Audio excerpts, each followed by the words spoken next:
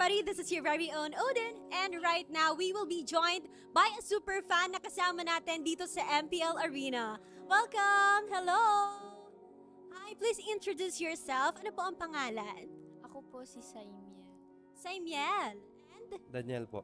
ang iyong papa. And galing pa kayo saan? Mindoro po. Mindoro! Yes po. Okay, Mindoro. so medyo malayo ang Mindoro from here. First time niyo ba na makapanood sa MPL Arena? Hindi po, third time na po namin.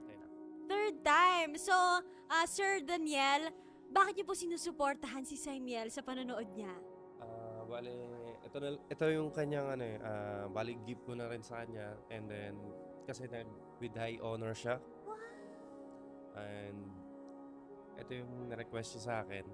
Then last time, kahit nung last year nung nag-graduate siya, ito din. Nakakatuwa naman na talaga nakikita natin yung parents na sumusuporta sa pagiging fangirl ng inyong anak. And Saimiel, congratulations for bagging the high honors.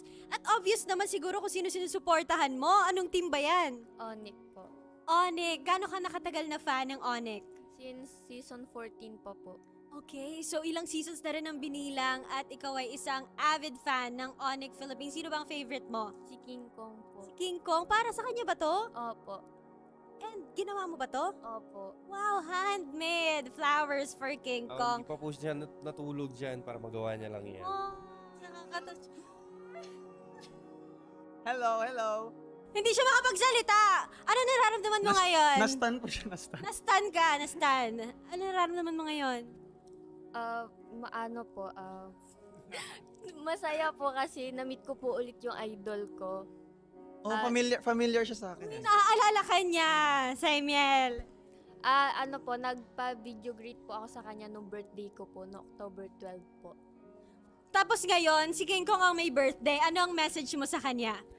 Happy birthday Kuya King, and God bless at bawi sa sunod na laro. Thank Oh, you. meron siyang thank something you. for you, King Kong. Uy, Hindi daw siya natulog dahil dyan, ito ba? para sa'yo. DIY.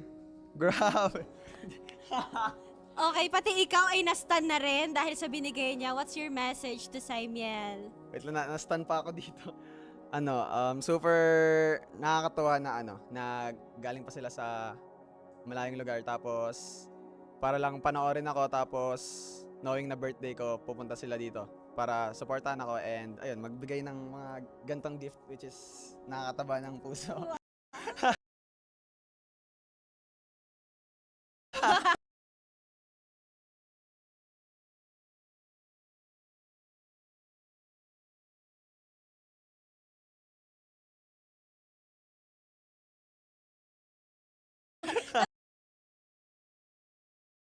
Touch siya talaga, Saimiel. Pero alam mo, King, kasama din niya ang kanyang papa. Hello po. Just like your supportive dad, supportive din ang kanyang Yes, papa, meeting po. Daniel.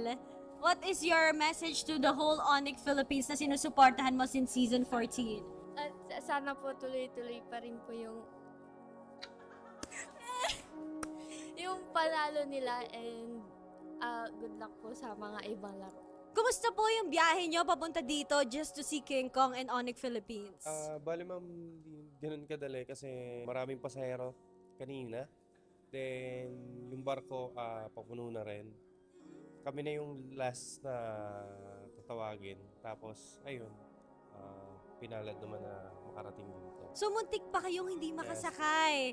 And fortunately, para sa inyo talaga yung slot na yon at para makita niyo si King Kong. Nakatadhana. Grabe ka naman. Thank you so much po. Maraming salamat. Hello MPL Superfans, this is your host Denise at makakasama natin ngayon one of Aurora Gaming's fan from day one. Tama ba ako doon? Yes. From day one. A guest here, can you tell us about yourself? What is your name? My name is Brandon Dwayne Balatbat, and this is my second time in the MPL stage. Yes. But I've been watching in live from my home. So, when did you start na maging fan? Since the very start of the release of the Team Aurora in the Philippines. Can you share us how was your experience today? You saw them firsthand. It was fun, but it was sad to see that they lost to TNC. But I hope they will be better next time and keep practicing to be better. And we have already established you're a fan of Aurora, pero sinong player doon? I love all the players in Aurora, but there's one person that stands out, and that is Light. Really, Light? Bakit si Light? Light inspires me to become a great roamer because my main role is roam, and my main hero is also Grok, and I really admire Light. And do you know that he's with us today? Joining us is Light. All right, Light, let me give you the microphone. Brandon here is a fan. He is also a roamer. Ano nga masasabi mo kay Brandon? Unang-una, gusto ko thank you syempre. I'm just doing my best and playing. Tas na-inspire ko siya and yun, inaanga niya ako. So I really appreciate it. Thank you so much, Light. And Brandon, what do you want to say to Kuya Light here? Kuya Light, it's really nice to meet you for the first time. Since you joined Aurora, I really admire your ability to play Grok, and the fact that you carried the team to win the world champion. I really admire you playing Grok. Okay, what a heartwarming moment here for Brandon and for Light. But for the meantime, no, balik muna namin sa inyo. Hey ML super fans, it's fun to watch the games live, but you know what's better? Watching the games right here at Victoria Sports Tower. And you know, I'm here with some ML super fans. And before anything else, guys, introduce nyo muna yung sarili nyo sa ating audience. And saan kayo nanggaling? Hi, I'm Jules I'm Alea. I am Alexander. And from Muntinlupa. Muntinlupa. So, ML super fans na family, right? Kayo po yung tatay nitong dalawa. And meron po kami narinig kasi mostly sa ML, yung mga anak, sila yung naglalaro tapos ipapatry nila sa magulang. But this time, it's different. Narinig ko po na kayo po yung unang naglalaro ng ML tapos parang inudyukan niyo yung mga anak niyo na maglaro. Yeah, so fan na po talaga ako ng ML, ng MPL since season 1. Season 1, grabe. Yeah, so mga 17. hater pa and And ngayon, kamusta naman po yung experience niyo watching the games live here at the MPL Arena? ang saya, ang sarap. Mas nailalabas ko yung pag-cheer ko, gano'n. Sa bahay kasi medyo nasisita ng asawa pag maingay. Bawal maingay. Pero matanong ko lang po, sino po bang anong team yung sinusuportahan niyo at sinong player? Ang paborito talaga namin ngayon is Falcon and si Flap Keys. Si Flap. And kung meron po kayong message kay Flap, ano po yung sasabihin niyo sa kanya? Kunin natin yung championship ngayong taon. For sure, natalo na natin yung TL. Talunin lang natin sila ulit. And yun nga, grabe yung momentum ngayon ng Team Falcons. And I'm sure magtutuloy-tuloy lang yon, right? Flap, kanina ang message nila sa'yo, sana daw mag-champion kayo.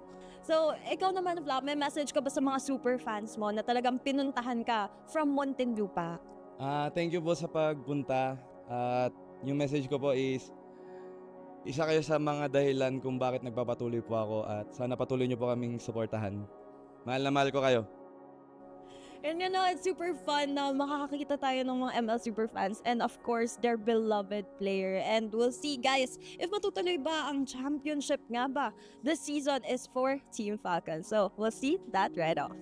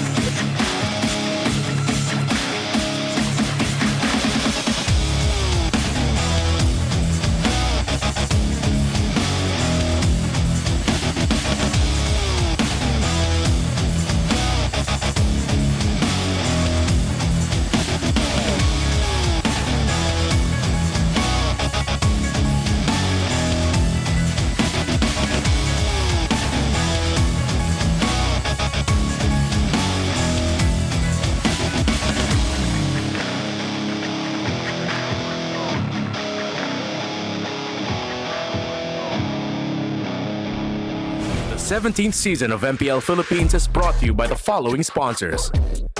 Infinix, the official gaming phone partner, the power behind every Madlang gamer. Smart, the simply reliable connectivity partner of the MPL.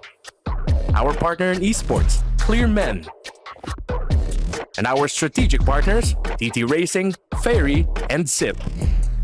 Don't miss any MPL action by following our official Facebook and subscribing to our YouTube channel. Follow MPLPH on TikTok for more content. Experience the lakas ng Pinas of MPLPH Season 17 live at Victoria Sports Tower. Grab your tickets now via the official MPLPH website. MPL Philippines is monitored and supervised by the Games and Amusement Board.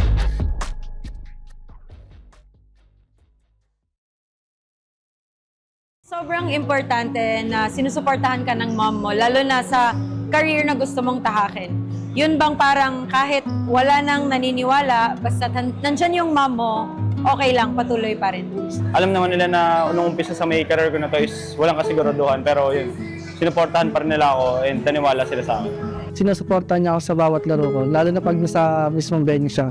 Kaya pag manonood siya, sobrang saya. Siya din yung naging drive ko talaga para makapasok ng MPL. Number 1 na pinanghugot ako ng lakas, ng sipag, and ng motivation para mas mag-work hard. Lagi po siyang nakasupport sa akin and yun din po yung nagbubusa sa motivation ko para mas galing ako palagi.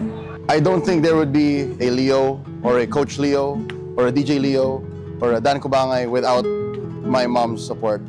I always want to remember that you were my rock in all the hard times. Being my cheerleader, she knows if I'm not okay or parang tingin niya kailangan ko ng comfort niya. Alam niya, she would do anything and everything just for you. Lahat ng moment with my mother, favorite ko. We've seen all your efforts. I really appreciate you. I really, really love you. You love us unconditionally.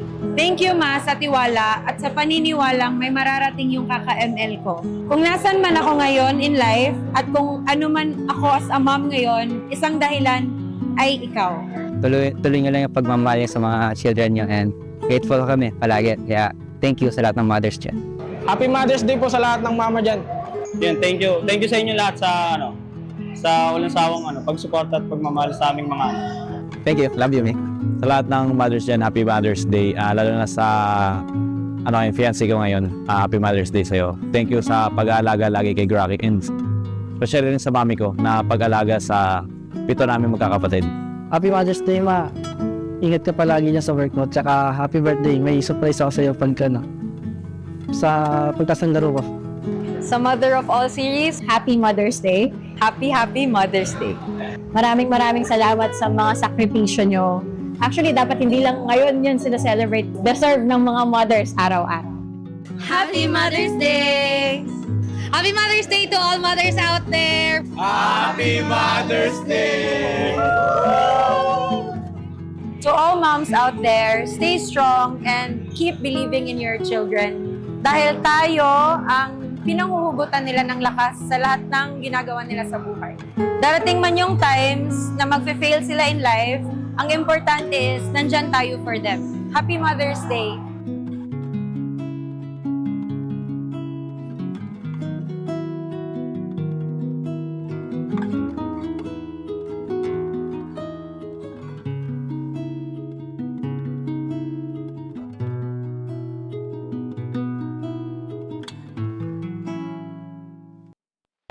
Super fans, welcome sa huling araw ng ating Week 7.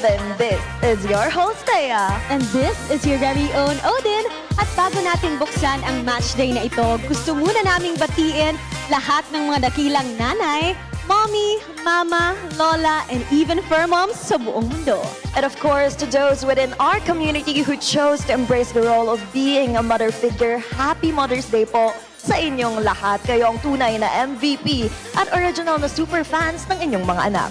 Kaya naman dito sa ating arena, mamimigay ang MPL Philippines. We'll give out roses sa lahat ng mga nanay na nanonood live in the MPL arena. A small token for our greatest heroes. But syempre, mamaya super fans mag-intay dahil 2 intense na actions. Packed matches ang naghihintay sa atin. Tampok na dyan ang match-up na inaabangan din ng lahat ngayong linggo. It's the international rivalry sa pagitan ng Aurora Gaming and ONIC Philippines. Pero bago yan, maghaharap muna ang Team Falcons at Twisted Minds. Kaya naman samahan nyo kami dito lamang sa tahanan ng pinakamalalakas. Ito ang MPL Philippines Season 17. Palag na to! It is a beautiful Sunday, and even more beautiful as we celebrate all the mothers out there. So happy Mother's Day to everyone. We're down to the last day. It's week 7 here for the MPL Philippines Season 17. On the English desk later, it'll be us, the Wee Bear Bros. It's me, Naisu, Leo. Happy birthday, by the way, to Renmar. He's celebrating as well. And over on the Philippine desk. Happy birthday, Renmar. Kami pa rin ang mga kasama nyo sa English at Tagalog desk pala. Kasama dito si Burrito at si Wolf para din sa inyong action. Okay, so it's great to have it. There! Oh, by the way, cool. There, you got a banner, man. Yeah, Happy birthday! Yeah, thank you. Thank you so much. I actually requested to be here on MPL today for my birthday because, I mean, this is my life pretty much, and I wouldn't be here without MPL. I really wouldn't be here without MPL because they hire me. Well, I'm glad we get to celebrate with you, Renmar. You know, we got to do that a little bit last night. Now we get to do it here for these matchups today. Also, MPL Philippines is monitored and supervised by the Games and Amusement Board. Now, the stakes here today. We've got to talk about this. The regular season's almost over, gentlemen. I mean, we're down to basically after today 1 week left. Fighting for some of these playoff spots are the big thing I think we have to go ahead and look at as we take a look at what's left in our Infinite standings. I am surprised that Smart Omega qualified before the defending champions Aurora and one of the teams in action in our first bout tonight, Twisted Minds. What kind of season is this? It's the Smart Omega season. I don't know. Ever since that one dude danced for Smart Omega, si Pero number one. Tapos nagkaroon ng bagong kanta. Naniniwala ako yung mga energies, pare. Kaya nung nakita nitong Infinite Standing, so nagbago yung energy para sa Smart Omega. Bigla din silang bumulusok sa taas. Yeah, and I was worried that we're going to have another top-heavy season where it's TLPH, Falcons, ONIC, Aurora lording over the top 4, and there's a clear gap in quality and consistency between the top 4 and the bottom 4. But no, Omega comes out of nowhere with a surprise, and now the matches today are also important because the slots for the playoffs, they are looking at them. Yeah, importante ito, lalo na sa Twisted Minds kasi kapag nakapanalo sila, malaki ang chance nila makapasok sa playoffs, and ang Falcons ay hinahabol din yung kanilang upper bracket slot. Yeah. Battle for the upper bracket slot is what they're looking for here, Wolf. And yung hindi lang din sa upper bracket slot, but at the same time, yung fact na kailangan nila ma-regain yung momentum nila kasi this is what we're looking for Falcons. Of course, it kind of hurts na tumalo sa kanila isang team na nandun sa baba. But at the same time, that's also Omega na hot streak din naman. It's something that they have to recover with. And to be fair, Twisted Minds, they don't really need to win right now para makapag-qualify sila sa playoffs. There's a couple things for Twisted specifically that we'll look at. The headline right now is really rising above or falling behind. I think when we look at, of course, both the matches that happened yesterday specifically, I was sitting at home, I was surprised with the results of the Falcon game versus Smart Omega. I was watching this in a small screen while I was casting MSL Thailand. And Thailand games are fun, right? They are super energetic. Pero nung nakita kong Game 3, bakit ganito yung lead? That's what I'm saying, is I'm happy for Smart Omega, but the question is, falling behind, I think this is more a question for Falcons. Like, what happened? You were the streak breakers. You ended the big bosses streak. Bakit biglang after nun parang napagod? I don't think it, like, I think there's part, I know on the English desk I was listening, you guys had your own words for it, you know, the basically the magic that was going on with Smart Omega. The Witch Doctor. The Witch Doctor. It's maybe the dancing buff from Tano #1, and also just Smart Omega, the players have really improved over time, and now, you know, when you look at this, I think you can say the same for Twisted. They have definitely improved because one guy came sitting in, and that is Tracy. We're going to hear a little bit more about Tracy. Let's go ahead and listen in on this video. Ang feeling ko naman po ay dahil two-time match MVP po, masaya naman po. Kasi parang nalalaro ko yung laro ko. Masaya naman, pero ngayong araw parang di ako satisfied sa laro ko kasi may mga instances pa na mapapaganda sana yung laro ko doon. Pang normal lang din na parang vision, give space, tapos planning lang sa game. Siguro mas expect pa nila sa sa akin na mas ayusin ko ba yung mga dapat kong ayusin, tapos as a team namin dapat i-improve pa namin lalo yung namin, yung macro namin man. All right, that is Tracy right there. We got a good introduction to him in, just in the last matches that we've had. Why has Tracy been so impactful for Twisted? I think for Twisted Minds, kinailangan lang talaga nila ng something fresh, no? May rason naman siguro kung bakit yung comms nila ay para bang naging mas malinis pagpasok dito, Tracy. And ito, medyo privileged information. I was able to have an interview with Lansu the other day. At kunento mismo sa akin ni Lansu na para bang bumigat at parang gumaan yung trabaho niya bilang shot caller dahil nag-share na daw sila ngayon ni Tracy ng boses sa loob ng kanilang team. Yun nga, evident yun, nung laban nila against Aurora. Nakita natin kung gaano siya ka-decisive sa mga bagay na kanyang shot call. May mga punto pa nga na sinasabi yun, alam ko gagawin yan. Yeah. Alam mong kapag nasa 6th man ka kasi or 7th man ka, iba yung tingin mo sa kabuuan ng mga nangyayari, di ba? Yeah, if Lansu is more, if Kaloy is more like yung parang siya mag-initiate for the team, nakikita ko dito kay Kaloy, nagda-dial back siya dun sa initiation at more on pang-peel yung nakikita ko sa kanya, which now na si Lansu na yung parang designated na initiator for the team, parang sakto na nagkaroon ng mixture sa kanilang dalawa. And here's what we were talking about earlier, the playoff conditions for Twisted Minds, as we're down to basically 2 spots left for the playoffs. They already got one of them, right? Win 2 matches. They beat APBR. Now they look against Falcons here. And then the other reason as to why Twisted Minds doesn't exactly have to win, I think Wolf, you mentioned this earlier. Yes. Pwede nilang isaalang-alang dun sa susunod na laban tonight. They can wait for Aurora and ONIC, and as bad as it sounds, they want Aurora to lose to ONIC dahil yun ang magsasecure ng playoff spot sa nila. But I'm thankful that it doesn't have to come to that, because they might give Falcons, even as high as they are soaring now, a good fight. Because, just to wrap up that little discussion, yung Twisted Minds ngayon, it looks like the Twisted Minds when they were a rookie last season. The first half, ganun kalinis yung team fighting nila. Yeah, and I think it's because Tracy is also a big question mark for their opponents. They're not used to playing against Tracy. They're not used to his movements in game. So I think the teams that Twisted Minds are facing off against, they just get surprised. Yep, let's go ahead and get a little insight here with Thea. We're going to be having a little bit of an inside report. Let's take a listen to this. Before we head on to the action between Team Falcons and Twisted Minds, I'm right here at the player room with Flap and Kyle, the XP laner and the jungler of Team Falcons. Now, Kyle, Flap, kahapon, naputol yung win streak nyo against Omega. Ngayon, round 1, you defeated them, but then this round, nahirapan kayo sa kanila. Ano ba yung naging different in that match against round 1?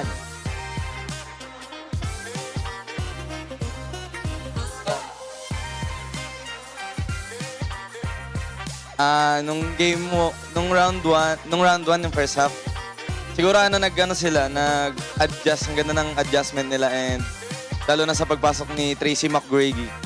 Sobrang lupit. Siguro sa akin yung pinagkaiba ng Omega sa sa first half, bago na yung manifest ni Nets . Di niya na minanifest na maging eng-eng kami. Minanifest niya na lang na mas lumakas sila. Yun, so naggumana yung manifestation, gumana yung pambabarang ni Netsky. Mali pala ako. Kala ko twisted. Ngayon pa naman natin nakakalaban. Omega kasi. Omega, lakas ni Nets. Galing mag-manifest. Narinig mo ba kahapon nung nang-rage bait niya siya, na sabi niya siya daw ang best gold laner ngayon? Ano response niyo doon? Okay. Okay. So, ayun. Let's move on, no? You're standing with 2 losses pa lang. It's against TLPH ng round 1 and round 2 against Omega. Ngayon, based on the stats, is mas nahirapan daw kayo sa Omega. Meron ba kayong mako-comment doon? Kwento nyo naman saan nahirapan? Did it feel the same or different? Yung nahirapan kami siguro sa playstyle nila sa heroes nila. Sobrang di namin in-expect na ganun nila kagamay yung playstyle na yun, and doon kami natalo. Same with answer with Flap. Siguro sa hero nila, parang doon kami nalugi. Kaya ganun sila ka-dominate kahapon.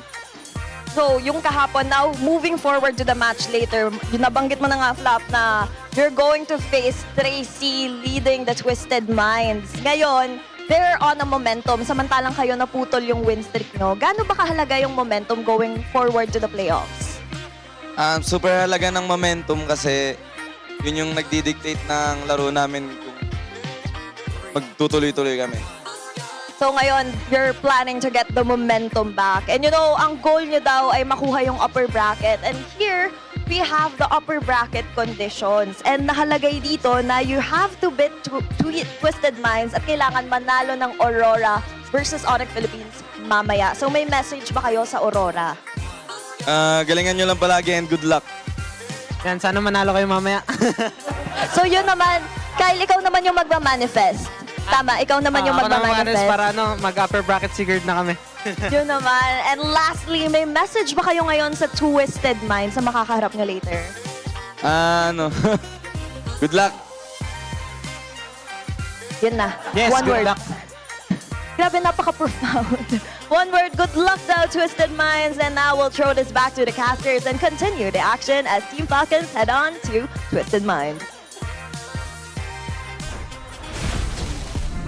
Thank you so much, Thea. We got more actions there than words between Flap and Kyle, but I think one thing definitely that stood out was they had a difficult time adjusting to the playstyle, you know, from especially Smart Omega yesterday. I think that's going to be the case here against Twisted as well, especially when Tracy came in, and we talked about the difference between Tracy and Kaloy, but maybe the keys to victory will be part of solving that puzzle here, Wolf. Yeah, we have to start by winning the mid-duo matchup. At ito yung difference kasi parang parehas yung mga conditions dito para sa Twisted Minds sa manalo sa Gold Lane matchup pati sa mid-duo matchup.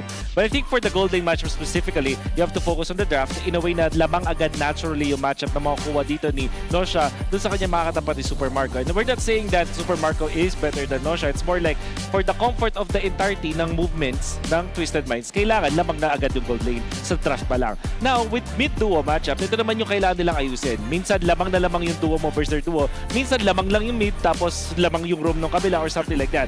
As long as they're winning the mid-duo matchup in execution, sa pag-clear ng mga waves, they're gonna be fine versus Falcons. Yeah, meanwhile, for Falcons, their conditions, going back to focusing around the mid, but this focuses a little bit more onto the roam, Tracy, and of course the jungler MP the King. Push checking and push control is key, especially since MP the King is the Harley guy of the season, and now you're going up against Tracy, who has shown off that he loves to get himself into some very interesting positions. Then you're really gonna have to make sure you have someone who can check those bushes safely and check those first before you initiate, because Twisted's 5-man team fight is clean. As we pointed out earlier, it's the peeling that Tracy does really well in team fights that allows Nosha and Sean to shine, so just watch out for that. Yeah, those two stats that we saw during the interview there with Thea was you saw in their game against Smart Omega, they didn't have any control around the objectives. And based on what we've seen from Twisted, you can expect them to go ahead and play around the objectives, secure them. I think that's the challenge for Falcons. So let's see if they're able to do that. Before that, though,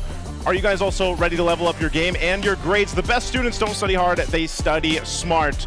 That's right, meet the Infinix XPad 30E, the first true education tablet in the Philippines. It features an 11-inch FHD plus big screen and AI tutor to help you guys out, and over 120,000 free courses. It's time to make learning easier and a whole lot more fun. Get your Infinix XPad 30E, your easy learning smart buddy. And there you have it. Any last thoughts before we break off here? Well, I'm just expecting a long day today because it's the last day of week 7. Might as well. Sulitin na natin mga pare. 3 games na natin. Ako may promise ako sa'yo. Lord will be picked up in this series. Hey! I saw it yesterday twice. Yes. Hopefully it comes out. You guys enjoy on the Filipino broadcast. We'll be here on the English. Let's go ahead and welcome out Falcons and Twisted Mind for the matchup today. To ensure the integrity of the game, please welcome our marshals, Luis, Miko, Dojin, and Joshua G. With back-to-back wins, a plot twist is in play. They're looking to be the victors once more today. Give way for Twisted Minds!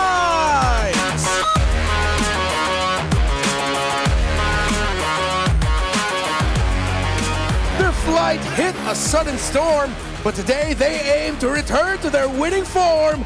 Make some noise for Team Falcons!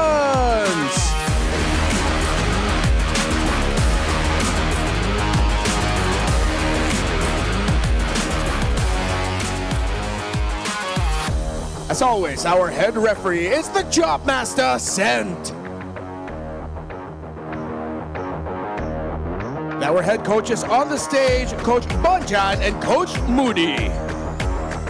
Will the Falcons find clear skies and soar once more, or will the Mines find another twist in their story? MPL superfans, magingay!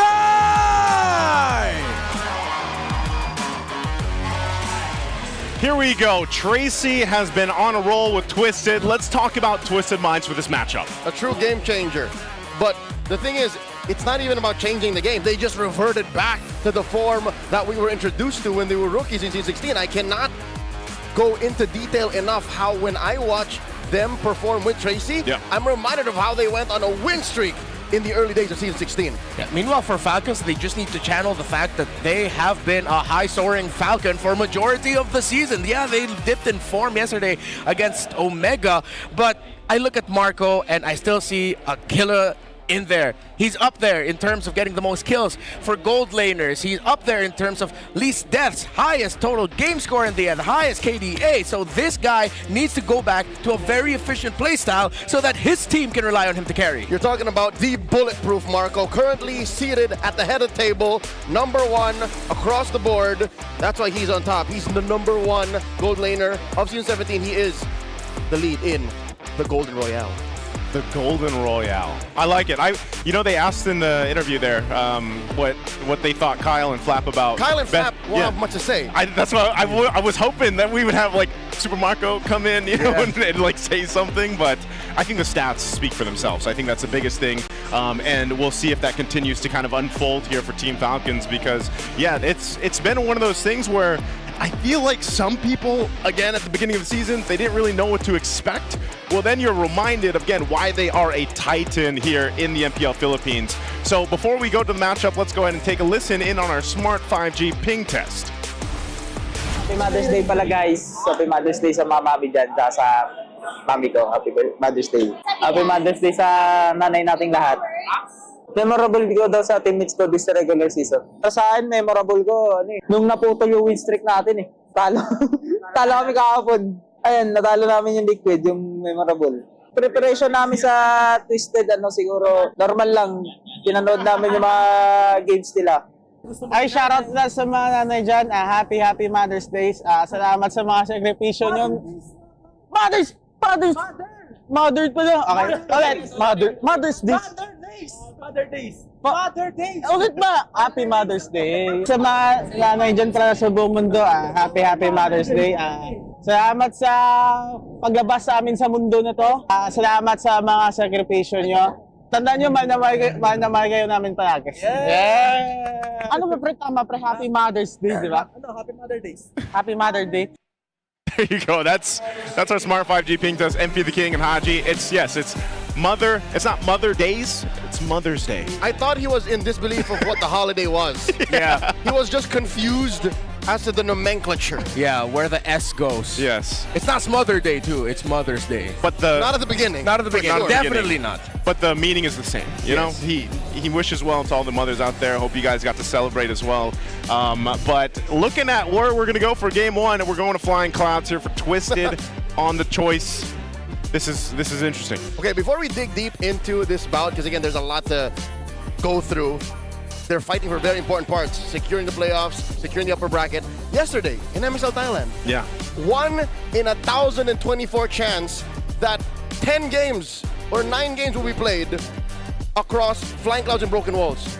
Oh, wow. Sheffin and I went through all of that. 9 games straight. We only played through two maps. Flying Clouds and Broken Walls? Over and over again. How does their choice selection? Random. Oh, random. That's why it was so odd. Oh, they don't get the choices. Yes. So it's just a randomizer. It's like our old ways. I kind of miss the, I don't know. What do you guys think? Like, do you miss the randomizer for the maps, or? I like choices. Yeah, I like those choices because it adds more weight to the actual map being played. Yeah. And I think because now the teams have the power of the choice, they realize what specific heroes work best for what situation, what map. That's why I can't wait to get to the playoffs, man. Because that'll be the first time we get to experience the whole rules for best of 5s and eventually best of 7s, right? So let's jump into this draft here. You got Twisted over on that blue side, Team Falcons on the red. Some of the bands already coming out. These are pretty much more so expected, I would say. Harley looks like it's going to be the priority that they're going for MP, as he loves that. He loves the Harley. I don't know if he's going to go for anything else. I just kind of expect them to go for this unless it's actually banned out. It makes sense why they would ban out the Phobias, other than it being just dominating EXP laner. It's one of those heroes that can just really track the Harley well. Oh, good But man. Falcons don't want to give the Harley. That's a great start because even the Harley yesterday played by Ryzen actually tore through Falcons a good amount.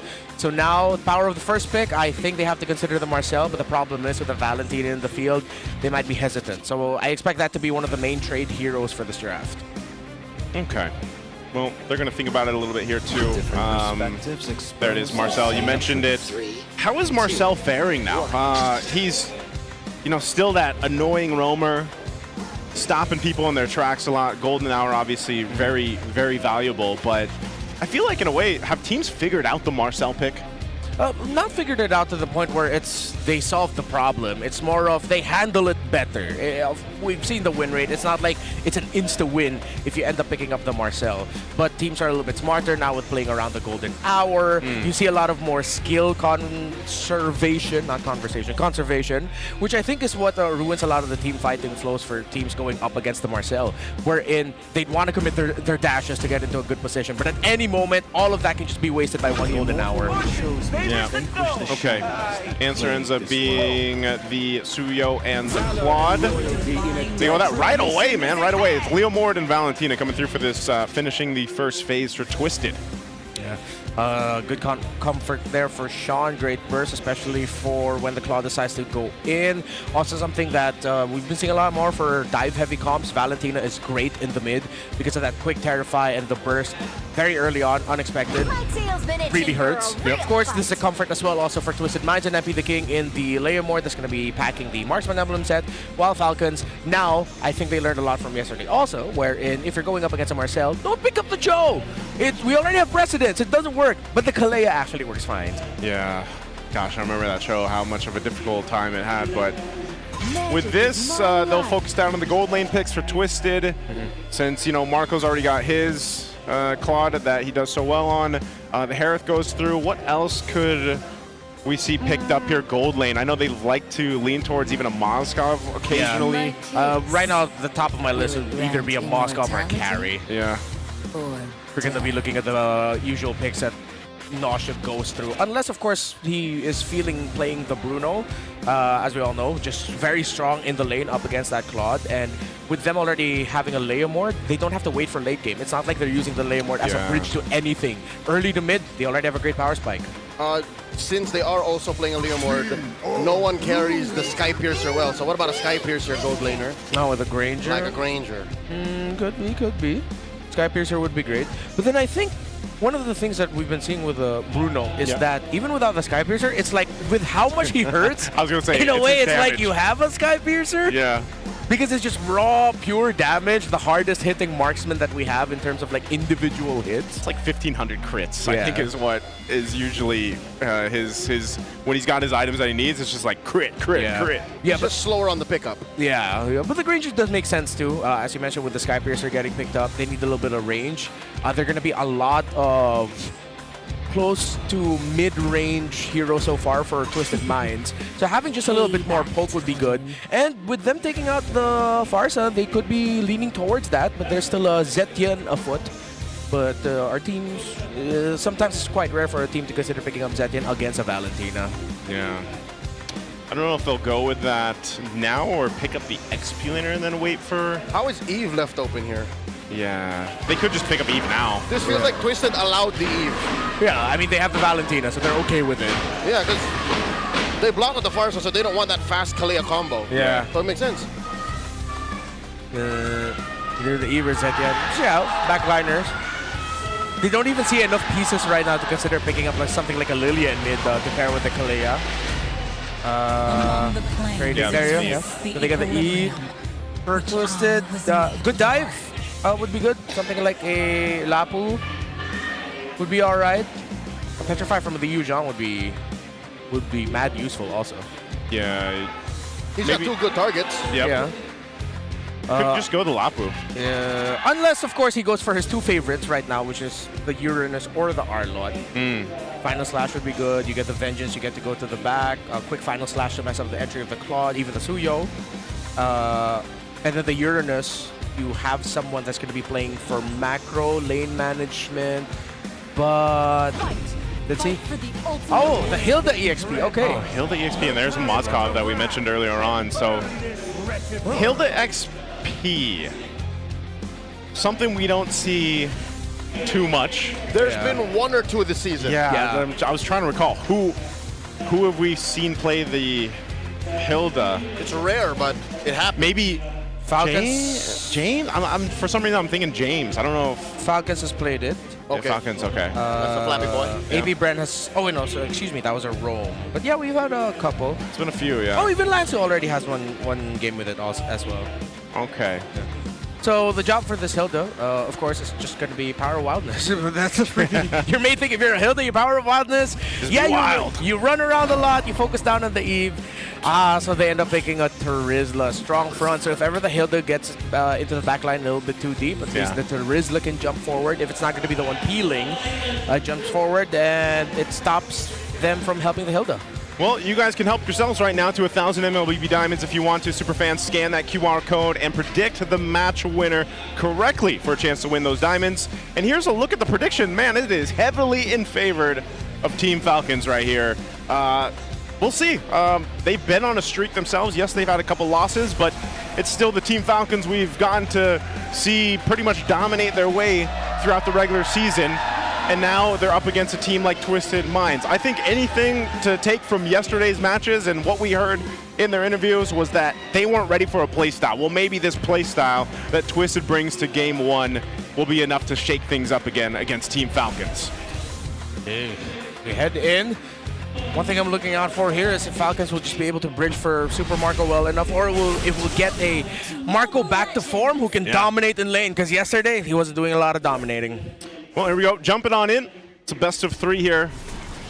Can't believe we're already down to week 7 ending and just a little bit of spots left in the playoffs. Looking at the emblems, things look pretty normal.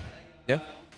Festival of Blood, though, for Super Marco. Doesn't go for Master Assassin to go for the trade. He really just wants to chase the Spell Vamp and the sustain in the team fight. Interesting. Okay. I think another one of these things, and you look at what Team Falcons wants to do, scale up, hit as fast as you can in that Suyo. We saw the new record anyway, under that 9-minute mark from Carl Tizzi. Definitely with Kyle, he's going to want to get in fighting position for these first objectives. Lancer's actually going to be doing his thing to try to stall out Kyle if he can, but wow. Yeah. That's more than just try, he actually did. Yep. Was able to get the last hit of the Lizard. Oh, Tracy put down a fifth of his health, a little bit more damage. Haji's looking for it. Tracy gets away. Talk about discipline, man. He even held on to the flicker. Yep, that's damage reduction. He's trusting that 15% under tier 1. Yeah. Yeah, it's going to be really tough also for them to trade out, especially against that Eve. With the little shields that Eve gets, it makes it tough for Sean and Tracy to find the right time of when they entry, when they decide to poke out. Because if the shield is up and then Sean decides to go in for some pokes, it just gets wasted. Oh, look at Lancer. What's he gonna... He's gonna attempt something here. He's almost gonna hit that level 4. The turtle's spawning on their side of the map. So we'll be up here in a couple seconds. I think they're just gonna try to go for a play. Get a numbers advantage maybe once he hits 4. Yeah. Owen and Flap are here too. Uh-oh. This is trying to get... Yeah, they're gonna try to do something. Flap just got his penalty zone. So it's even fight here. 3v3. Haji coming in. Lancer takes a few hits from that Sever. Ogwe put down a third of his health. Heals up with a surge of life. Whoa. No ults thrown out just yet. Wow. Kyle looking for an engagement. And there comes Sean! Calling in, but BL! Flap swailing away. Haji gets taken down, first blood drawn by the Admiral. Kyle finds Lancer though, 1-for-1. Still a deadlock. Yeah. I don't think Falcons expected that it's going to be the penalty zone that Sean was going to take. Of course, they can see it, but that is just a surprising result. They just still continue this long turtle dance. Oh, Turtle gets soft reset here. Now at half health. MP the King waiting for his Phantom Seed to go off, cool down once more. Now on 1/8 of its health. MP the King has the advantage. Sean takes out Kyle. Twisted takes the turtle, and Marco gets caught in the golden hour. What a wasted use of the blazing duet. In comes the rest of them. And Ogling is taken down by FB. Clutch. Phantom Steed, and he wants Haji. He finds him. Double kill underneath tier 2. That was, number one, the longest turtle I feel like we've witnessed in a while. And just a great team fight and result for Twisted. They fought that turtle like it was Lord 3 in a 15, 18-minute game, man. Oh, I man. didn't expect a lot of hesitation for Falcons, but I think part of that was that they were also looking for the power of wildness of Lansu. And then at one point, Lansu just decided, you know what? I'll just smack Kyle already. He's in front of me. Ogwin was low. He's nowhere nearby. Surge of Life isn't going to help this Suyo out. Yeah. And Twisted Minds were the first ones to pull the trigger big time, and they get rewarded for it. While Falcons, I feel like they over-hesitated, man. Yep, I feel like Kyle wasn't even expecting to get blasted the way he did, so that gives Twisted a nice little lead here in the early game already. We'll see if Team Falcons tries to look for something off of that, but they're going to have to start doing things with Ogwin, I feel like, on this Kalea. Once that flicker is up available in about 15 seconds, expect for them to try to potentially make a play, but it seems like Twisted is really in good control of their side of the map. They're not going to let Team Falcons really on any those camps. Hear me out, gentlemen. It seems like Twisted Minds are very sure of what they're moving into, while Falcons are the ones who are second-guessing. Yeah. Whoa! Falcons coming through. One more, Nosha! Gets away with it! Wow! Oh, wait, hold on. Ogwin, is he actually going to try to make this play? No, it'll be way too it's greedy. Way too risky, yeah. Way too risky if he tried, but wow! Did not expect Nosha to survive that. He walked away! Yeah, I thought that was a guaranteed kill for Kyle at least, but I guess he just didn't have it ready. Turtle's going to be up though, second one. We'll see if this one's a little bit quicker. Sean's holding on to his own RWM as Haji picks up his first item. He's got the glowing wand here. They've swapped things over too, so it's a full-on fight. We'll see if Nosha decides to join. Half health on the turtle. There's a golden hour. Falcons have to switch over priorities. Tracy walking through too. Nosha pushing off map. That one goes down. Sean takes it. Highway robbery right in Falcon's face. Now Slap takes a whole lot of damage. There's another one, the stolen one from Sean. The real one comes through. Yeah! Marco finds Tracy! And that's a pick-off for Falcons. Was he just not in range? Because he used that, Kyle used his retribution on something else. On something else. He was looping around through the back. I don't think they expected it. Did Kyle miss his retry? Oh, what a whiff. That's such a whiff. Sean's damage on the Valentina seems a little diff, man. I don't know what it is. It's the surprising Valentina effect. It's the Valentina effect, man. It just happens, dude. It's like, she hurts. Yeah. It's not even magic shoes. Yeah. One might assume that, oh, look, it's a little bit of extra damage, extra magic pen. No, it's just, he was on tough boots. Yeah, just straight up burst. And it's allowing MP to have such a good time, too, on the Leo Mord. A lot of times when he Phantom Seeds gets Barbiel, he just kind of has free reign. Especially when you saw Sean, take the real-world manipulation himself. You have your own box to fight around, and then at the same time, you notice Team Falcon's a little hesitant on how they want to approach those fights because they know Tracy's on the Marcel.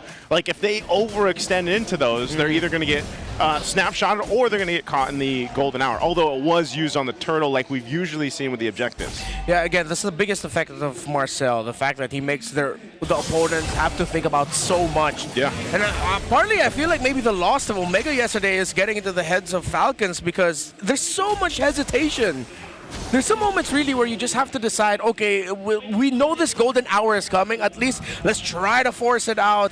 It seems like them slightly being slow with that turtle was the result, but then Kyle sort of just missed the mark. Falcons, too much hesitation. Too much mind. Too much mind. You're getting twisted. Oh no. Jinx. Happy birthday. Thank you. But yeah, no, I get your point here. Last turtle of this game is up. We'll see if Team Falcons fights it any differently. This is their last chance to figure that out because Turtle 1, symptoms. Turtle 2, diagnosis. Yeah. Turtle 3, oh, that's the sentence. It's clear. No need for a second opinion. It's all 4 members of Falcons. Marco at the top lane. They bear down on Tracy, bludgeoning him down. Everything can close in Barbiel. Kyle a lot of damage on the Lansu. And look at this. RWM from Haji swiping away. Tracy goes down. Flap takes a whole lot of damage. Buddy Smith keeps him alive. And now Nosha has to get out of there. He's down to a 10th of his health. And this might be it. Falcons might have found their window. Uncontested, they take the final turtle. Yeah, they even took the penalty zone, but they got rid of Tracy. that was a big thing. They pulled off a bit and then reset and were able to go ahead and secure themselves what they needed to off of that. Yeah, they're getting farm. They were able to get some green camps after that. Now they're getting a big chunk of waves in the bottom lane, plus the tower. See, as long as you don't hesitate, just pull the trigger and make a call. Then Twisted Minds, because if you play slow against a Marcel, that's what a Marcel loves. Yep. He capitalizes on the fact that you're hesitating and you're overthinking. But then if you just jump on the Marcel, it will work out. It's very lore accurate, you know. When someone asks you to take a picture, it's like you're in your head. You're like, oh, Yeah, how do I? What do I do with my hands? How do I pose? Like that's Such the a different effect. problem. It's great game design. I feel like that's how Marcel really makes the team feel. And so now with this, that two almost 3,000 gold lead that Twisted did have a little bit ago is gone. And I feel like Team Falcons at least has a picture in mind of how they want to approach the Lord fight once it comes up. Now, the great thing about this is on both gold laners, they've essentially been able to farm up. They haven't had to do too much. We did see a spear thrown in by Nasha earlier on, but look at them. They're neck and neck in terms of farm. So this is where we start to see the pendulum of the gold laners start to play an effect in these team fights. Ooh, love how Falcons, after they regained the map, just started moving faster. And this is what you're looking for. A little bit more conviction, a little more confidence. And Kyle versus 2, this doesn't look smart. Okay, Yeah, good call. Yeah.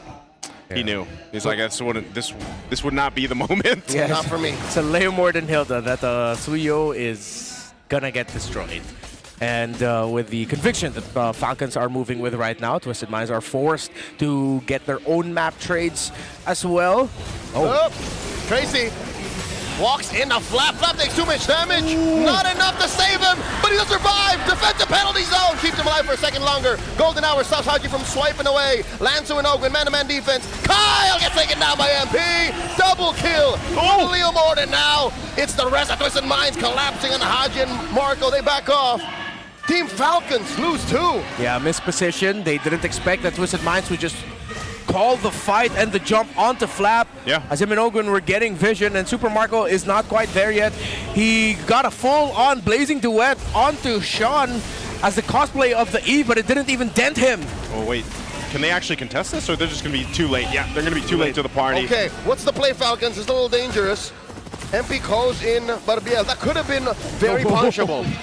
That could have been punishable. Yeah. I think Twisted knows that, and even with the Phantom Steed, it's just to kind of stop Team Falcons from even thinking about trying to initiate. Yeah, exactly. It's Barbiel just telling Falcons, no, man, just go defend. Let us have this. Yeah. They're going to get a lot out of this. Looks like Falcons might be able to stop the Lord before it charges into the tower, unless Twisted Mind shows there. No one flowing up top, but you'll get the big minions. And no one going to be able to get the mid.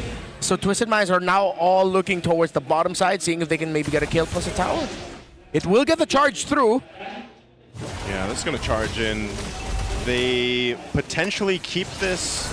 No, they don't. The turret's going to go down. But they will be able to go ahead and clear this. They still have the shields as well. So they get mid as well. Yeah, Team Falcon is holding on. That's the tough thing for Flap, man. He's just taking damage after damage. And one of the unfortunate things about a Trizzle is obviously you're kind of slow, right? And even if you rely on the passive, I feel like it's like the body of Smith passive just sometimes it gets to a point where it's not enough, you know? And even if you can penalty zone, you're penalty zoning defensively. And that's not what you want to be doing here with that Trizzle. They want to fight. Tsunami slap by Ogwen. Stopped by a Golden Hour. Nasha taking away that turret. That's less firepower for Falcons. And MP the King takes a lot. But Ogwen falls first.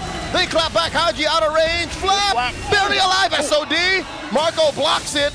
And Falcons are trying to control the damage output, their losses. It's just Ogwen who goes. Yeah, and you see the hesitation. I was waiting for a blazing duet from Super Marco, but again, they're checking for the power of oddness. Lansu didn't use it the entire time. So even if Super Marco has the flicker, he can take a quick moment to try and reposition away from the Hilda. Yeah. They all just played such a tight for there! Marco! Close call. Again. That's why. Even Twisted Minds are just in Falcon's head. Yeah, that's why Marco is hesitating every team fight. If the Hilda is nearby, you see the result. One quick ultimate from the Hilda, and it ruins the Claude. Yeah, Nasha picking up the win of nature now too.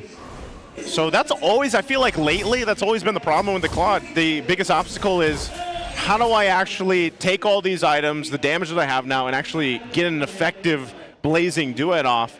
he's got a win of nature now himself, so maybe that's going to help alleviate some of that pressure now for Super Marco, because he's been relatively passive in a way that I feel like is just forced because of the composition they're facing against. Well, now this might change things. They still have a little bit till this Lord comes up.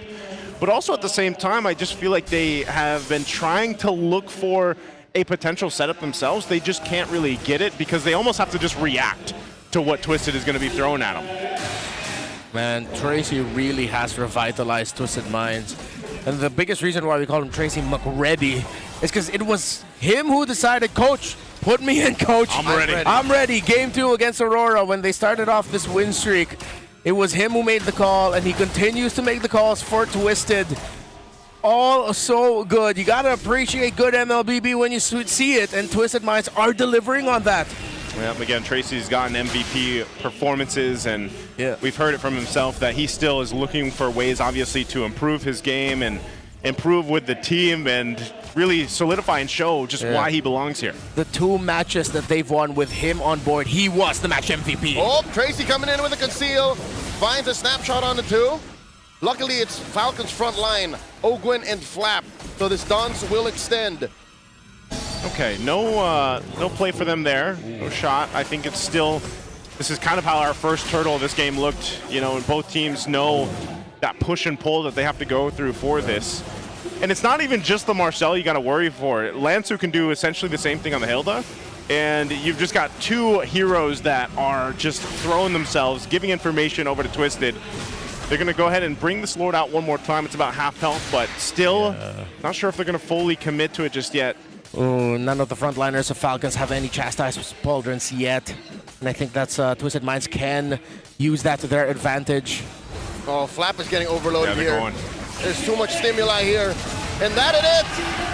Falcons get blocked out via the golden hour. They do get the tsunami slam, but there's not enough damage output. Down goes Ogwin. Still no tree. They find Nosha. Flap gets the kill. Kyle shuts down MP. And here comes Falcons sending Twisted Turntail. But again, this is just retribution for that Lord. They still have to deal with it. Yeah, they're still gonna have to stop it from charging through. Kyle making the right call here, trying to break some towers, but with Lansu showing up, he'll have to back off. Marco is close enough as well to back him up. Maybe they can find a pick together, let's see. They're trying to look for it, but they just decided to call it off as Haji and Flap will be able to clear out this Lord with no charge onto their base turret. Oh! Marco! Oh, he went back. Goes over He's stuck. BMI. It's a little too much. Blazing duet, BMI again! And he gets away! He gets away, thankfully, with the flicker, and survives to tell the tale. At least with that, the Lord is going to be worked with. Team Falcons pretty much stops that further push in off of a Lord that was secured by Twisted, but they're still here left to wonder, how do we solve that? How do we solve basically the Lord dance? Because right now, that's the biggest problem for them. Even the last one, it wasn't even Twisted really just forcing a fight. It's just like Team Falcons didn't really have a way to get in. Here's what's cool. Renmar already had the answer. What's the answer? He mentioned it 10 minutes ago. Don't hesitate. Just blast Tracy. Just go. Every time you see him, just poke him out. It's tough for Super Marco. I understand. Like, bro has a flicker. He has BMI. He has all the tools that he needs to just poke down Tracy. One of those things will get forced, yes. But then you force out the golden hour. That's the thing. So far, all the big objective wins from Twisted Minds have come from the fact that they started things off. Here we go. Falcons with a conceal of their own. The tsunami slam on Alatsu. Blazing Duet stopped here. Cancelled out. He's holding on. There's the golden hour. There's the real OG RWM. And they find one. Oh my! And back. Tracy's still alive. What? Marco Blazing Duet. No one home. What? No one died? Oh my goodness. Kyle looking for targets. Queller into no one.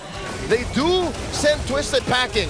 And Twisted have lost the gold lead. How did that happen? I was flailing my arms like a blazing duet, but not to imitate it, but out of sheer disbelief of the quality of that blazing duet. What was that?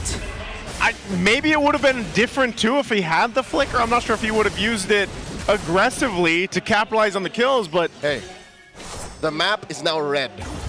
The gold lead is for Falcons. Yeah. Have y'all ever heard of a zoning blazing duet? It did something good for them you know somehow. What? Yeah, because they backed off, but it's like a zoning Phantom Steed, man. It's like a zoning Mystic Gush. I've done a couple myself. The Steed actually ain't so bad. Yeah. It's like a 15-second cooldown. It's nothing. All right, well, off of all of that, good or not, Team Falcons is now at least control this Lord. They're starting it up. It is evolved. Whoa. And are they going to go for this? Tracy does have an immortality here. Something to watch out for. Falcons have no battle spells, almost. There's no flicker on Ogwyn. All of it is good for Twisted Mind, save for Nosha's 10-second Purify.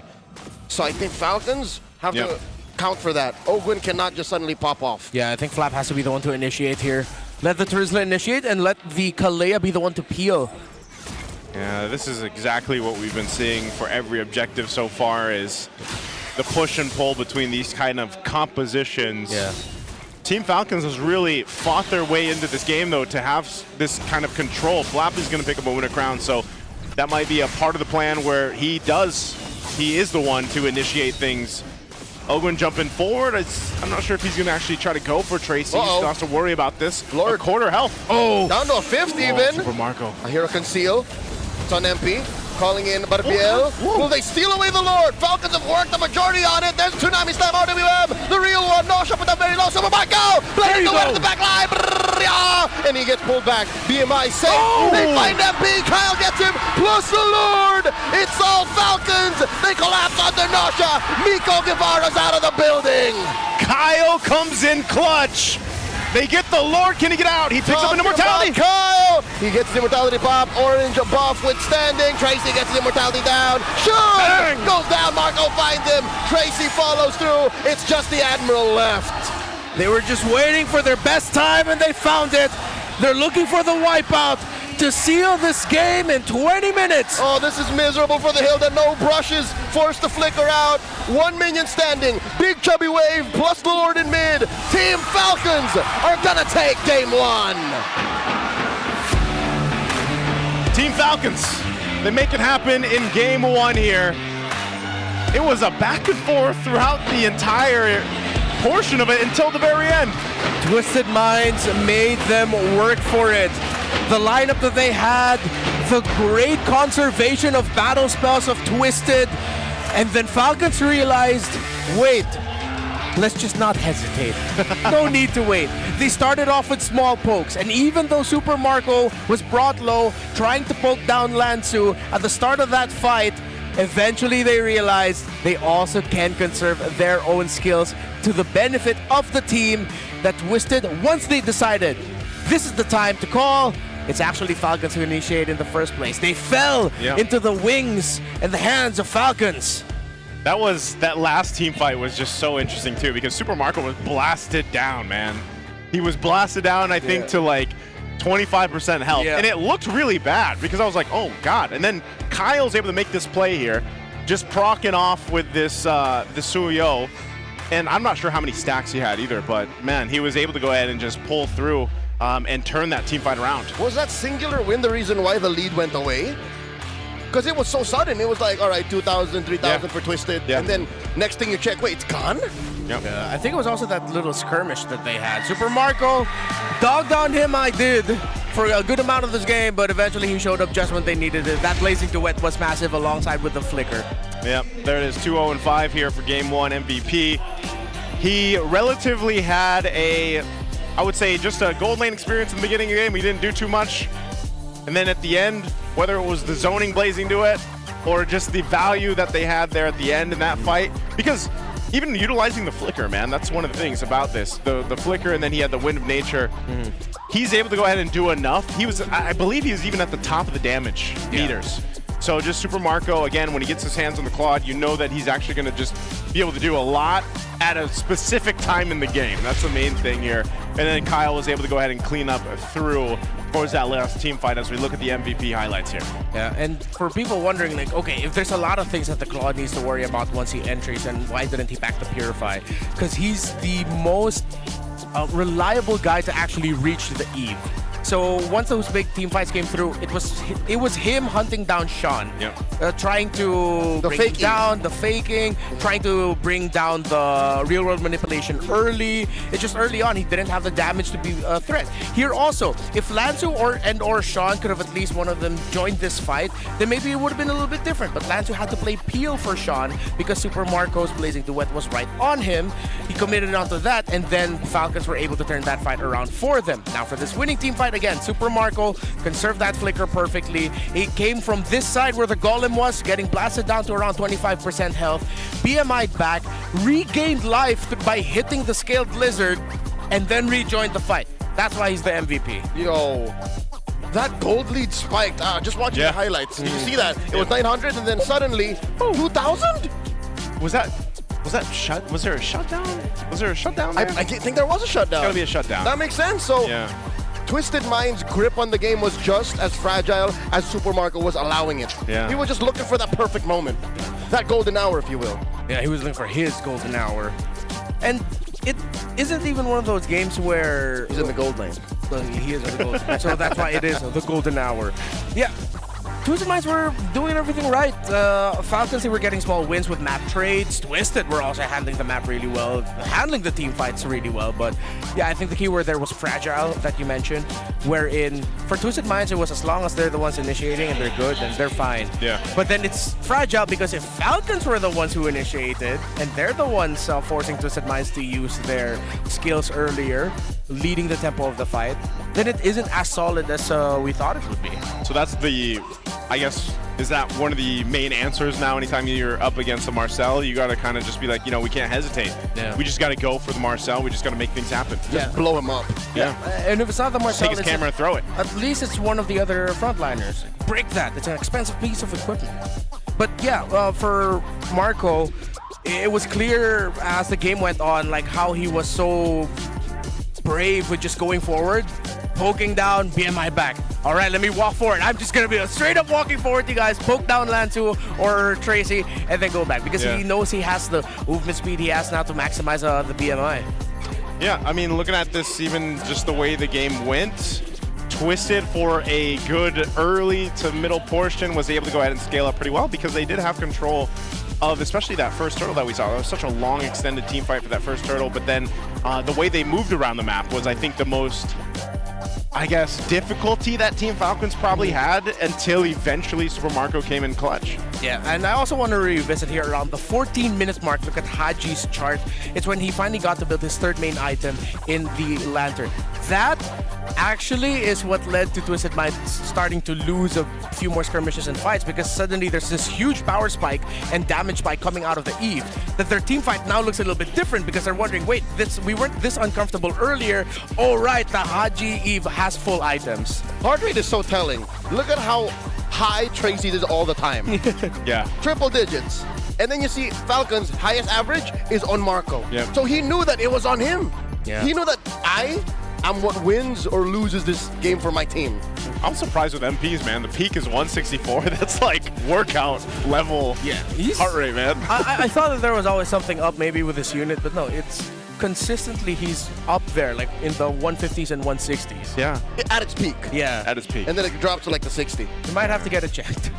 That might just be the exhilarating reason to play Leo Mord. But if you guys want a reason to go ahead and level up, you guys can check out the Infinix Note 60 Pro. It's here. It's a Snapdragon-powered beast with a flagship feel that's shattering every benchmark in its price segment.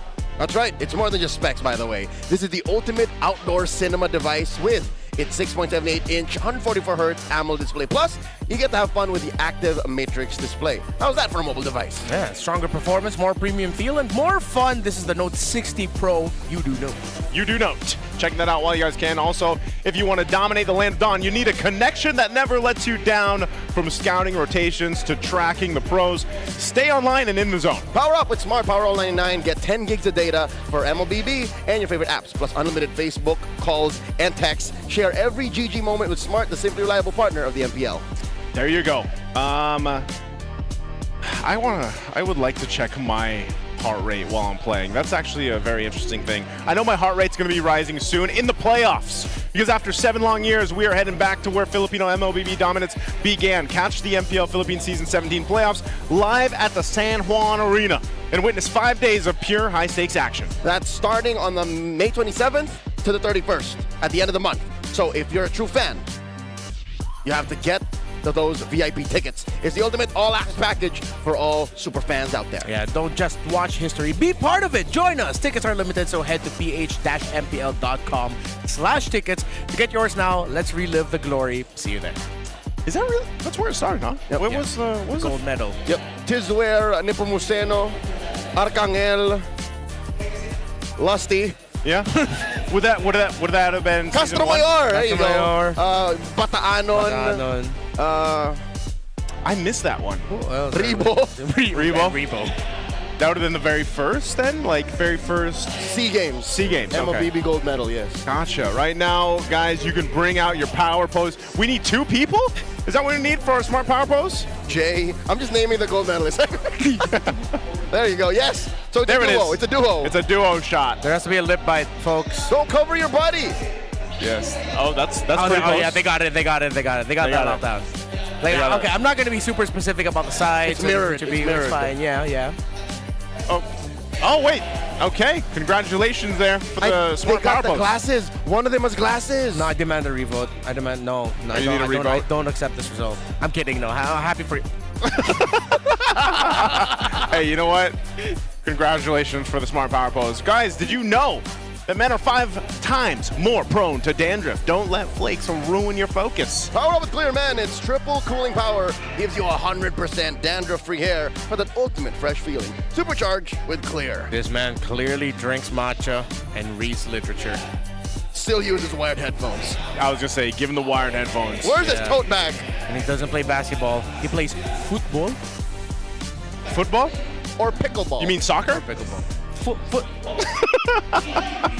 Sure. I that's rage bait. I'm sorry. No, it's fine. You know. I'm not angry. All right. Not disappointed. Score home runs. Yeah. He gets touchdowns too. Don't forget the field goal. Checkmate. It's painful. All right. We're just a little bit of a minute or so away here before we head on to Game 2's draft. I think looking at this, I'm actually surprised just because as we take a look at what map 2 is going to be, we're going to, Expanding Rivers is, I really thought Twisted had that game in their hands, you know, from the way that it started. But I guess that's one thing you always have to consider when you're talking about a game of Team Falcons is they're able to stay calm and collected and make things happen because it had to happen in the jungle. Looking at the jungler for Twisted, look at MP's stats right here. Where is he? He's in rank 1 for top 10 and plus assists. Yep. Yeah, 10 plus assists in the game. I mean, well, Twisted Minds are very, a lot of teams really love to play their Roman trio. So. He's played 4 games where he had his 10 or more assists. Yeah. That's kind of crazy for He's a jungler, leading. yeah? I mean, Like, I'm not a jungler. I'm not a jungler myself. I am a jungler. You are. That's why I'm looking at you in the eye. It makes sense. Do you feel good when you have 10 plus assists? For sure. I don't mind, especially when I'm a non-Sky Piercer carrying jungler. Okay, well, I know you're an XP laner, right, Renmar? Yeah. What about Flap right here? I don't use Sora. But he has used it 6 times. Dude, no one uses Sora anymore. Yeah. Well, why not? It's the presence of the Valen, man. Plus, I think a lot of teams have realized if he doesn't hit with the skies, it's just not going to be good. A majority of those games are like from the first half. Yeah, I would say first half of the regular season. Yeah. Flap has been really good this season. He has 3 undefeated picks in the Arlot, the Phobius, and the Uranus. Earlier, excuse me, jog my memory. What was he playing? He was playing with Terizla. Terizla, yeah. There. And He was like just started to come back. I was gonna say he's one of the guys too that is like he brought the Rizzler out. Yeah. Even in previous seasons or tournaments that they've competed in, and it's just I don't know. It's such a good pick in certain team compositions, but every time I'm watching him just get shredded down, and Terizla's just like walking away. It's like, well, you got a penalty zone now, man. I'm tired, boss. Which is why I think it's really important for him, because the build path earlier, Flap, was he went Queen's Wings second. Second, It was Warax first? Warax first and Queen's Wings, which I appreciate if you are dominating. Yeah. Because that emphasizes the domination. It makes it even harder to kill that charisma. But when you're coming from a comeback scenario, this is why you see the EXP laners being the ones to actually pack the chastise pauldrons early. And that's what we were looking for. And that's what we were looking for earlier. So once we saw like the item conditions earlier for Falcons were the first core items for Haji locked in, great.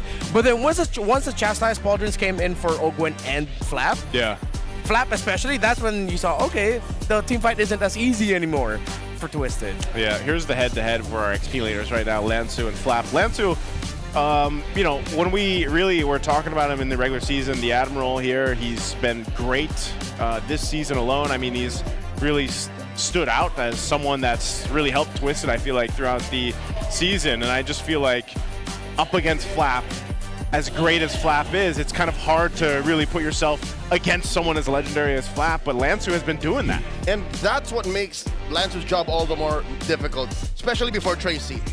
Flap is allowed to be explosive.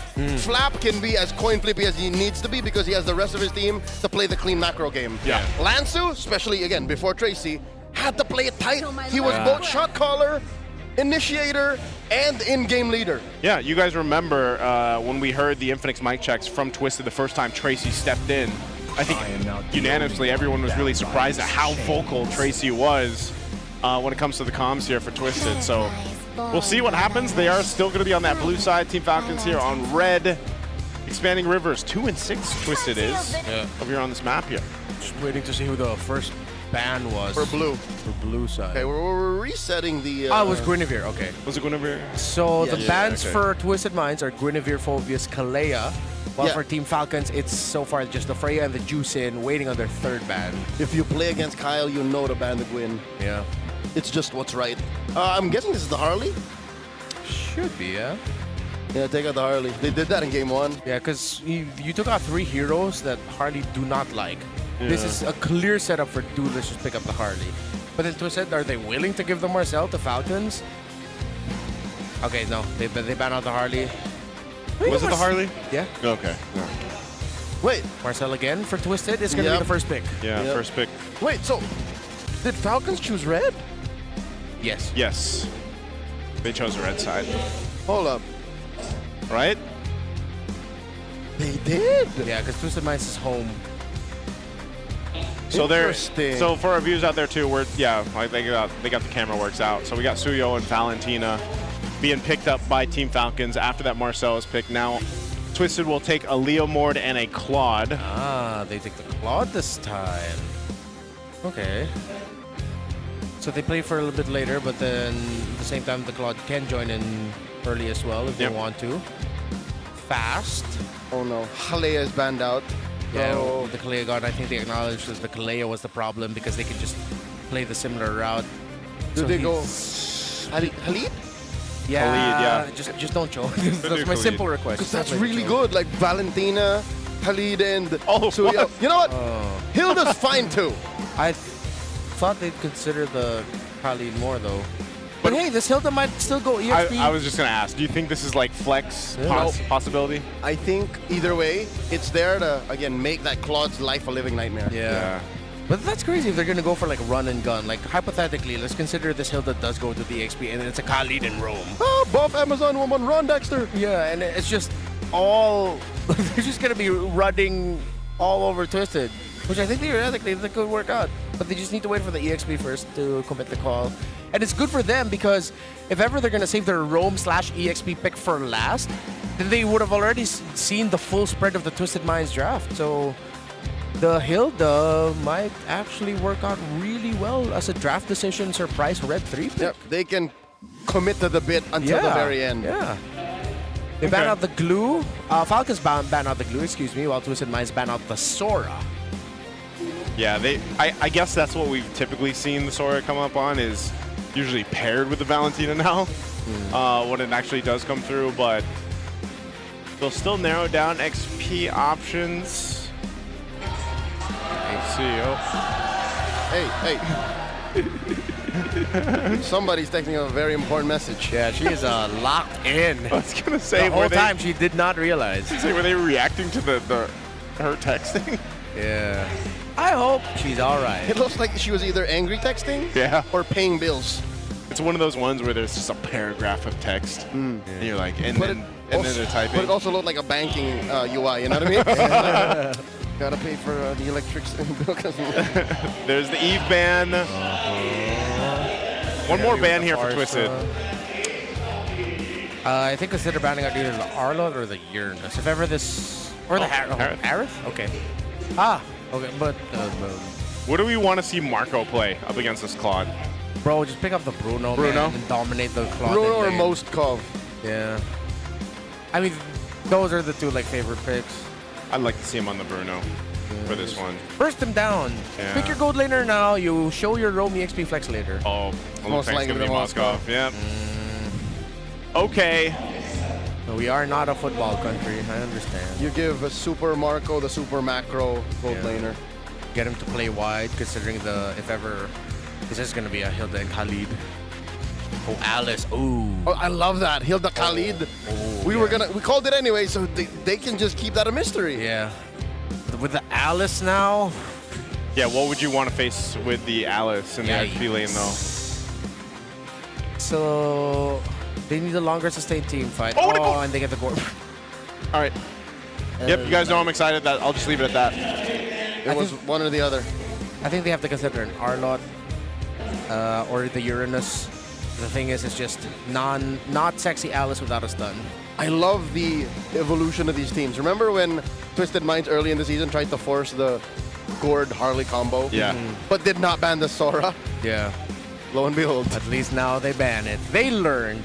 This is what they did this combo yesterday in their win, right? The Gord and the Leo Mord with the Marcel. Leo Gord. Gord. I like it. And if I don't hear a Mystic Gush sound effect today, I'm gonna be upset. Shenanigans would have been afoot. Oh, they went Lapo. Oh, I'm not a fan of this. Cause what is this? Dive the Gord? Yeah, dive the Gord. You get strong burst, sure. But then once you've gotten your Raging Slashes out, you're sort of useless unless you can land a massive stun somehow. I will say this is also going to be difficult for Sean in the sense that there's just so much mobility on the other side. And I'm wondering if we'll actually see Haji choose to take the Mystic Gush himself. You know what? I think he might want to consider taking a Phantom Steed from time to time. Yeah. Because he's got a couple options over there. A lot. Throne, Steed, Gush, Hour. If he's feeling crazy, Blazing to It, I don't know. Is this one of those things where it's like overload him? Blazing to It might be the worst choice. Like that's how okay it is for Haji right now. Yeah. The abundance of choices. All right. Well, again, you guys can let us know what you think. Who's going to end up winning in this matchup? Will it be a sweep for Team Falcons as they readjust to try to soar into the upper bracket of the playoffs, or will Twisted take us here to a Game 3? Let's take a look at the emblems. Pretty standard. Festival of Blood for Lansu. Yeah. No, just a standard set. Except Nasha, I think that's going to be the meta now really for Claws. It's just pack the Festival of Blood. You don't need to go for the trades anymore in lane. Just get that raw sustain that benefits you in the late game. Tracy put down to a fourth of his health. Early regen here. It's the same. Again, it doesn't have to be the Khalid Valentina strictly. Hilda Valentina hurts just as bad. Yeah, I like Hilda in the roam, especially in this matchup, just because, again, Ogren can kind of do what he needs to do, and that's provide damage after. Oh my god! Now Tracy had to use the flicker! Vision and damage is what I was going to say. And that's exactly what you're seeing as he's now keeping track of exactly where MP's at in his side of the jungle. Yeah, painful. It's going to be a similar experience for Tracy as we saw in the early game. That's how well Falcons can handle the turtles. It's going to be the difference maker. And of course, Sean's positioning on this Gord. Not going to go to Flab, it goes to Lancer for the EXP crab.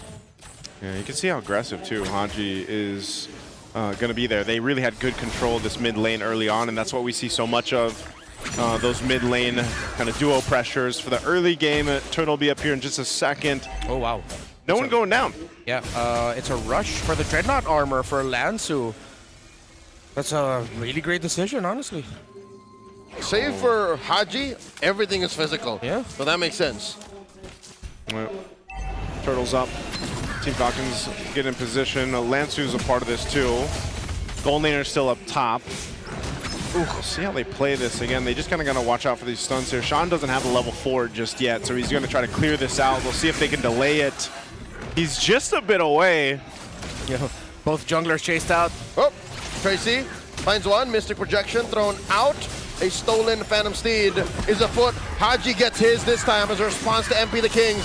Down to a tenth of its health. There it is, blazing duet early on, but Kyle two secures. Kyle finds Tracy, and now Flap in the middle of two. Damage is gonna be enough. Down goes Sean. Open finds him, and the rest of Falcons push back. Flap gets taken down by Lansu. Now MP the King falls. Nausha, pew pew pew, fighting against 3. Lansu looking for that pincer. And he's gonna have to back on out of here. Unless, what are they thinking? Gleaming through the Duke. Out of there! Come to daddy! That was one of the conditions for Falcons to succeed in their bush checks, but now it's Twisted, who needs to check the shrubs properly because Ogwin is getting sneaky with this Hilda. Almost said Freya, excuse me. Falcons. So we saw there the effect of course, the Alice chasing Flap there in the end. Yep. But the difference maker is, this is why I can really consider Phantom Steed for Haji. The extra bits of damage reduction that he'll get from it is good. And at the same time, he gets so mobile. When you get hit by a basic attack from a Valentina with the Leomord ult, it's as if he's the Leomord. It equally hurts. Yeah, and that's why I was saying I liked the Rome Hilda. Ogwin now 3-0 here. He's got a really good position to just continue to do this. Just stay and live in this side of the jungle for Twisted, and Tracy's obviously going to be here trying to help out, make sure MP is fine for that. But, I mean, look at what happened off of that one team fight. You're looking at a 3,000 gold lead now for Team Falcons.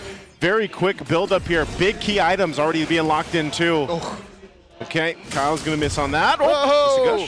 This is ridiculous. All this while, you and Renmar were talking. Yep. Ogwin was playing man-to-man-to-man defense. Yeah. Yeah. So I'm saying, he's living there. Team. Crazy, this Hilda. Oh, I think they want to actually just get some... Oh! Okay. A little bit of a mini heart attack. You saw how Kyle pressed the surge, but got caught by that snapshot. Okay, MP is just going to have to do what he needs to do, farm up on this side of the jungle, but Ogwin is just tracking him. I feel like, oh no, Lansu? Lansu's got 3, boy, got 4 on him! Ogwin finds him again! Did he gleam already? Like, he did, right? Yeah, he gleamed into that, essentially. Burst for days. The roam mid trio of Falcons is dominating the roam mid trio of Twisted Minds in this game number 2. This is going to be a free turtle and another invade. Tracy flickers back out. Haji calls it in. Golden hour. Maybe a second too late as Haji's going to get on out of here. Another fight. Throne of Ruin.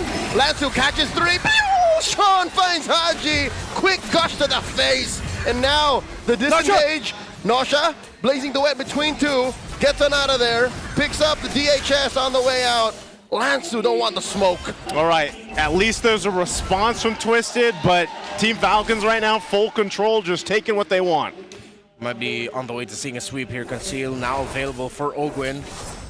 Twisted Minds have been played out of their tempo, really in the mid. It's Ogwin, I think, who's going to be walking away as the MVP here. The smart decisions by Haji to pick up the Phantom Steed, throwing Twisted Minds off their game. Oh. Think about it, like that Valentina does not need to commit dashes to get in better range of the Shadow Strike. He can just run on a horse. It's the perfect ult to steal because it's a form transforming skill. So it gives you the 2 extra skills that you have as a Leomord. Oh, Tracy! Tracking him too much. Another Phantom Steed. In comes Kyle! Tracy!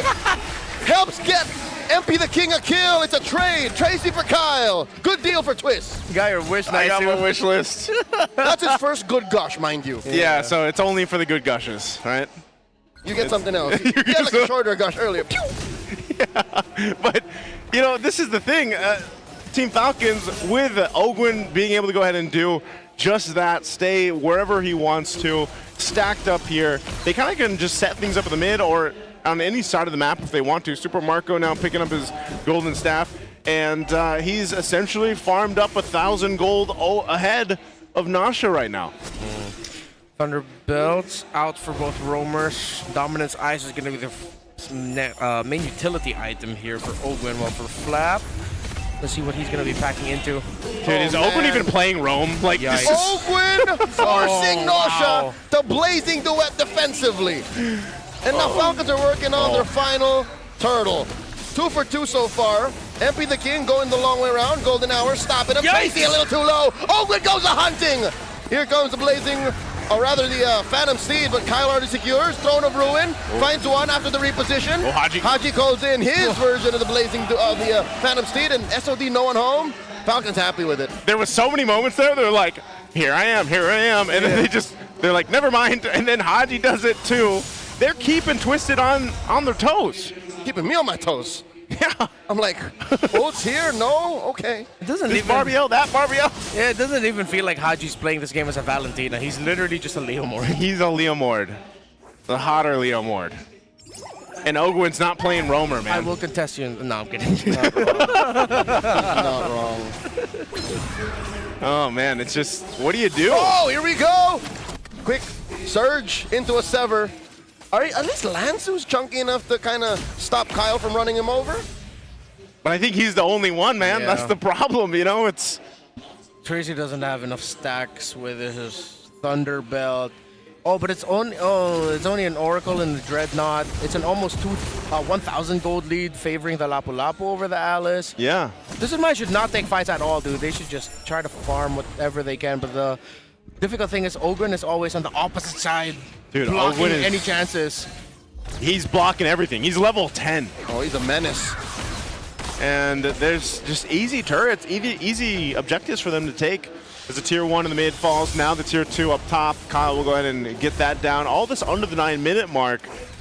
So you find yourselves in this position. MP is going to get spotted out by Ogwin. Information given here. Trinity locked in for Super Marco already. This is just such a one-sided game too. Yeah, and because of the lead that they were able to build for themselves, this Lapu-Lapu is not having a hard time. Flap's pick looks great, looks really comfortable, and that's when you build the Queen Swing. So if you are dominating, he doesn't need to go for the utility items yet. They can just build on the damage, build on the lead. And right now, Lord secured. Not much that Twisted can do, but watch. Oh, they're gonna lose someone. No, they force Nosha to blazing duet. SOD misses by an inch.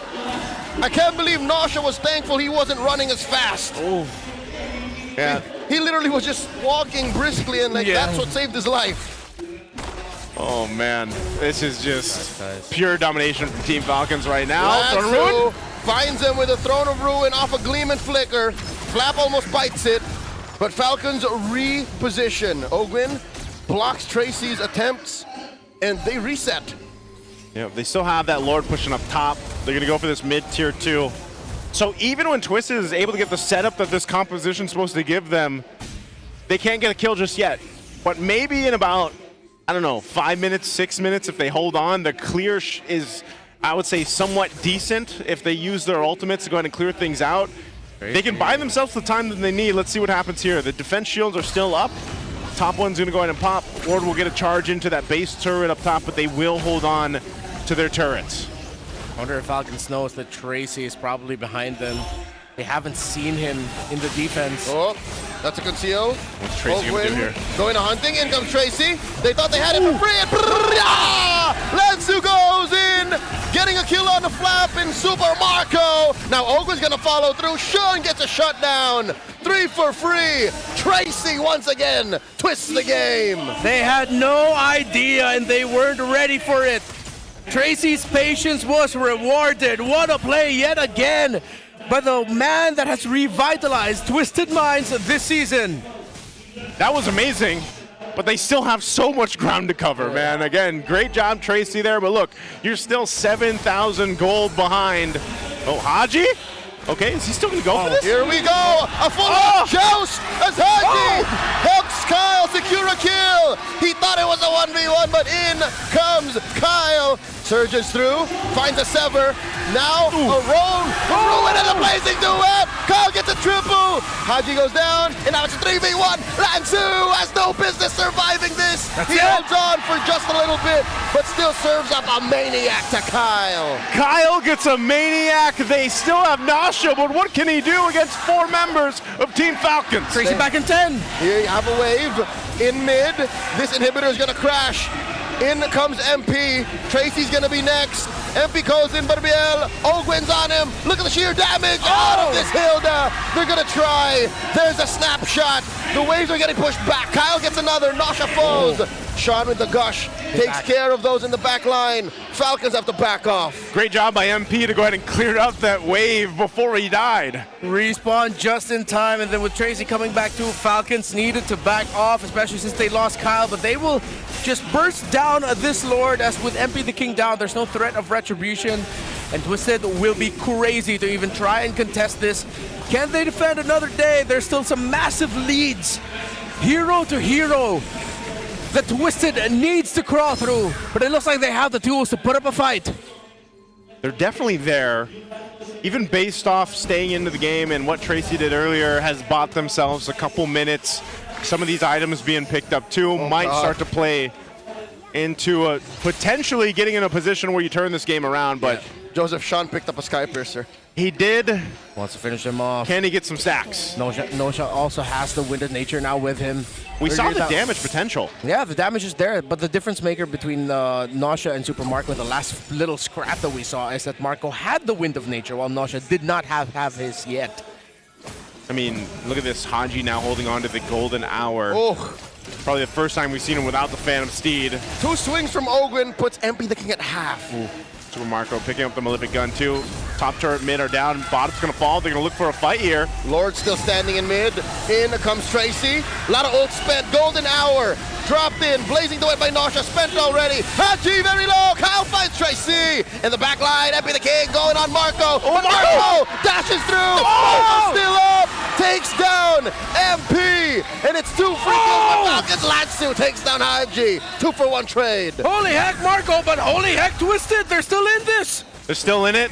Marco's here with a wave. It's still powered up. 4v3, big chubby wave. Twisted might have to choose. Do we clear it or do we fight? Ogwen helps Kyle take down Lansu. Ogwen gets immortality pop. Kyle cleaning up house. 2v3, and now Nosha goes down. Triple kill for Kyle. Falcon sweep. The plot twist was denied. And after losing to Omega yesterday, they come back with a vengeance. They sweep Twisted. Twisted has to wait just a little bit longer to secure their playoff slot. Potential was there for Twisted, but Team Falcons, they saw it. They had the eagle eye view on it, the Falcon view, and they make it happen in a strong series of 2-0. I feel like they found their flight again, man. This is the Team Falcons we've seen, of course. Great sportsmanship between the two here, and it wasn't, I feel like, the execution that I was expecting to see from Twisted this time, but, you know, we talked about their playoff conditions. They're still there. We just have to see how the rest of the matches, of course, fall into place. I think all the way to week 8 even. Yeah, the Roman trio here, it really determined this game. Ogwen, Haji, Kyle. But of course we saw the effects of Ogwen, but I really have to shout out Haji. I think the Valentina is his best hero this season. Some of the best Haji games we've seen have been him juggling which hero to cosplay. Whether he's a Kimmy, whether he's a Leomord, you can count on him to be whatever you need him to be when he plays as Valentina. And it's always so brilliant to watch. Yeah, dude. When he went, it was Leomord versus Leomord in the mid lane there, and we had our own version of the joust. Like, that's something Haji is able to do and make happen. I'm only disappointed because Kyle joined in. I wanted that to end in single combat. Yeah, like, hey, the what is that called? It's like the code or something, you know? Like, it's an honor. Yeah. Let's go ahead and throw it over on stage, though. We've got our winner's interview with Team Falcons. It's the Falcons spreading their win once again. This is Team Falcons. Lumipat uli ang Falcons. Falcons flew once more. With that win, napataas nyo yung chance nyo ulit sa upper bracket. With that win, your chances of going in the upper bracket have gone up once again. Celebrate with you. There are so many fans celebrating with you. Alam niyo yung stakes nung game na to before coming into this match. You knew what the stakes were going into this match. What was your thoughts? Isip lang namin nun, pabawi yung game namin kasi all that was going on in our heads was we needed to come back. That's all we were thinking. We needed to clean up our game. We were going to bounce back. Naging in favor for you yung resulta. And ano yung mga pinag-usapan? Your match yesterday was pretty good, even if you lost. There was still something there. What did you talk about prior to the match? Just follow Coach Moody's lead. That's all we talked about. The draft by Coach Moody. Coach Moody's reacting in the back here. Against Twisted Minds. Obviously, medyo in favor sa kanila yung game 1 in the early game. You went up against Twisted Minds in the early game of game 1. It was clear that they were in the lead. But towards the late game, it swung over to you. How hard is it to face off against the new Twisted Minds? kami sa Marcel ni Tracy. So Tracy's Marcel really gave us a hard time. Lineup nila. Kaya nung time na it was so hard to poke them. Deyado kami kaya And in the first hurdle, it was really hard. We were at a disadvantage. That's why the early game went to them. Talaga doon ng Team Falcons. So fortunately, Falcons got back. Grabe, may maniac siyang baon pa uwi with that Suyu. And Kyle is taking home a maniac with that Suyo. matanong ka namin ngayon, Your Suyo has such a high win rate. magaling mag-Suyu sa MPL. Kyle, who do you think in MPLPH has the best Suyo? Carl. Si Carl. So kung Carl. ka, sino yung Who is your top 3 Suyo? Who would be in the top 3? Top 2 James Banks, top 3 King Kong. So hindi mo ilalagay mo na yung sarili mo doon? You won't put yourself there? Taasin mo pa yung win rate mo? You're gonna raise your win rate. I'm just gonna do better. Before natin i-reveal kung sino ang ating match MVP, guys. Before we reveal Mother's our match MVP, nyo. let's greet our team manager a happy Mother's Day. Hello, Miss Addy. Happy Mother's Day, Addy. Okay, and dito yung bouquet for the team manager. Here is the bouquet for your team manager, Adi. Happy Mother's Day. May pa-flex. So with that, guys, Team Falcons. There's a flex. Sa tingin nyo ang match MVP? Team Falcons, who do you think is taking home match MVP? Guys!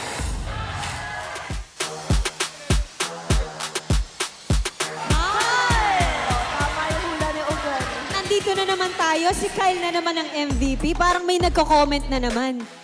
We're here again. Kyle is the MVP once more. Someone's saying, Kyle, just pick Kyle. Flap doesn't want to be MVP anymore. Nanalo ang grupo niya. What's important is your group won. Team Falcons. Kyle, What do you want? Team Falcons has so many fans. What's your message? Supporter ng Team Falcons, salamat po sa pagpunta ng venue sa mga team bahay dyan. Salamat po sa all the supporters of Team Falcons who come to the studio. Thank you so much. To everyone watching from home, thank you so much. And even to the fans of Twisted, thank you so much for all the support. Hi, once again, congratulations for that victory. You may now take your victory walk. Lumipad muli ang Team Falcons after their match yesterday. They came back stronger today with a 2-0 sweep. And that game 1 was a push and pull, but that game 2 they dominated. And we're going to find out how that exactly happened as we throw this back to our casters. Thank you so much, Odin and Thea there, and again, congratulations to Team Falcons and Kyle getting the MVP there. He got a maniac there in Game 2. They dominated it, and also very humble words that they shared there in their answers on what they thought about Twisted, and a lot of respect there too, of course, for the top junglers on Suyo right now. You know what? Kyle is just being Kyle. It's just humble. He's humble. Everyone knows that his Suyo might actually be #1. I wonder what this. We got to get an updated stats on the Suyo, man, specifically as we look at the highlights. If not 100% close to it. Yeah. He said his #1 was what, Carl TZ, right? Which it's tough to dispute that. I mean, he did break his own record. He was the fastest level 15, like under 9 minutes. It was like 8 minutes something. 8:59, I think it was. Like 8:59, I think. Really a second under 9 minutes. Yeah. Oh, good lord. Yeah. But definitely, I think what makes them so good is also just the way that the team enables them to play Suyo this way.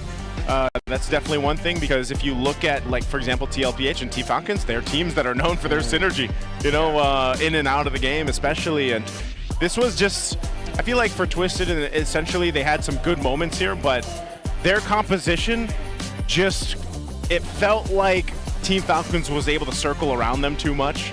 And I hate to say it, but also that's kind of how it feels as a Gord. You're really posted up, obviously, when you use that ultimate, that Mystic Gush, and you saw it. There was just so much mobility that Team Falcons is able to go ahead and throw at Twisted that I just feel like they couldn't catch their breath in this game too. Yeah, and this is one of the problems when you're playing a lineup centered around Marcel. If the Marcel doesn't get the stacks early with the Thunderbelt and isn't the one setting the tempo, then your EXP laner is sad. Luckily, Lansu had items, but then they really lacked a stronger front line, which is susceptible to the fact that, again, it's two frontliners for Falcons who deal a boatload of damage. We know what the Hilda can deal from early to late. We know what the Lapu-Lapu can deal once the Lapu-Lapu has the first item, especially that War Axe already locked in. So Twisted Minds just eventually crumbled again to really smart roam mid shenanigans by Ogwen and Haji. Yeah, even looking at the way Ogwen played this game, this is one of those things where it's like your roam Hilda is such a threat with that kind of lead that eventually it does. Like, you could see that they were able to go ahead and respond to the way Ogwen was playing, but like the early game is in control of Ogwen. I would have named Ogwen my MVP if not for Kyle's Maniac. Yes. He dealt second most damage after Kyle, and Kyle was rocking a Skypiercer. That's why I was like, is this guy even the roam right now? If I'm not mistaken, the way Skypiercer calculates damage is it doesn't just zero you out. It counts however much is left, and that goes towards the total. Yeah, it's not the 99999 anymore, right? Yeah. So that's why Kyle is the current lead. So to add a little bit more to the point that we were talking about, so as expected for Marcel's, the second item is always gonna be the Flask of the Oasis, but then he gets his second item at around 10 minutes in, a minute after Ogwen gets his third item. So that just adds already again, just adding again to the point that Marcel really had a tough time here. And if it gets that bad in terms of like when you're getting the items, then you know there are no stacks on that Thunderbelt to make it even tankier. Yeah, and even so, there just wasn't enough damage, I feel like, to deal with Team Falcons in the early game. I mean, we saw a little glimmers of it eventually, but yeah, it was just, I think also second, or what would this be, like third mention for an MVP was Haji, because like you guys mentioned, the ability to take that Phantom Steed so many times and use it so well, it helped dominate that early game. So just, there were so many good things that Team Falcons did as a team to make it work there, and just a phenomenal series for them. We'll see if Twisted can kind of find the adjustments they need to happen. Yeah. I don't know. I'm wondering what they can make happen here, but let's go ahead and listen to the Infinix mic check first with Team Falcons for this game.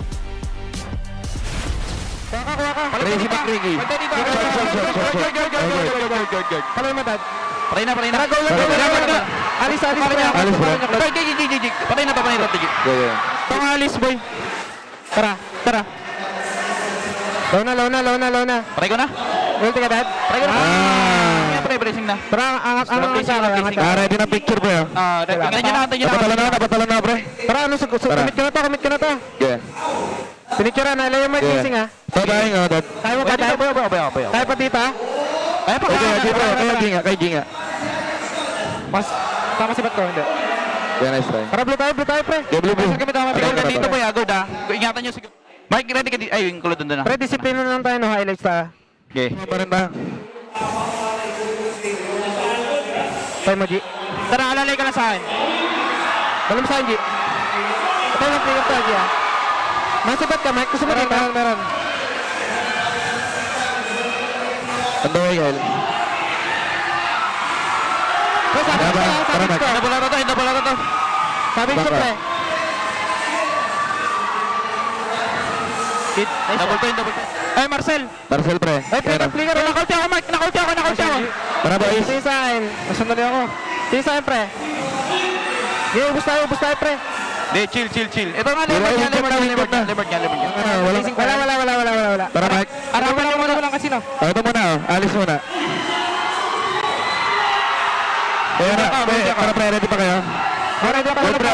Go. Nice one, boy. Hey, bye! And that's the Infinix mic check there. I also forgot about that amazing micro moment for Super Marco. Yeah. To survive against what MP was going for, man. Yeah, and that was after the world's longest double golden hour. he was just under the 2 golden hours for the longest time. And then when the Wind of Nature came in, it's like, whoa, I can outplay you. That was really cool. Yeah, that was a quick series though. What we had, a 20-minute game, and then we had a 14-ish, almost 15-minute game there. Sweep for Team Falcons. They're still not locked in for their upper bracket slot. That will happen depending on our next matchup here. So we'll be joining you guys after this. It's us, the Wee Bear Bros. Let's throw it over to Odin for a bit of a report. It's the Green Falcons putting a twist into the story against Twisted Minds. It's a 2-0 sweep para sa Team Falcons. This is your very own Odin reporting on the side to tell you what is happening globally in the MLBB scene. Pag-uusapan muna natin ang MPL Malaysia Season 17. Selangor Red Giants win streak ended last night in MPL Malaysia. SRG along with the Filipino import Innocent lost against Aaron Shiki and ACE Sports in a 2-1 score. SRG was last defeated in Season 14 of MPL Malaysia. That was their match in the upper bracket semifinals against Todak. Happening now, susubukan naman muli nilang bumangon against Bigatron Malaysia. Samantala, tumungo naman tayo sa MPL Indonesia Season 17. Evo swept RRQ in the 39th Classic Derby with a 2-0 score. Tumaas ang standings ng EVOS along with the Filipino import Pew sa 5th place pagkatapos ng panalong ito. They will now face TLID sa huling match ng Week 7, Day 3. And TLID is the 3rd in the standings. Meanwhile, Alter Ego boosted their chances for the playoffs after winning against Dewa United in a 2-1 score. Ika-4 ang AE sa kanilang standings. Meanwhile, wala na sa playoffs contention ang RRQ. Tinalo sila ng Geek Fam kasama si Baloy with a 2-0 score. At huwag kayong aalis dahil dito lamang sa Pilipinas ay aabang natin ang international rivalry happening later on. That's Aurora Gaming versus ONIC Philippines. MPL Philippines Season 17 will be right back.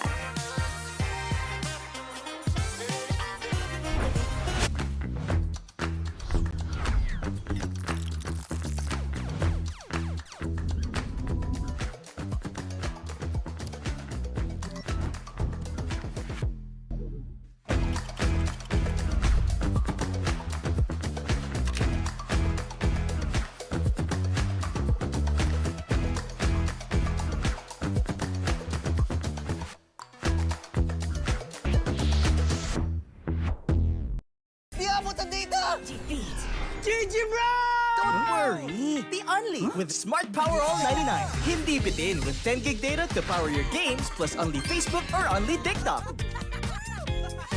Load now! Foul! You know your scalp can get up to 5 times more dandruff?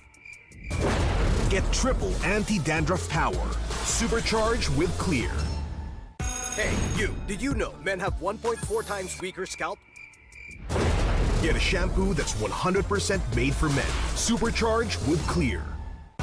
Enemy alert! Your scalp gets 1.5 times greasier, causing dandruff. Get triple anti-dandruff power. Supercharge with Clear. Stop and pull over! Your scalp gets 1.5 times sweatier. For cooling power, supercharge with Clear.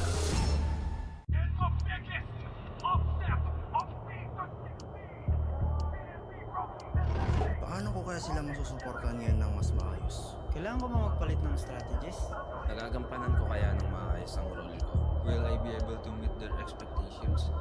We have to prove them all wrong.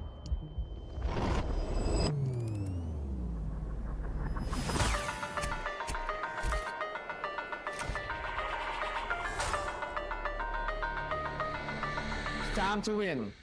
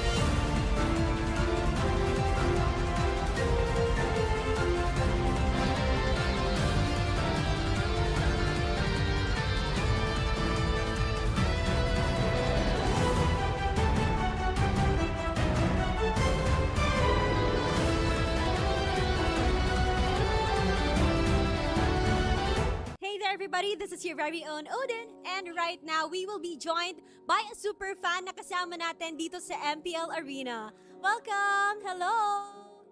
Hi, please introduce yourself. Ano po ang pangalan? Ako po si Saimiel. Saimiel. And Daniel po.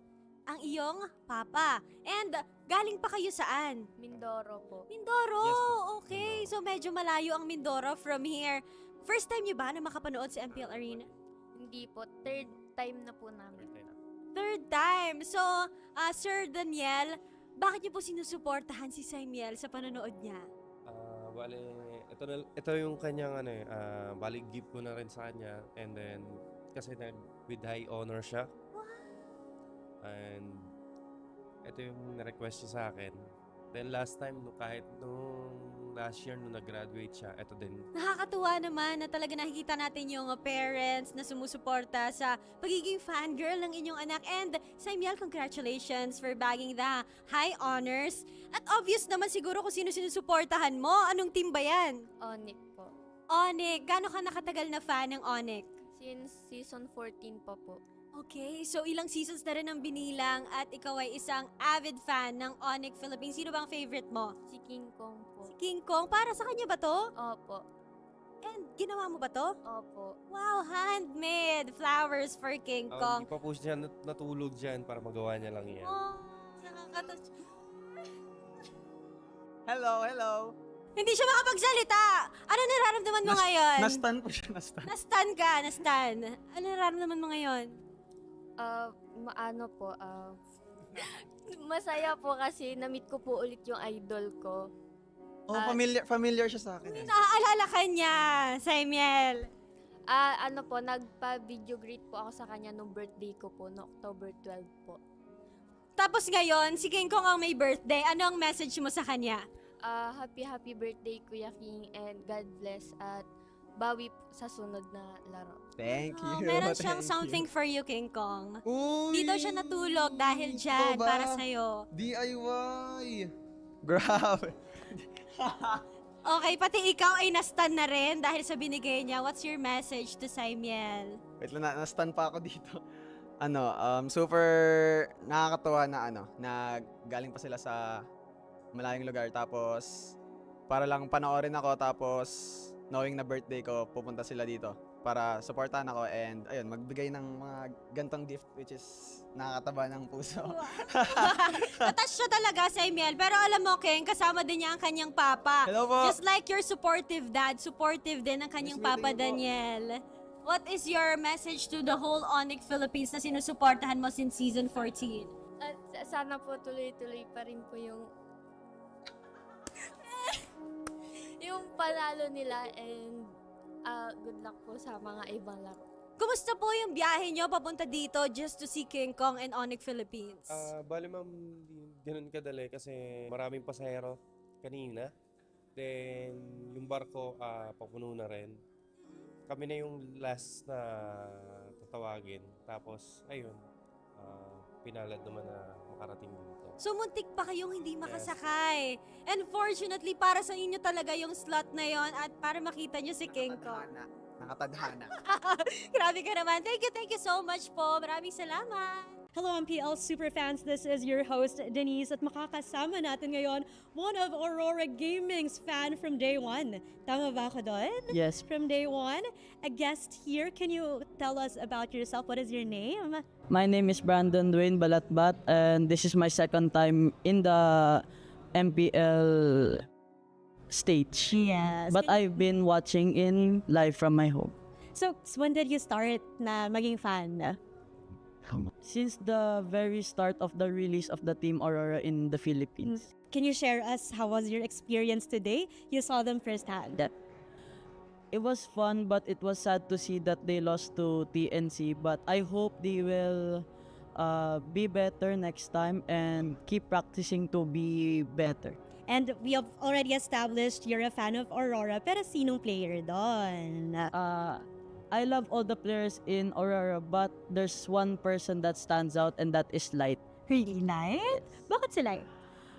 Light inspires me to become a great roamer because my main role is roam, and my main hero is also Grok, and I really admire Light. And do you know that he's with us today? Joining us is Light. All right, Light, let me give you the microphone. Brandon here is a fan. He is also a roamer. Ano nga masasabi mo kay Brandon? Unang-una, gusto ko thank you syempre. I'm just doing my best and playing. Tas na-inspire ko siya and yun, inaanga niya ako. So I really appreciate it. Thank you so much, Light. And Brandon, what do you want to say to Kuya Light here? Kuya Light, it's really nice to meet you for the first time. Since you joined Aurora, I really admire your ability to play Grok and the fact that you carried the team to win the world champion. I really admire you playing Grok. Okay, what a heartwarming moment here for Brandon and for Light. But for the meantime, no, balik muna namin sa inyo. Hey ML super fans, it's fun to watch the games live, but you know what's better? Watching the games right here at Victoria Sports Tower. And you know, I'm here with some ML super fans. And before anything else, guys, introduce nyo muna yung sarili nyo sa ating audience. And saan kayo nanggaling? Hi, I'm Jules I'm Alea. I am Alexander. And from Muntinlupa. Muntinlupa. So, ML Superfans na family, right? Kayo po yung tatay nitong dalawa. And meron po kami narinig kasi mostly sa ML, yung mga anak, sila yung naglalaro tapos ipapatry nila sa magulang. But this time, it's different. Narinig ko po na kayo po yung unang naglalaro ng ML tapos parang inudyukan niyo yung mga anak niyo na maglaro. Yeah, so fan na po talaga ako ng ML, ng MPL since season 1. Season 1, grabe. Yeah, so mga 17. 8er pa and... And ngayon, kamusta naman po yung experience nyo watching the games live here at the MPL Arena? Ang saya, ang sarap. Mas nailalabas ko yung pag-cheer ko, gano'n. Sa bahay kasi medyo nasisita ng asawa pag maingay. Bawal maingay. Pero matanong ko lang po, sino po bang anong team yung sinusuportahan nyo at sinong player? Ang paborito talaga namin ngayon is Falcon and si Flap Keys. Si Flap. And kung meron po kayong message kay Flap, ano po yung sasabihin nyo sa kanya? Kunin natin yung championship ngayong taon. For sure. Natalo na natin yung TL. Talunin lang natin sila ulit. And yun nga, grabe yung momentum ngayon ng Team Falcons. And I'm sure magtutuloy-tuloy lang yon, right? Flap, kanina ang message nila sa iyo sana daw mag-champion kayo. So, ikaw naman, Flap, may message ka ba sa mga super fans mo na talagang pinuntahan ka from Muntinlupa? Thank you po sa pagpunta. At yung message ko po is, isa kayo sa mga dahilan kung bakit nagpapatuloy po ako at sana patuloy niyo po kaming suportahan. Mahal na mahal ko kayo. And you know, it's super fun na makakakita tayo ng mga ML super fans and of course, their beloved player. And we'll see, guys, if matutuloy ba ang championship nga ba. This season is for Team Falcons. So, we'll see that right off.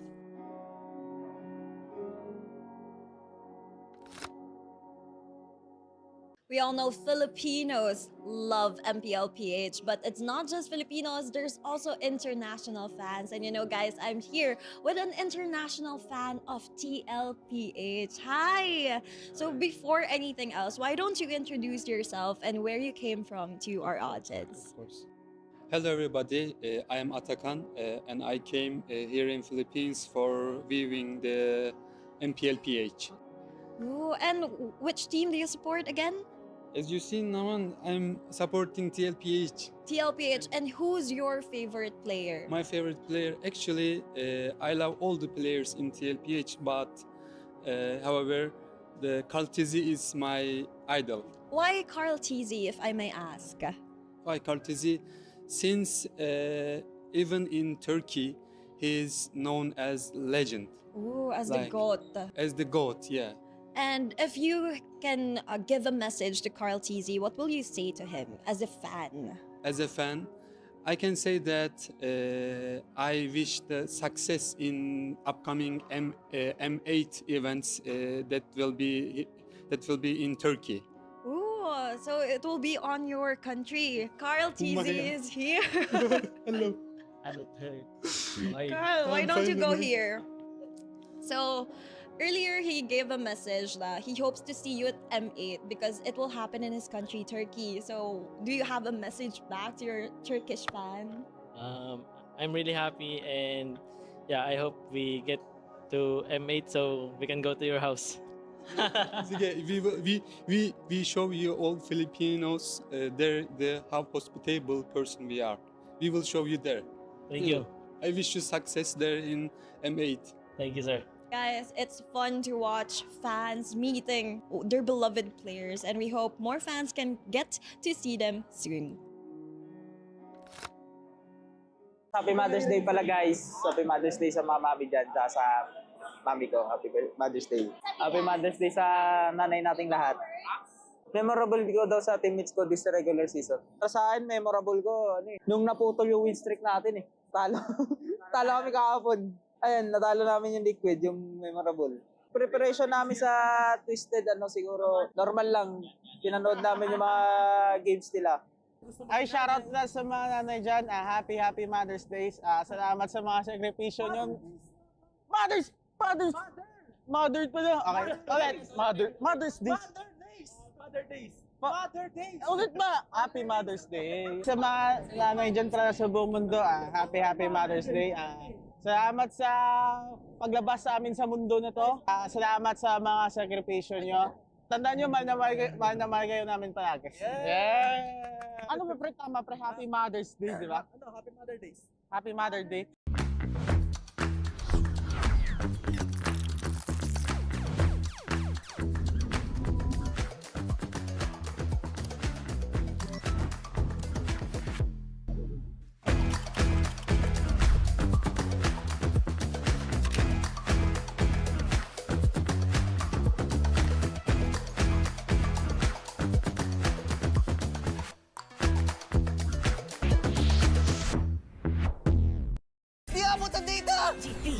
GG bro! Don't worry! The Only with Smart Power All 99. Hindi bitin with 10 gig data to power your games plus only Facebook or only TikTok. Load now! Foul! You know your scalp can get up to 5 times more dandruff? Get triple anti-dandruff power. Supercharged with Clear. Hey, you! Did you know men have 1.4 times weaker scalp? Get a shampoo that's 100% made for men. Supercharged with Clear. Enemy alert. Your scalp gets 1.5 times greasier, causing dandruff. Get triple anti-dandruff power. Supercharged with Clear. Stop and pull over. Your scalp gets 1.5 times sweatier. For cooling power, supercharged with Clear.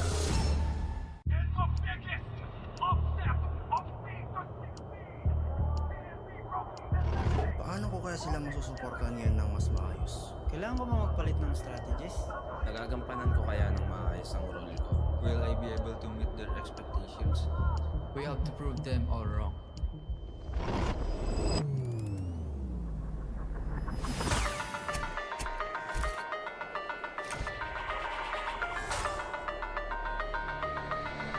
It's time to win.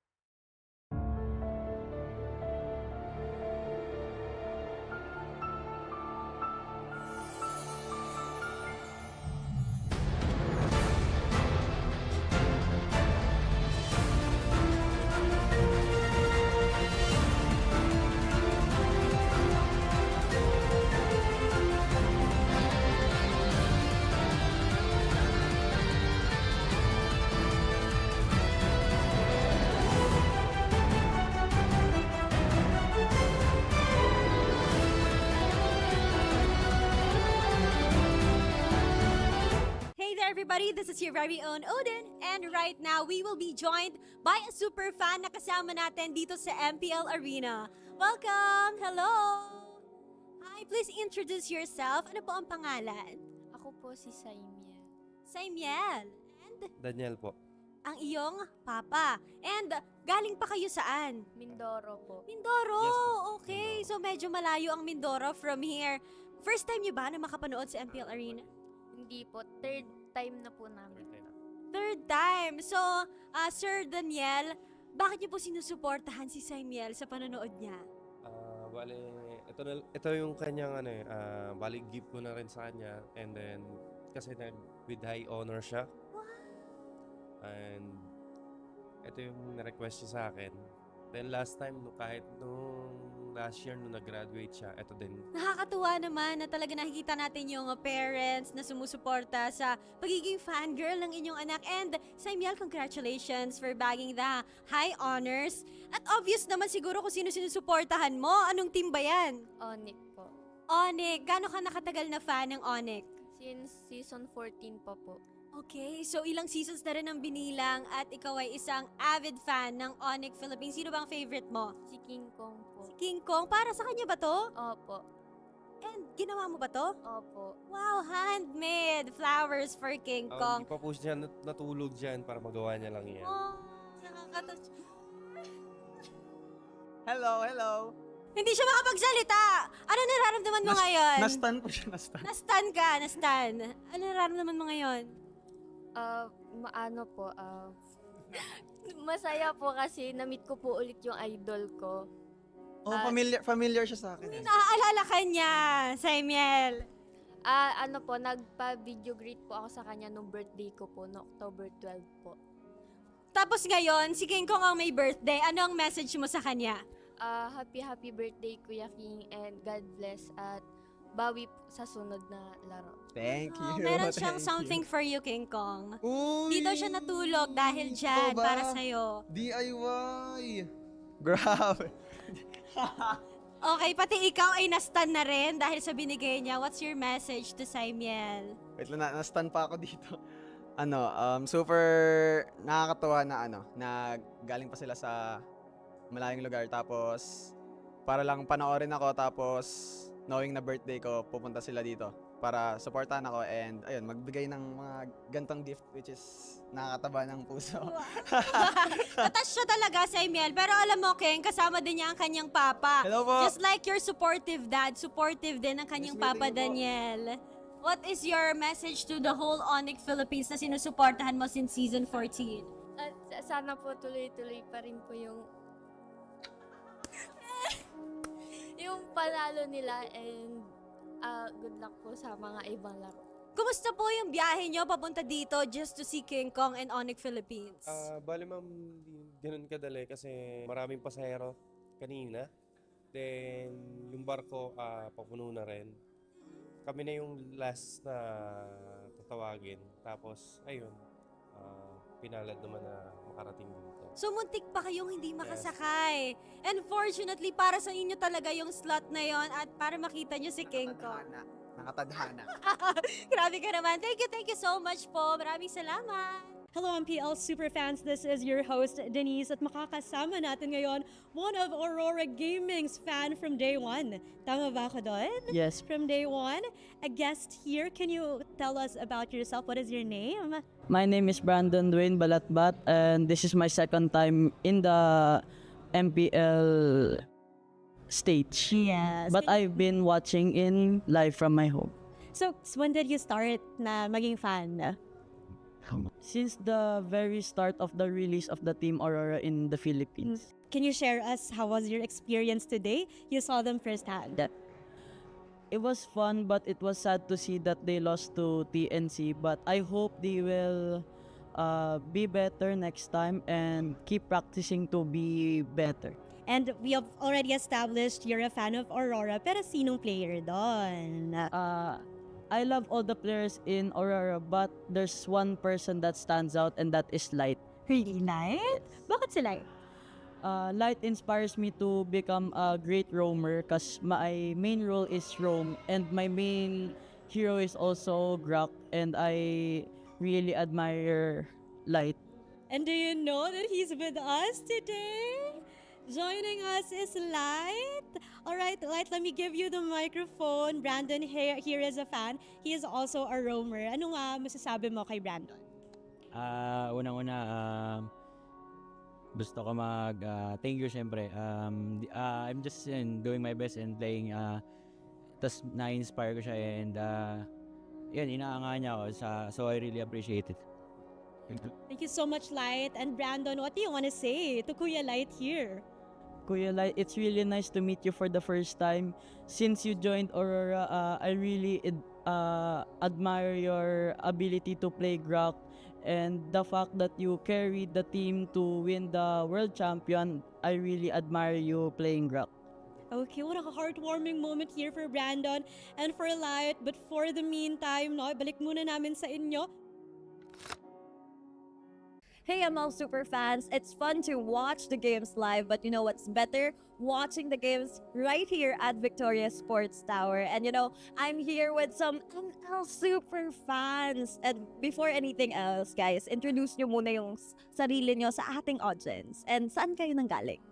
Hi, I'm Jules I'm Alea. I am Alexander. And from Muntinlupa.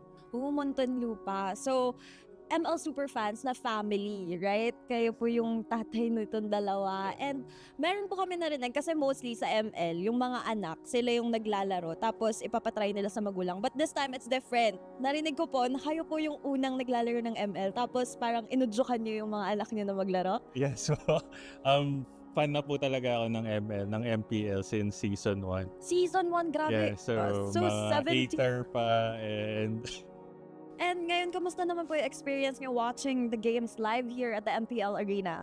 ang saya, ang sarap. Mas nailalabas ko yung pag-cheer ko, gano'n. Sa bahay kasi medyo nasisita ng asawa pag maingay. Bawal maingay. Pero matanong ko lang po, sino po bang anong team yung sinusuportahan nyo at sinong player? Ang paborito talaga namin ngayon is Falcon and si Flap Keys. Si Flap. And kung meron po kayong message kay Flap, ano po yung sasabihin nyo sa kanya? Kunin natin yung championship ngayong taon. For sure, natalo na natin yung TL. Talunin lang natin sila ulit. And yun nga, grabe yung momentum ngayon ng Team Falcons. And I'm sure magtutuloy-tuloy lang yon, right? Flap, kanina ang message nila sa iyo sana daw mag-champion kayo. So, ikaw naman, Flap, may message ka ba sa mga super fans mo na talagang pinuntahan ka from Muntinlupa? Thank you po sa pagpunta. At yung message ko po is, isa kayo sa mga dahilan kung bakit nagpapatuloy po ako at sana patuloy nyo po kaming suportahan. Mahal na mahal ko kayo. And you know, it's super fun na makakakita tayo ng mga ML super fans and of course, their beloved player. And we'll see, guys, if matutuloy ba ang championship nga ba. This season is for Team Falcons. So, we'll see that right off.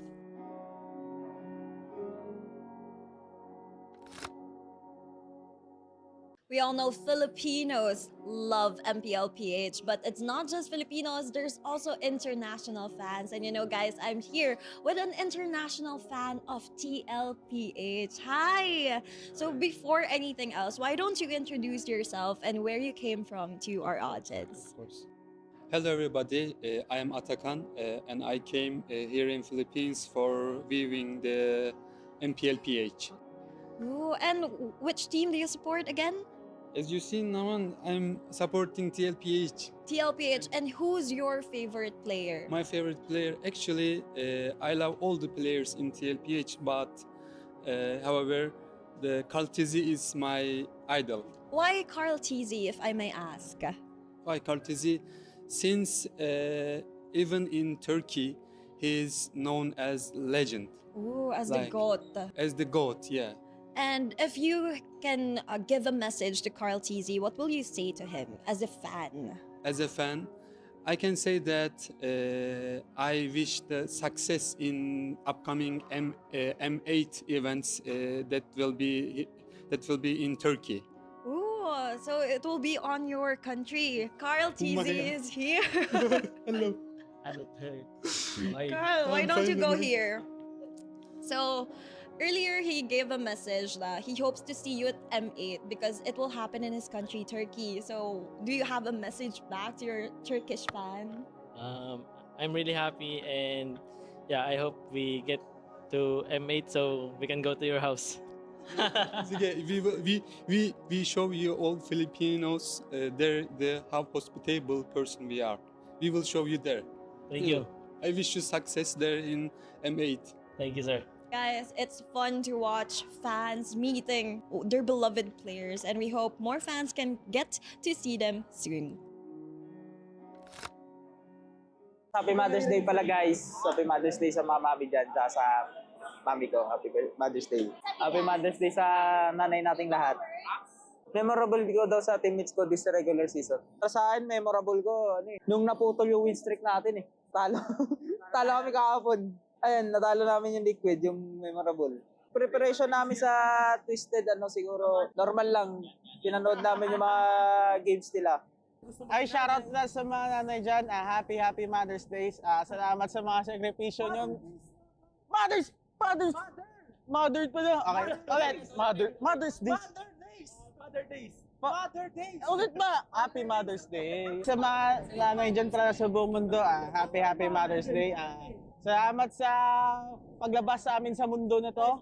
Salamat sa mga sakripisyo nyo. Tandaan nyo, mahal na mahal kayo namin palagi. Yeah! Ano ba pre? Tama pre, Happy Mother's Day, di ba? Happy Mother's Day. Happy Mother's Day.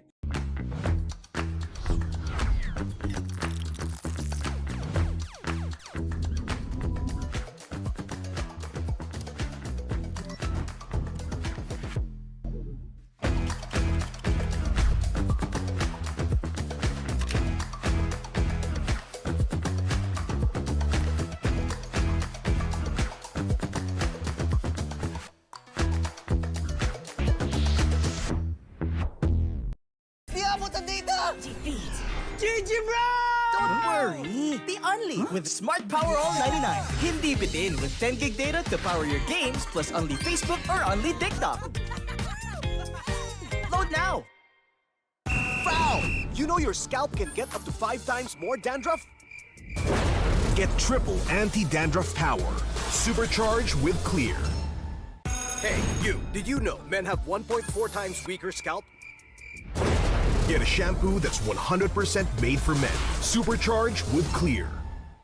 Enemy alert. Your scalp gets 1.5 times greasier, causing dandruff. Get triple anti-dandruff power. Supercharged with Clear. Stop and pull over. Your scalp gets 1.5 times sweatier. For cooling power, supercharged with Clear.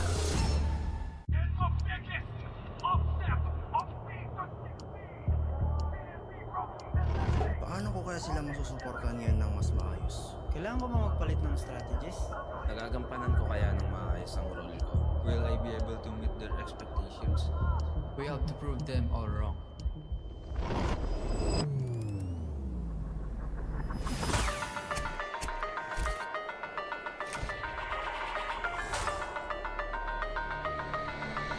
Time to win.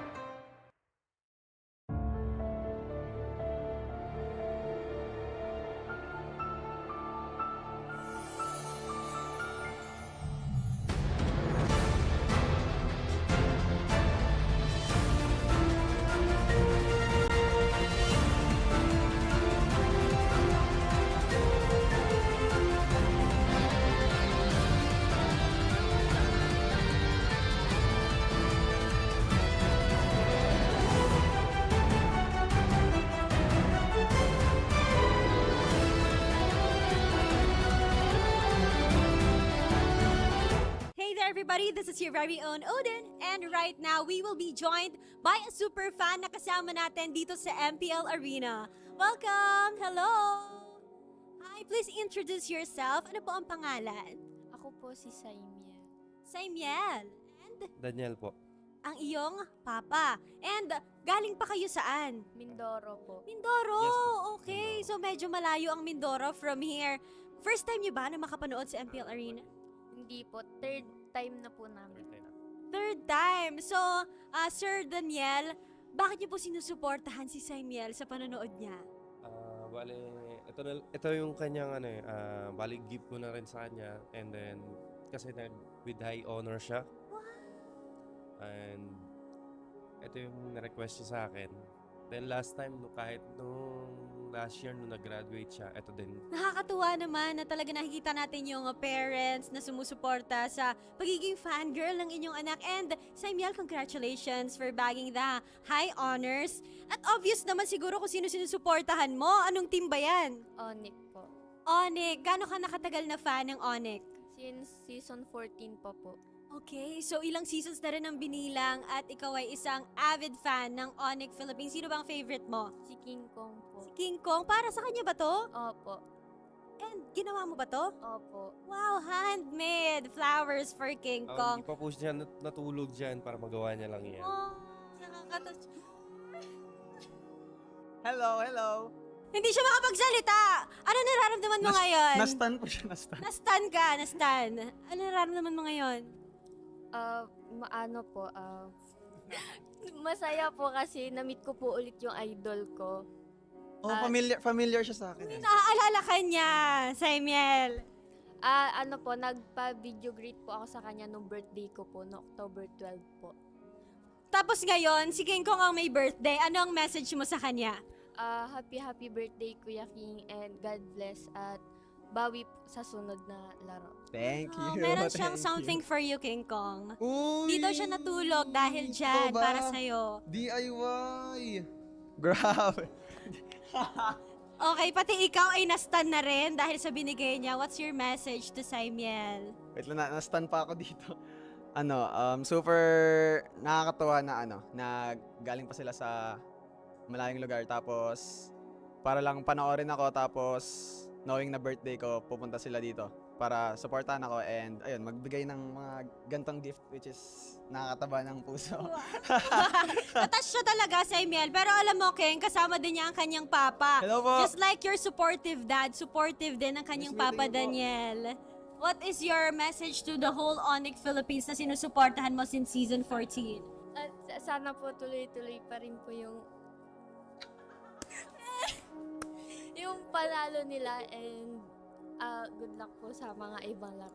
Kumusta po yung biyahe nyo papunta dito just to see King Kong and ONIC Philippines? Bali ma'am, ganun kadali kasi maraming pasahero kanina. Then, yung barko, papuno na rin.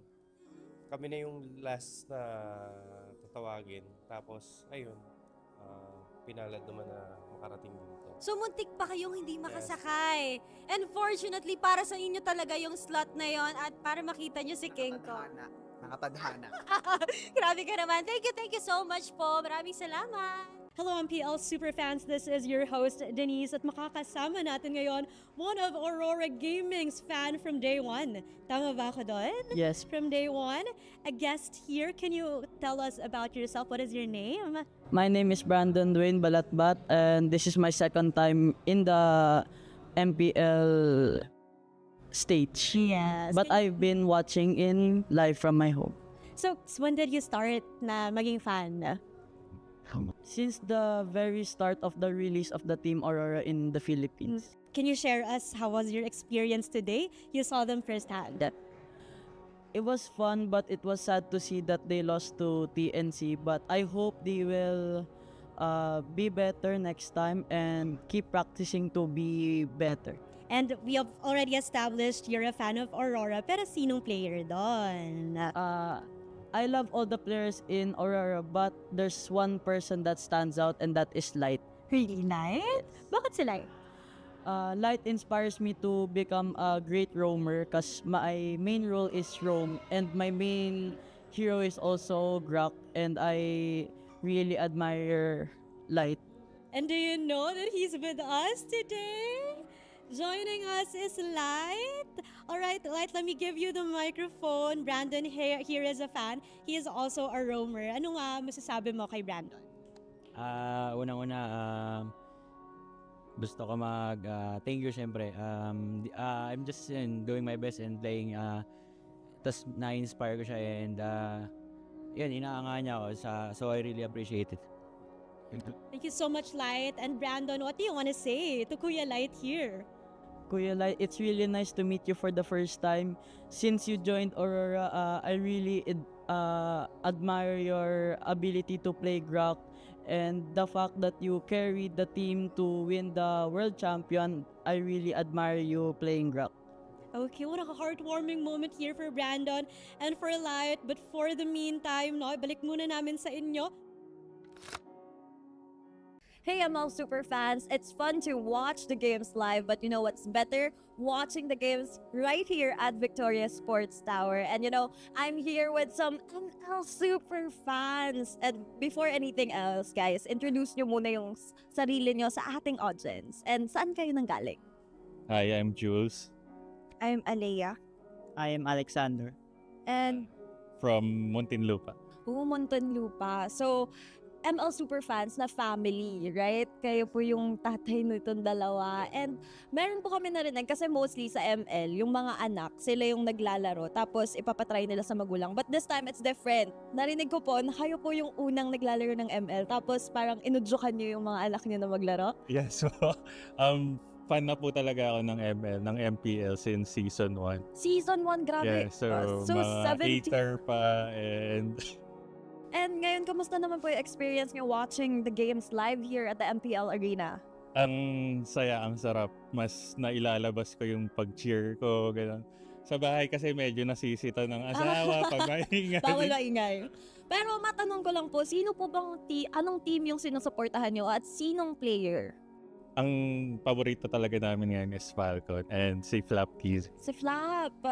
And kung meron po kayong message kay Flap, ano po yung sasabihin nyo sa kanya? Kunin natin yung championship ngayong taon. For sure, natalo na natin yung TL. Talunin lang natin sila ulit.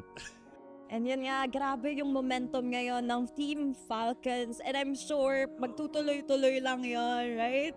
Flap, kanina ang message nila sa'yo sana daw mag-champion kayo. So, ikaw naman, Flap, may message ka ba sa mga super fans mo na talagang pinuntahan ka from Muntinlupa? Thank you po sa pagpunta. At yung message ko po is, isa kayo sa mga dahilan kung bakit nagpapatuloy po ako at sana patuloy nyo po kaming suportahan. Mahal na mahal ko kayo. And you know, it's super fun na makakakita tayo ng mga ML super fans and of course, their beloved player. And we'll see, guys, if matutuloy ba ang championship nga ba. This season is for Team Falcons. So, we'll see that right off.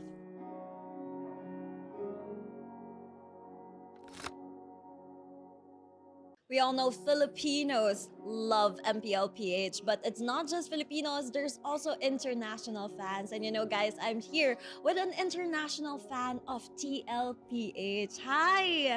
So before anything else, why don't you introduce yourself and where you came from to our audience? Of course. Hello everybody, I am Atakan and I came here in Philippines for viewing the MPLPH. Ooh, and which team do you support again? As you see now, I'm supporting TLPH. TLPH, and who's your favorite player? My favorite player, actually, I love all the players in TLPH, but however, the Carl Tizzy is my idol. Why Carl Tizzy, if I may ask? Why Carl Tizzy? Since even in Turkey, he's known as legend. Ooh, as the GOAT. As the GOAT, yeah. And if you can give a message to Carl Tizzy, what will you say to him as a fan? As a fan, I can say that I wish the success in upcoming M8 events that will be in Turkey. Ooh.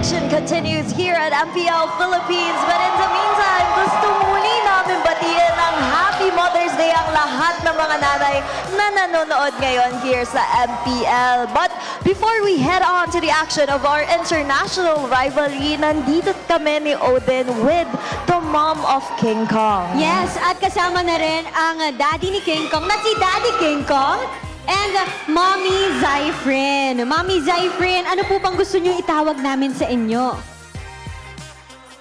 Okay lang, Tito Sai or Mami Sai. Tita Zay at saka Mami Zay. Para sa mga fans ni King Kong dyan, alam niyo na yung tawag kay Mother. So, pansin po namin na medyo parang nahihiya po kayo. Kanina ayaw niyo tumayo nang wala si Daddy King Kong. Kanino po ba nagmana si King Kong ng kabibohan? Obvious sa daddy niyo. Obvious. Alam niyo, Daddy King Kong, nakikita ako na nagpo-post din kayo. Meron kayong sariling fan page, no, Mami? At ano po yung pakiramdam na nakikita si King Kong dito sa pro scene? Siyempre, as a mother, super happy. And then, siyempre, kinakabahan din kasi siyempre, ano yan eh, kumbaga, sports yan. May mananalo, may matatalo. And meron po ba kayong mga favorite memories na pag naaalala nyo, napapangiti kayo about King Kong? Always naman pag kasama si King, yung family ko, yung mga anak ko, always happy kami. Lahat naman ng mga memories namin eh, kapag kasama si King is sinusulit namin. Kasi syempre, yung oras niya hindi na kagaya dati na 24 hours na sa amin siya. Ngayon, ano na eh, syempre sa bootcamp na. Talaga namang ray of sunshine po siya para sa lahat, no? At gusto ko lang din pong sabihin sa inyo na andyan po si King Kong sa inyong likuran. Happy Mother's Day. Mommy, love you. Sobrang sweet! Sobrang sweet and such a beautiful moment para sa inyo, Mami Zay. Siyempre, si King Kong nag-start siya ng bata pa in the pro scene. Gaano po ba kahirap sa inyo as a mom na nawawalay siya sa inyo every time na kailangan niya nasa bootcamp? Naiiyak si mom. Naiiyak siya. Yakapin mo. Nice try lang, nice try. Ano, syempre, nung una, napakahirap kasi hindi naman kami sanay na mawala yung anak ko. Tapos, ayun, pinaintindi niya na kailangan niya nang gawin yon kasi syempre passion niya yung paglalaro. So kami ni Daddy King Kong is support lang talaga kami sa kanya. Ngayon naman po, pag nasa inyo po siya, nakakauwi, ano naman po yung mga ginagawa niyong bonding moments para makabawi siya ng time? Ano, siya kasi pag nauwi, every time nauwi siya is pinaparamdam niya sa amin kung gaano niya kami kamahal, kung gaano yung importance ng time ng pag-uwi niya.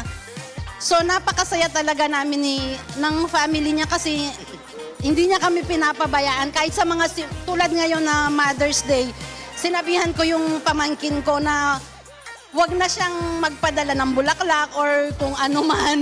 Hindi po Nandito na eh. Nandito na, Mother. Ayan. Kaso nagpadala pa rin sa bahay ng mga chocolates kasi alam niya na favorite ko yung chocolate. Basta yung mga simpleng bagay na alam niyang nagpapasaya sa akin, hindi niya talaga kinakalimutan. So sweet. At ngayon po, total, medyo naiiyak kayo, Mother. At nandito na din naman si Daddy King Kong. Ano po ang mensahe niyo bilang Mother's Day?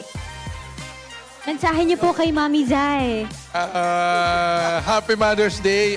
Laging ingatan lang sarili mo tapos bantayan mo yung mga anak mo. Yun lang. Batayan mo daw mga... Siyempre, nandito na si King Kong. Anong mensahe mo kay Mami Zay? Message ko kay Mami, gusto ko lang sabihin na super grateful ako dahil sa walang sawang suporta sa akin and basta lahat ng gusto ko sa buhay, susuportahan niya. Yun ang sobrang nakakatuwa kay Mami. Yan lang. I love you! Very supportive parents and a beautiful family ang kasama natin dito ngayon. And marami pang mga nanay na katulad ni Mami Zay. With all this esports player na sumusuporta, once again, gusto namin bumati ng Happy Mother's Day. But meanwhile, we'll head on to the action as we proceed to the Game 1 between Aurora Gaming and ONIC Philippines. Back to you, casters.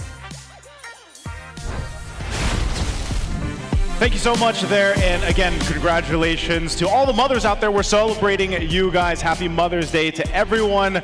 We're down to our final match of Week 7 over here on the English desk. It's going to be me, Nice to Leo, Renmar, the Wee Bear Bros. Happy birthday again, Renmar. And over on the Filipino desk, we've got... Umi pa rin kasama si Burrito at si Will para ihatid sa inyo ang aksyon.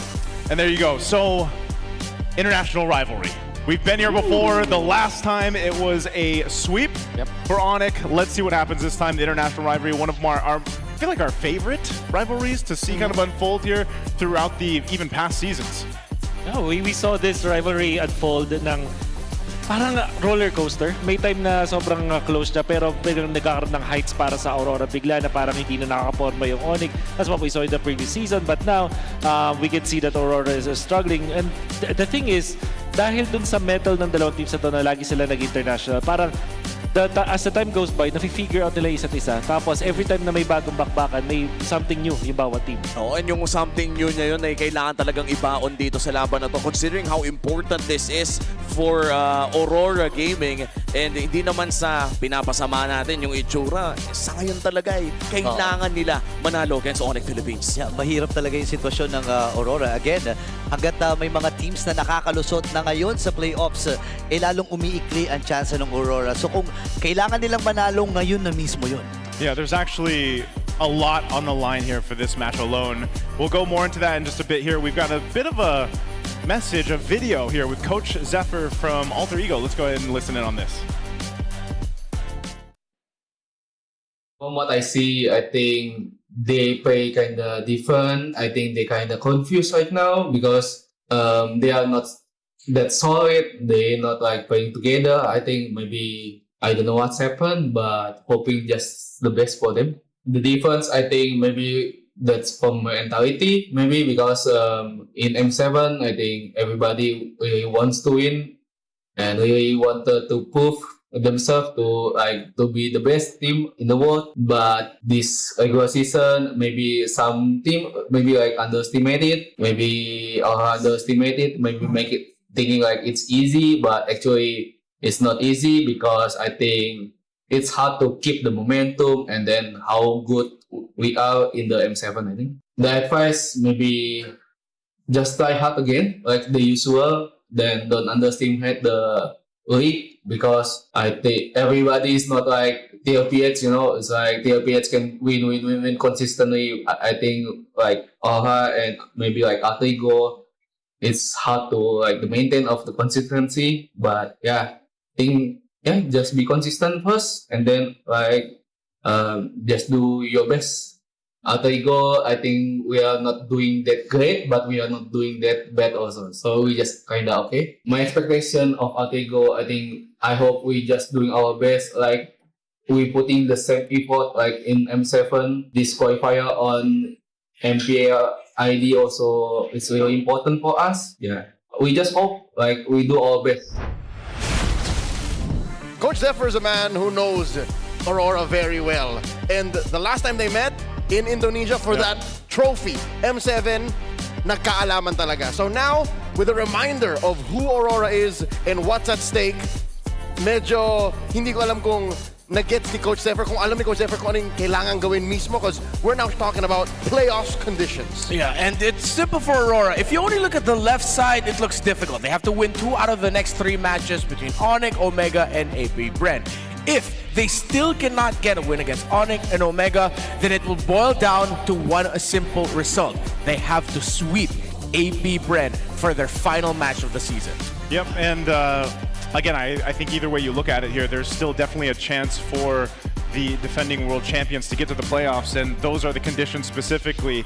This is always the case. We get to week 7, we get to even the week ahead of us, week 8, we're still going to be looking to see what are those last 2 teams that lock in the spots. Yeah, and for the brothers here, Domenkite and Demonkite, na nakita na natin na marami nang ginawa throughout their careers, even winning a world championship. They're up against as of now, nawala naman si Kelra sa ONIC Philippines. Pero may panibago na naman kasing duo na nananaig ngayon para sa side ng ONIC Philippines.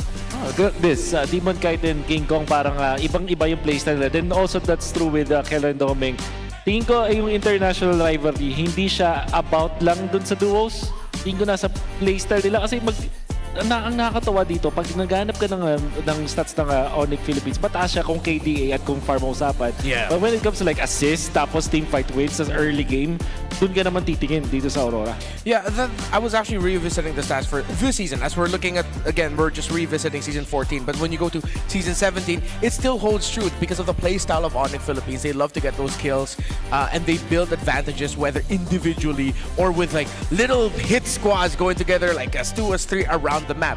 Meanwhile, for Aurora, clearly their identity for the longest time has just been playing a strong 5. You play a strong trio in mid who goes off to the sides, and then that quickly becomes a 4-to-1, 1-to-4. They rotate around that. So even though when it comes to when you look at KDA generally, it will lean towards ONIC. What's concerning now for Aurora this season is the fact that it's the objective takes, the turtle controls, the lord controls that are lower, when historically Aurora are one of the best in that stat line, lord and turtle control. And all the more, when we watch the game, you'll notice that they might struggle because ONIC likes to force fights before objectives. Yeah. So mas lalong matetest yung napagpreparan nila sa labang to. Well, speaking of preparation, Wolf, what are the keys to victory here? This is interesting because now ang sinulat ko para sa Aurora is to maintain the box. They are the team na historically ay napakasolido sa pag-maintain ng kanilang box. But one thing that I noticed recently para sa Aurora, they are looking like they are not maintaining that box. Hindi lang sa pagpasok eh. Parang pag sa team fight at dun sa pag-out nila, in fact, the past 3 times na natalo ang Aurora, medyo hindi maganda yung pagkakatroll nila ng sarili ng box. So either through offense or defense, they have to maintain this box. Yung pag nag-out sila, dapat sabay-sabay. And the part na rin dyan is don't lose map control. If it means that they have to sacrifice 1 out of the 3 lanes para makip yung 2 lanes, at least map control pa rin yun. This is something that Aurora needs to fix up against ONIC Philippines na mahilig mag-split din. Yeah, and for ONIC Philippines, they are a team that truly believes in capitalism. They love the power of money and what that can bring to you for the Land of Dawn. Fast-paced, get farmed, that has always been the key for ONIC, and even more so now in this scenario where they find themselves with Severo because of how quickly the roaming trio of ONIC are rotating. That puts so much pressure to the roaming trio of Aurora and any team that ONIC is up against that it leaves a lot of space for Severo to get farmed, whether in his side of the jungle or clearly just through the lane. Now you also have to consider deprioritizing the Super Prince heroes so it destroys the mid-duo matchup. Get a little bit more time to understand the matchup that you have in the roam mid. Don't just quickly try to rush into the Super Prince pick, because if you can see that there's a pick that you can pick a little bit later to respond to the roam mid duo that you're already seeing on the Aurora side, then it goes a little better for ONIC. And I think when you look at these infinite keys to victory, a big part of it, again, is the adaptability that people have been wanting to look for from Aurora over time, because all the other teams right now, for the most part, have been able to go ahead and make that happen. Any last thoughts before we head on into our rivalry? Oh man, hindi tayo napagbigyan sa 3 games kanina eh. Sana ito na yun. Sa akin, marami nakasalalay dito. Twisted Minds ay maaari makashoot if ever. Gordolet. Gordolet, let's see. This is our international rivalry to finish week 7. They're going to be on the Filipino stream. We'll be in the English. Let's welcome out the teams.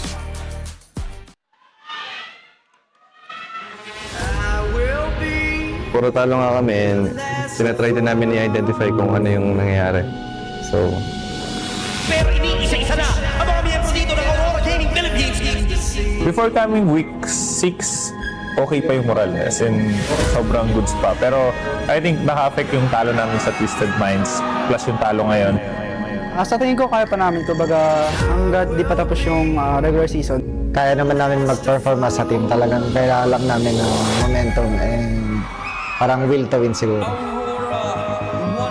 Yan, nag-stay ako sa liga dahil hindi ko pa kompleto yung trifecta, which is yung kulang ko nga is MSC. After nung champion na medyo nanata sila, parang nagpahinga siguro. Nawala yung gigil siguro sa laro siguro. Na-feel ko nung kalaban namin sa kanila parang hindi ganyan yung laro nila ng M7. Can't fix moving forward from their M7 run. Ang nangyayari sa amin, siguro kailangan din talaga namin i-uplift yung moral namin and yung as a team. About naman sa international rival, ayun, babayawan namin sila kasi, ayun nga, kasiro to kami. Pero sa side po ng ONIC, kailangan po mag-try hard pa kami para matawag na worth it ang international rivalry. This season kasi medyo nag-struggle sila. Siguro pag naglaban kami, sana mabigyan namin yung pastang magandang laban. kita naman na talaga na struggling yung team. So, ang focus is unti-unti namin yun ma-fix ulit. So, hopefully, makapag-qualify sa playoff.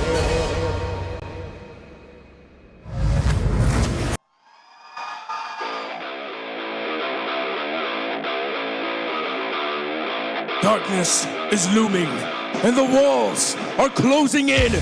Watch them awaken! The light within!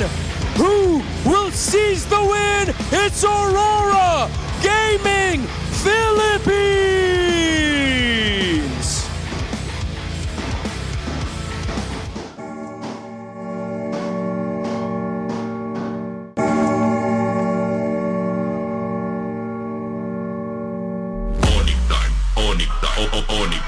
The clock has struck, and the wait is over.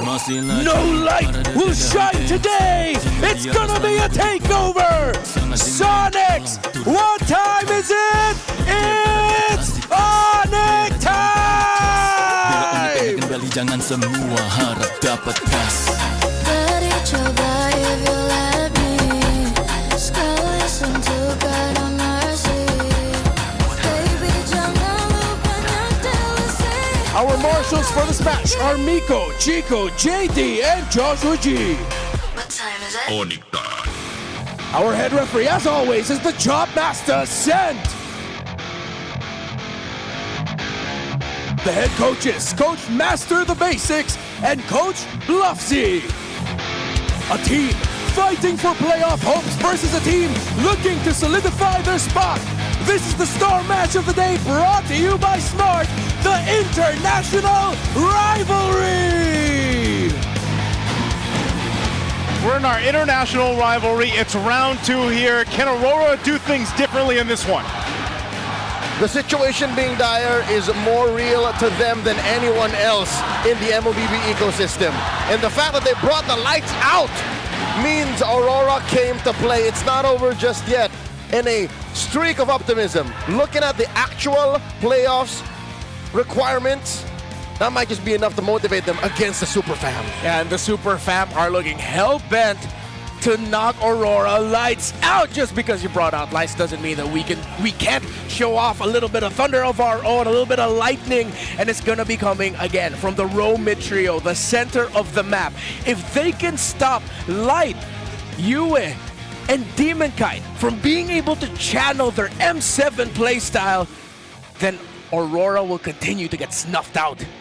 Yeah, even in that video leading into this, you can see that the morale, the kind of the opinions of even ONIC here is that something changed after Aurora finished their M7 route. They became world champions. They sort of seem to relax, and a lot of people have been talking about that, and I think this is their time. This is their opportunity to basically turn things around. You guys saw the conditions. There's still really good chances for Aurora to get to the playoffs, and then who knows what ends up happening there. But before our matchup, we got to go in and take a look at our smart 5G ping test. So, kumusta na po ang aming celebrity? Buti po nabigyan nyo kami ng oras para dito sa ating game. Alam ko sobrang busy kasi schedule mo no? Medyo busy lang, pero nakakapagbigay ng time. See me on the moon. Pwede next song, pre?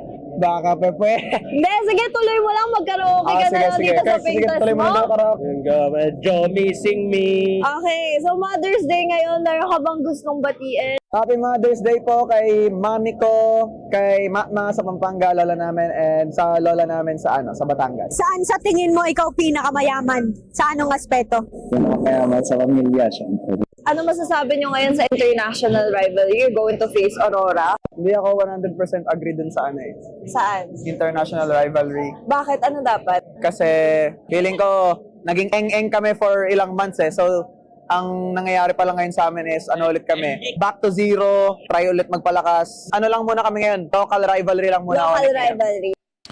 All right, that's our smart 5G ping test. What, I didn't catch everything King Kong was saying about the international rivalry? Yeah, his point was just it's because it hasn't really been consistently them facing off in internationals, and because we haven't seen ONIC in international for quite a while. Even they said that for us we're back to zero also. Yeah. So we're a little bit more of a local rivalry. Excuse me. All right, this is what we were talking about too. This is the playoff watch here specifically for Aurora. If ONIC wins versus Aurora, Twisted will qualify for the playoff. This is multiple teams being affected by this match. If Aurora wins versus ONIC, Falcons secure the upper bracket slot. If Aurora wins 2-0 versus ONIC, TNC is then eliminated from playoff contention. So think how much is on the line in this match alone. Literally, the whole league is affected by this match. Yes. Because Omega don't care. Omega's happy they're to there. be going to San Juan.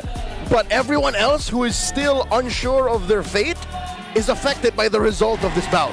Yeah. And you really see the ramifications of Aurora being in this position. The reigning champions of the world dipping to a point that they are at this level, that they are not even playoff secured yet, that they still have to crawl and claw for their playoff slot. Because of that, because of the sudden rise of Omega as well, because of ONIC performing beyond expectations alongside, of course, TLPH and Falcons, there are now multiple teams watching this. And if there's one team I'm looking at, it's TNC. They are on their knees begging that this doesn't end up as a sweep win for Aurora. This is crazy to think. I guess my biggest curveball so far for Season 17 is Smart Omega locking in the spot that they did, at the time that they did, and in the place that they did. First four! First four. They locked in at first four! My second curveball is that TNC is in this position after last season's playoff performance. I'm still not over it. I'm same. So let's see. Those are all the stipulations here for this one. Joseph, at least you get gored.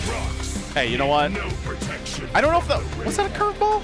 Was that like a mini? No, that'd be like a slider. You, for those that know baseball. you manifested plenty. Yes. There's been a whole lot of manifestation going on, by the way. Yeah.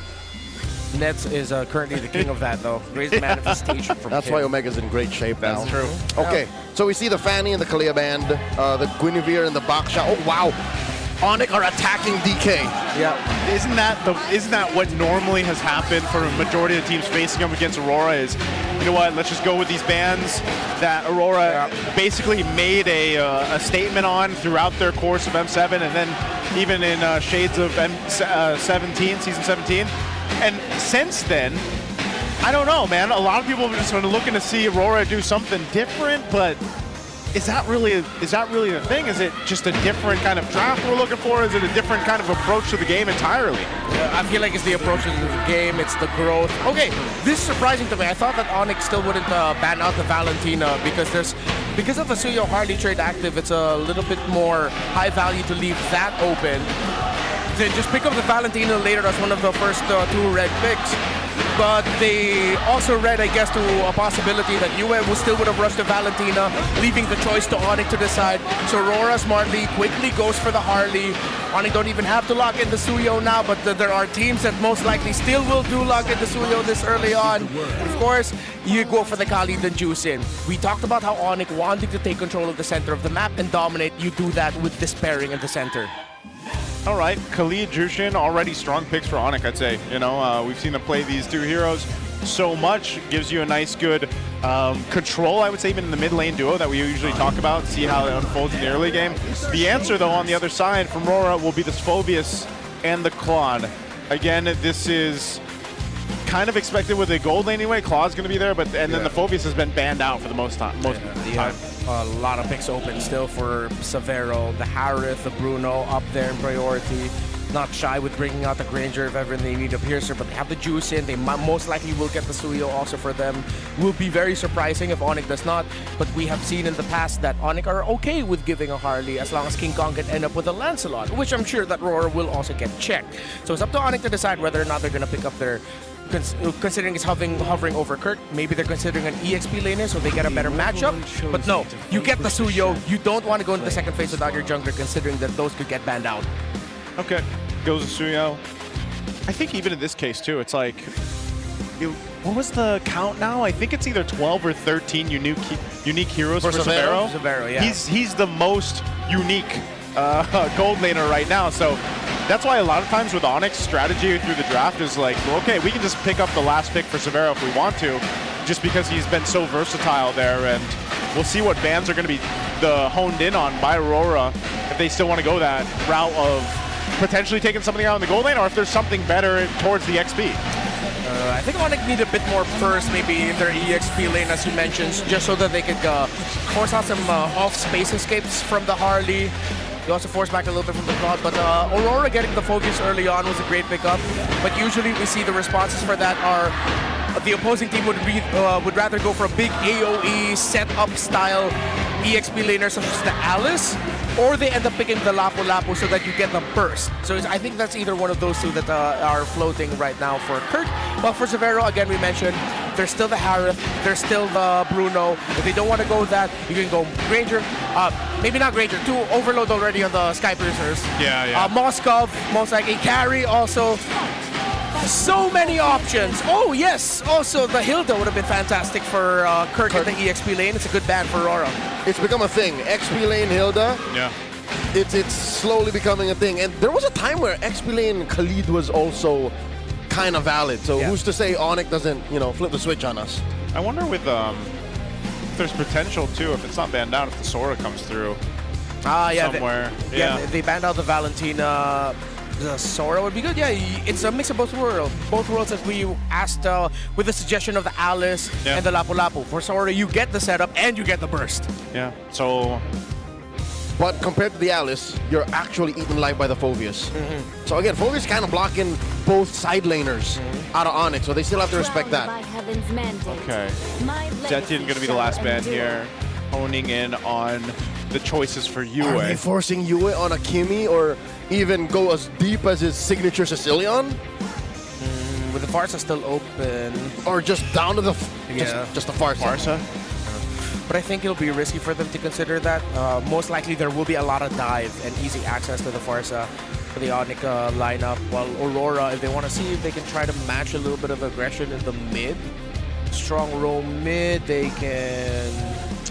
That's what I'm saying. What if it's just what if it's just a high-low for Light or something? Well, the Grok is open.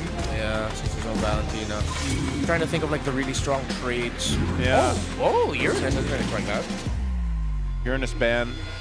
This is tough because, trade-wise in the mid, it's going to be difficult. Like, you got to have something that's really going to hold its own against a Jushin and a Khalid. Oh, even also haven't even considered the Yu Zhong for Kirk. Willing to bring that up, but then you don't see you as pick just yet.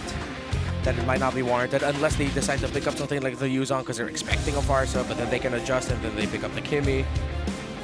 So you're saying Severo goes first, because at least they know the matchup. Yeah, maybe, but with how it's looking right now, the storytelling of the camera is telling me we might be seeing a Kirk pick first. Because even if you wanted to, like, it could just be the classic matchup of Harith, right? Or Carry Claude, Harith Claude. Well, the Harith might be a little bit hard with the focus around, but they're still willing to pick up the Harith. Wow. Okay, yeah, so the Harith comes through despite the presence of the Phoveus. That's trust. I was going to say, that is some confidence, man. Yep. Coach Bluffsy, I'm sure with the blessing of Coach Hayes, he's like, okay, Clayton, you wanna? Okay. I'm trying to think if there's still a room for a roam glue here for Light that would make the Harith struggle in the team fighting. But double punish him? Yeah, double punish. But the trading in the mid might be difficult with the Jushin and the Khalid around. If ever's going to be a glue, then they need to back it up with a Kimi. Just so that you can get the constant damage coming out. Yeah. All right, that's going to be a Gakacha and then the Kimi. Okay. Oh, yes, Gato, of course. I guess, still great taunt. Thinking about the Harith. And now we're just waiting for the Kirk pick. This is very Aurora, though, right? Like, I mean, we've seen this kind of composition. I would use Zhong. Yeah. I support the Zhong. Right? It looks good here. The Petrify. Yeah. Would be high value. I don't see anything like an R-Lot coming through. Just burst, man. You don't need the big setup. Just go for the burst. Or Lapu Lapu. Lapu Lapu safe as well. Lapu YG is our picks. Unless for some reason the Khalid is swerved, but I don't think that's happening here. It's a very small chance. Yeah. Okay, glue up the glue into EXP. Wait. Unless it's a roam glue. Okay, no, it's not. All right. Yep. All right, Glue going in the XP lane. Because we've seen plenty of roam Glues. We have. You know what I mean? Yep, we have. Super fans, you guys can share your thoughts and also get a chance to get 1,000 MLBB diamonds. Go ahead and scan that QR code on your screen right now. Predict the match, and let's see. What's the prediction? Of course, it's going to be heavily in favor of ONIC Philippines right now. Wow. To be fair, Auroras are mainly in Manila and Turkey. Manila and Istanbul. Yeah. Sonics, Manila, Jakarta. Closer time zones. So they might be watching. Yikes. Oh, that lineup rating hurts. Yeah, that is heavily favored for One ONIC. more thought. The glue actually checks both the stability, sustainability, and the kind of backline dive that a Yuzhong brings. Because you're also just going to do the same thing. Yep. Stacks, flicker, mount. It's going to be exactly what they want to do here. We're going to jump into the Land of Dawn once again for the second time. They face off. It's the international rivalry. Rora, can they keep playoff contention alive in this matchup, or will ONIC Philippines have something to do about it? Let's take a look at this emblem setup here. Typical stuff now for the Kimi these days is the Finder emblem set. Weakness Finder 2 for more slows. They know they need that extra bit of slow so that they increase the chance of them being able to hit the Khalid and the Jusin. Early game trading. Look at how much damage Brusco caught there, but again, he's confident, he's fine. He has a little quicksand. Quicksand, he should be okay. King Kong secures the Little Wanderer. So mid lane is a slight win for ONIC. Yeah, right now Demon Kite going to the orange. So one thing you have to watch out for here is the itemization of Kirk. Considering that Brusco most likely will be prioritizing the Thunderbelt, if not the Blade of Heptases, the first utility item for Kirk is either going to be the Dominance Ice for the team and for himself, or the Radiant Armor really just for himself. Oh, Brusco here puts DK at about a half health, forcing an early regen. Yeah, once Glue gets Radiant Armor, Dominance Ice, and Chastise, it's going to be a really tough time for Aurora to take that Glue down. Yeah, so the Glue is going to be a problem, I feel like, to get through. Also, the Khalid is something that is going to keep Aurora on kind of a second-guessing motion, unless somehow, again, Harley is capable of snowballing early on. It's just, can Demon Kite actually utilize the Harley pick and make it happen for them early before the it gets too out of hand? Turtle spawns in the upper quarter. That last small countdown bottom, neither jungler touches. So that's a resource that King Kong kind of kept safe. Very thrifty rotations. Light gonna spot that the turtle is at a third of its health.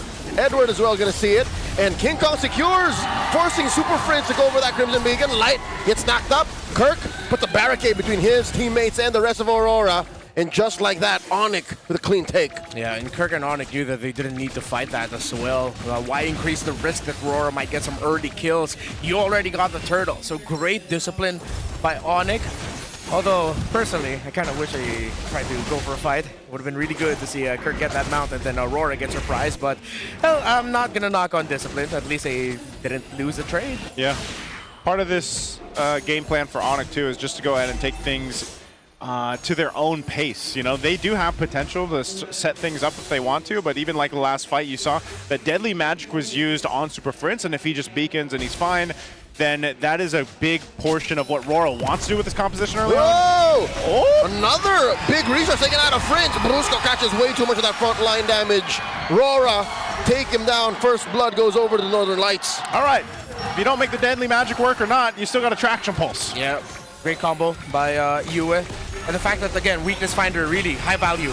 Here we go. Kirk gets a few of those Infernal Pursuits. And the split, the mount, he finds Light, but there's not enough of follow-through. Damage from Super Prince ain't there yet. Brusco looking for that dive. They will temper their aggression. Rora is back to their front-to-back form. Yep, they are. Severo's going to get a little bit extra gold here as Dominic was rotating up if he needed to. Again, that's what we expect with the Claude, to pretty much spend time and kind of double laning here. There's the Radiant Armor for Edward. So he's got that locked in. Kirk, did he end up going Radiant Armor too? So he hasn't built it just yet. Still working on it. He's on the way. Yeah, he's on the way. Should be Radiant. It should be, yeah. If not Dominance, then Chastise. But those are your three core. That can still go Dom. Oh, yeah, Okay. Radiant. Yeah, that's Radiant. I get it. Edward just committed to fully building the Radiant Armor. Didn't he have boots? He didn't. He's like, I spent enough time in the air. I don't need boots. Yeah. If you can jump, why wear shoes? And there's a lot of jumping potential here too. I'm not rotating. Yeah. I'll stay. Well, he's lucky enough too that this turtle is going to be up here on this top side again. So, second one of the game. ONIC looking for control. King Kong will make his way there. He's got the buffs that he needs. Demonkite as well. We'll see this fight unfold. ONIC had the setup around the turtle last time, but Aurora, I think they want to go ahead and get the deadly magic off. Oh no, that's another big engagement. Double ult combo, defensively used. The Regisator, Dominkite coming in. Stopped here, but he will get the final blow. They pick up Brusco after he uses a flicker once more. And now Savero with the Salmon Force. Demonkite secures it. AOG defensively, Light gets on out there, but they will find Yue. Savero finds him. Savero dashing on through. Edward lacking one more proc of the Infernal Pursuit. Now Kirk, run Patrick, run! Demonkite's on him, throws a Deadly Magic, looking for that mount, and he will get it! The Kirk attack lives! But for how much longer? He's got Edward and Demonkite on him. Oh my goodness. Kirk, is he going to get away from this? He's got Kirk a team. now has allies. Super Prince and Brusco are taking the scene. Oh no. Edward wants to finish the job. Kirk is through the split! No! Mayonnaise is not an instrument. Oh, Kirk gets away. Dude, he doesn't even have Radiant Armor. Yeah, he doesn't have it yet. And I think in that scenario, he's happy that he ended up building boots first. Yeah, what? That's... You can't make this up. Oh, blazing the wet right in Savero's face. There, now he's got it. But my God, this is why we've seen Glue banned out so much. I mean, the amount of survivability that Glue has in his kit alone is kind of crazy. And it's a problem. It's a problem for Aurora to deal with. Yeah. Speaking of boots, Edward decided to go for Rapid. Good because of the slow reduction that you get. People usually think of Rapid boots, oh, I just want to get around the map faster. No, it's a slow reduction that's really helpful. 35% is a big deal. Oh, Kirk is clearing the waves. Demonkite's here. Stop Edward from taking it down. Demonkite throws out another Deadly Magics. Kirk is fine again. Radiant Armor doing work. Just built it up. But there's a significant lead growing between him and Edward, with Edward around 600 ahead of the Glue. Yep. But really, once those items start coming in for the Glue, it's a problem waiting to happen. The thing is, though, is that Brusco's been struggling. Again, it's a really smart choice that Yue decided to go for the Weakness Finder. That initial burst is slow, slows down the movement of the Khalid, making it a little bit easier for you to land your hits on him. Lots of control. And that's what we've been seeing in the trade so far. Ooh. Savero caught that Deadly Magics, dropped that Salmon Force, a little extra shield. Help! Help! Not gonna work out. Demonkite takes him down. Gold laner from ONIC absent for this turtle take. Yeah, so I don't know. Is ONIC still going to stay around this side? Did they just forfeit the turtle over without Savero? Nice taunt by Light coming in! Blazing duet by Dominkite. Does a lot of damage. Now he's backing off. Brusco gets taken down. Still in the thick of it. Kirk, where are you going? Great play in the map. King Kong pushing minions and mid, so Demonkite cannot go for the chase right away. He had to defend. Good save by King Kong. Him just smartly pushing the waves meant that Demonkite had to clear it up so that he couldn't chase Kirk down. Yep. This one's going to be very close, it seems, in game one already. A lot of back and forth. That's exactly what Aurora needs to do. They got themselves a bit of a lead. The biggest problem, like I said, is making sure that somehow, some way, you either deal with Kirk or at least protect who you need to, because he every single time he goes right for Yue, you know, and if Yue doesn't have that flicker, and of course he's only able to get away a little bit on this Kimmy, and eventually a Dominkite too, that's going to be a problem. So Kirk scaling up really well here. Aurora will finally get this tier 1 up top down, and so they are starting to play the map a bit, and that's exactly what we talked about. Tractor Pulse? Stolen orange. Savero. Wow. Fast clear. Shields to help deter the damage from the Deadly Magics. Look at that push, though. Oh, they left Dominkite in the kitchen, man. Oh, that lane is cooked. Yep, you can't leave Dominkite on the clod like that. Tier 2 already falling at this point, so... Wait. Even the magic shield, the holy shield popped! Yep. Yeah. That's huge. Get to stop it. They lost 3 minutes worth of extra protection. Yeah, that 3-2 split by Aurora ended up benefiting them greatly. Sent Light to just hide off in the shrubs, making it seem like Dominkite is alone. But ONIC knew like they could try to make a play in the bottom. They were able to steal the orange buff off Demon Kite earlier, as we saw. But that's a big loss. They have to equalize, and they will with this tower up top. Yep, Severo will go ahead and get that.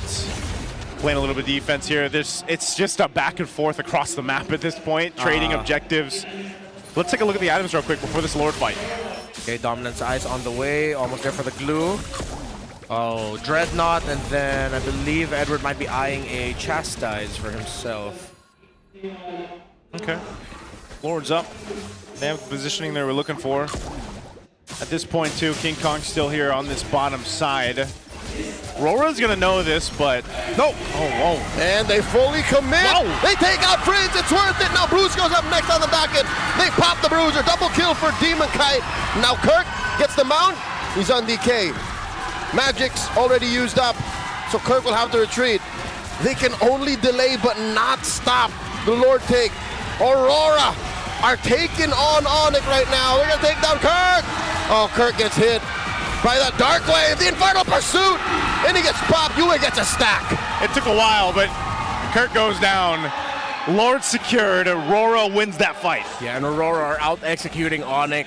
Edward on point with the initiations, catching Super Prince and Brusco off guard, and leaving Kirk to be left alone trying to chase. Domin Kite placing the one to the face. AOG from light blocking out the exit. King Kong very low. Yue's gonna get him. One more stack for the Kimmy. And now in comes Edward. They're collapsing. Severo drives the down force defensively used. Underneath tier 2, Aurora are pressuring ONIC. Aurora comes out swinging. That is a confident play from Domin Kite. And now they march towards the base with the Lord up top. They got a couple shields to work through here, but they'll take down this tier 2 in the mid. 4 items already locked in as well for Demon Kite and Yue. This very greedy lineup of Aurora has benefited from not only the aggressive fights that they've been taking, the great fights, but they've benefited from great macro. Oh my God, Kirk with that half health. He's begging to mount anyone from Aurora. Summon Force coming through, trying to defend ONIC, doing their darndest to take down this Lord. Lord still gets a couple more swings before he goes down. Oh, surprisingly, even without the shield there, Lord's not able to go ahead and take down the turret just yet, but they're going to jump in. AOG from light, and Brusco is compromised. Yue gets another stack, and they try to take down Domin Kite. One more hit would have done it, but ONIC don't have enough dive. Here comes the Summon Force. Edward jumping through. Super Prince might go down one more time. Super Prince gets light, and the Summon Force expires. Domin Kite finds King Kong. Into the back line. Severo survives with the fountain, but they will lose tier 3 in mid. Holy moly, what a defense so far from ONIC. They're still in the game, but Aurora looks to go and take all the base turrets down off of this. Say goodbye, it's a bare base for the Super Fam, and it's time that they respected Aurora's lead. Almost 6,000 gold ahead. Aurora completes the full Brazilian, and ONIC are balled. Nothing to protect their base right now. They are playing back in their M7 form. Dominant, the fast rotations, it's snappier. Yeah. It's like, they've mentioned it themselves. It feels like the morale is low, that they are not playing together. They are definitely playing together now, and ONIC have just been shock and awed. But this is why we go back to the keys to victory. You have on one side, the ONIC side, a team that picked their first 2 picks as the Roman mid. Aurora picked the Roman mid last. They adjusted to it after seeing majority of the pieces on the side of ONIC. This is why we put a lot of importance in the Roman trio for this specific series. Brusco and Super Prince and ONIC decided to go for ego. We picked domination, sure, not respecting the fact that Aurora could have just adjusted later in the draft, and they did.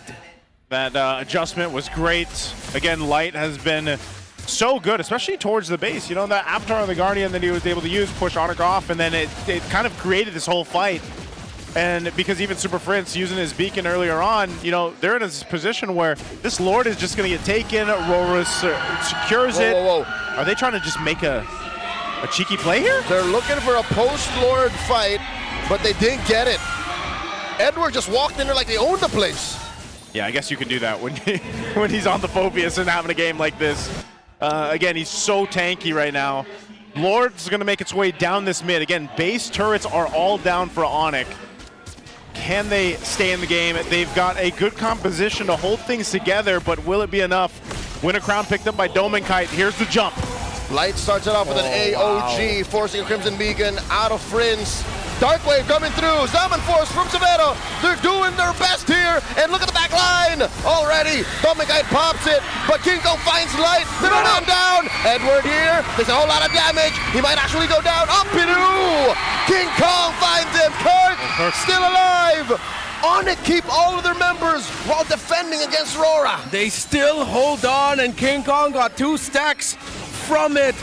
And this is something to build on. Gonna be really difficult considering that Aurora has a very fast rotating lineup that manages minion waves easily, while ONIC have no more turrets. It's very doable, but it's gonna be a tough task for them. It has to start with plays like this. Severo fights Dominkite, forces a blazing duet.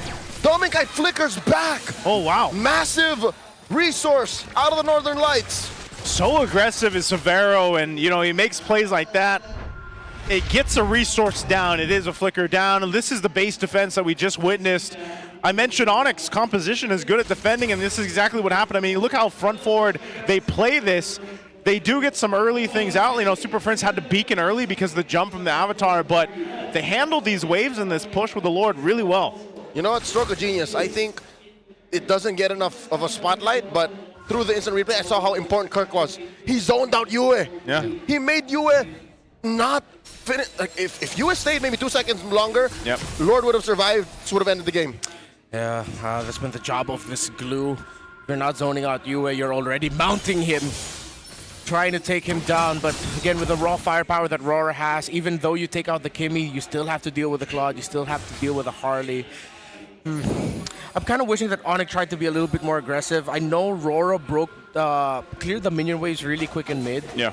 They were probably thinking, oh, Light's gonna be back, we don't have minions, it's gonna be risky, the Gatot can come in. But they already saw that Dominkite used the Blazing Duet. I feel like they had the resources to try and get a little bit cheeky, see if they could get another win, force Aurora back, but they decided to play it safe, and now they're left with trying to clear up minion waves. Again, gonna be really difficult controlling the map here for this Lord, going for a Lord dance with how fast Rora can go around the map and clear.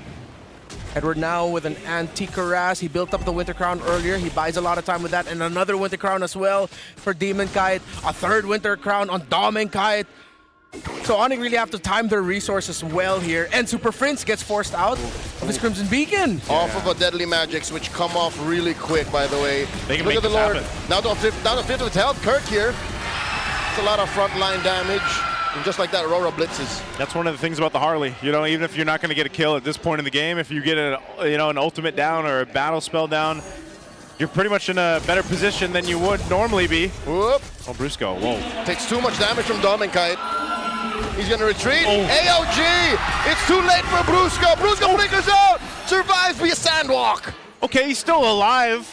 They've got a Lord coming down that mid lane. Even Prince had the flicker. Yeah, there's 2 flickers down though. Should be endable. Oh, this is gonna be tough. They have to play this defense perfectly if they want to stay in this. Perfect high-risk dash. You see Severo is fully item locked. Rora looking to end. Look at Brusco. Brusco with the conceal. What angle is he looking for? It's Kirk who catches the Deadly Magics. In comes Brusco. Finds Light, but that's a no dice starter. Zaman Force from Severo. A lot of pure damage. Forcing the freeze from Edward. Lord is down. Severo still going. Light takes a whole lot of damage out of there. King Kong takes it. Crimson Beacon from Super Prince. Kirk looking for him out. Kirk takes so much damage. Yue gets him. So 1-for-none trade. They still got to clear these waves in up top and mid. It's free. And now Aurora want the base. Severo gets another Zaman Force. Clearing the waves, dashing through Synchrovision here. Corner dash there. King Kong clearing the waves with that charge sweater. Light comes in with the AOG, the stun, but Light falls. King Kong takes down Edward. King Kong goes down. Yue finds him. Yue stacks are infinite. It's over. Aurora take game 1. Raw firepower. Control the center of the map. Control Brusco and Super Prince. And ONIC crumbles. They tried, they held, but the lights shine bright in game number 1. The Lights needed it. They got game 1, but man, did they fight for it at the end there. I thought it was almost going to be another successful defense from ONIC. It was looking really close, but it was such a long fight that, again, they had enough ultimates to make it out and cap out the game. We'll take a look at some of the highlights here in just a second, but man, Rora, this is what they needed. Aurora, the firepower that they had. Again, sorry, I'm going to keep gushing over the weakness finder. It's not like this is the first time we see it. There's a lot of precedents for that, but it's big time. ONIC got greedy with their first 2 picks. It makes sense thinking about it, but then with how Aurora managed to the draft, I think that's something that the coaching staff need to revisit. Picking their Super Friends picks later. That is one of the keys to victory. Deprioritize it so that you can just get a much better pick later in the draft. Aurora decided to go for that. They picked their row mid last, and Light and Yue controlled Brusco and Super Friends all game long. They got more than a half-decent combo. Light on the Gatot Kacha is a World Championship winning pick. Again, maybe only second to Grok or Hylos. So that's in his top 3. Our MVP is going to be none other than you. Again, his stacks were infinite. Who was going to stop him when Kirk was gone? I like the little camera effect there too, but Yue, one of the few players I think that's currently playing Kimmy in this season, makes it work, gets the MVP for game 1. Close to infinite. Just Close one more. Infinite, just one more. Yep. 8. That's a lot of stacks. It's infinite sideways. Yes. That's the kind of stacks I want. Infinite? Yes. Oh. We're still talking about a Skypiercer here, right? Yes, who wouldn't Okay, want sure. infinite stacks? Yeah, I mean, yeah, that's great. But there is a limit to it. It's not really... Not in my world. Okay, sure. I mean, that's the current times of the world. We believe our own truths, right? That's true. Yeah, I mean, not trying to sound like a broken record, but really the effect of the Romid trio. I think there's another one I'd look at here. Maybe let's look at Edward and what he did with his Phobius.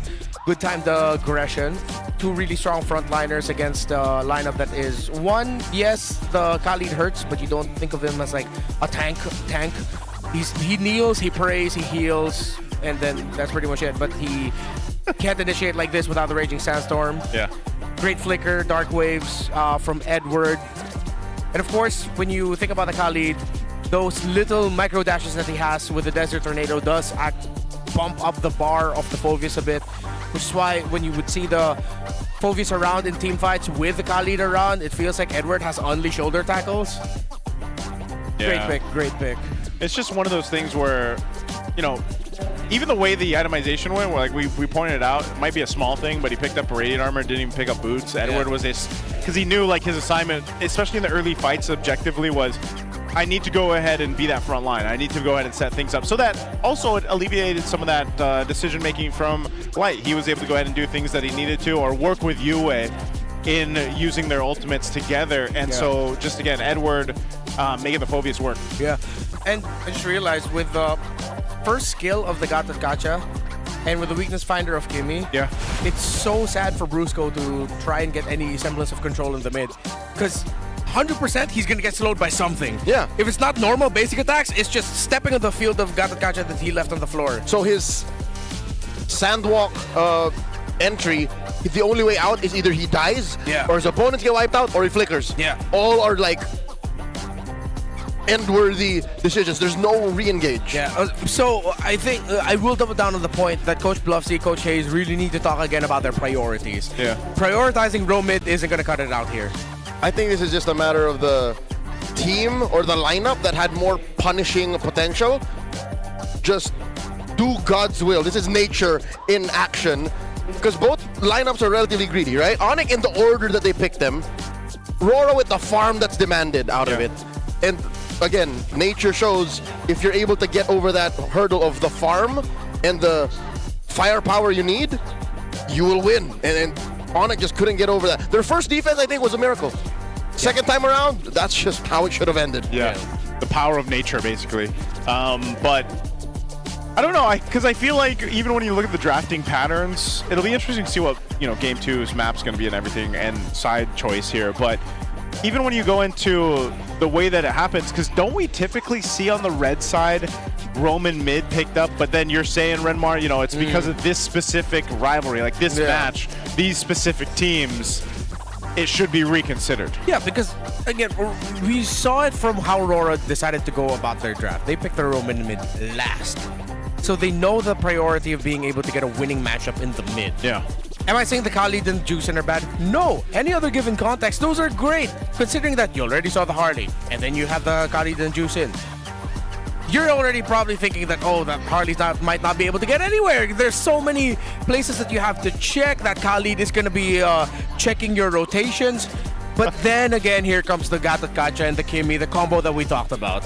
Oh, that's wow, light. I was gonna check. That's 177. I was gonna say, as soon as you mentioned Gatotkacha, I saw that. I'm like, dude, I think that's the highest heart rate I've seen. Yeah, 177. That's my heart rate in the gym, man. But hey, if you have a heart rate like that, why don't you hydrate? Sip purified water is filtered through volcanic rocks for a crisp, clean taste that quenches like no other. Quench that thirst. Take care of your hydration and your heart rate.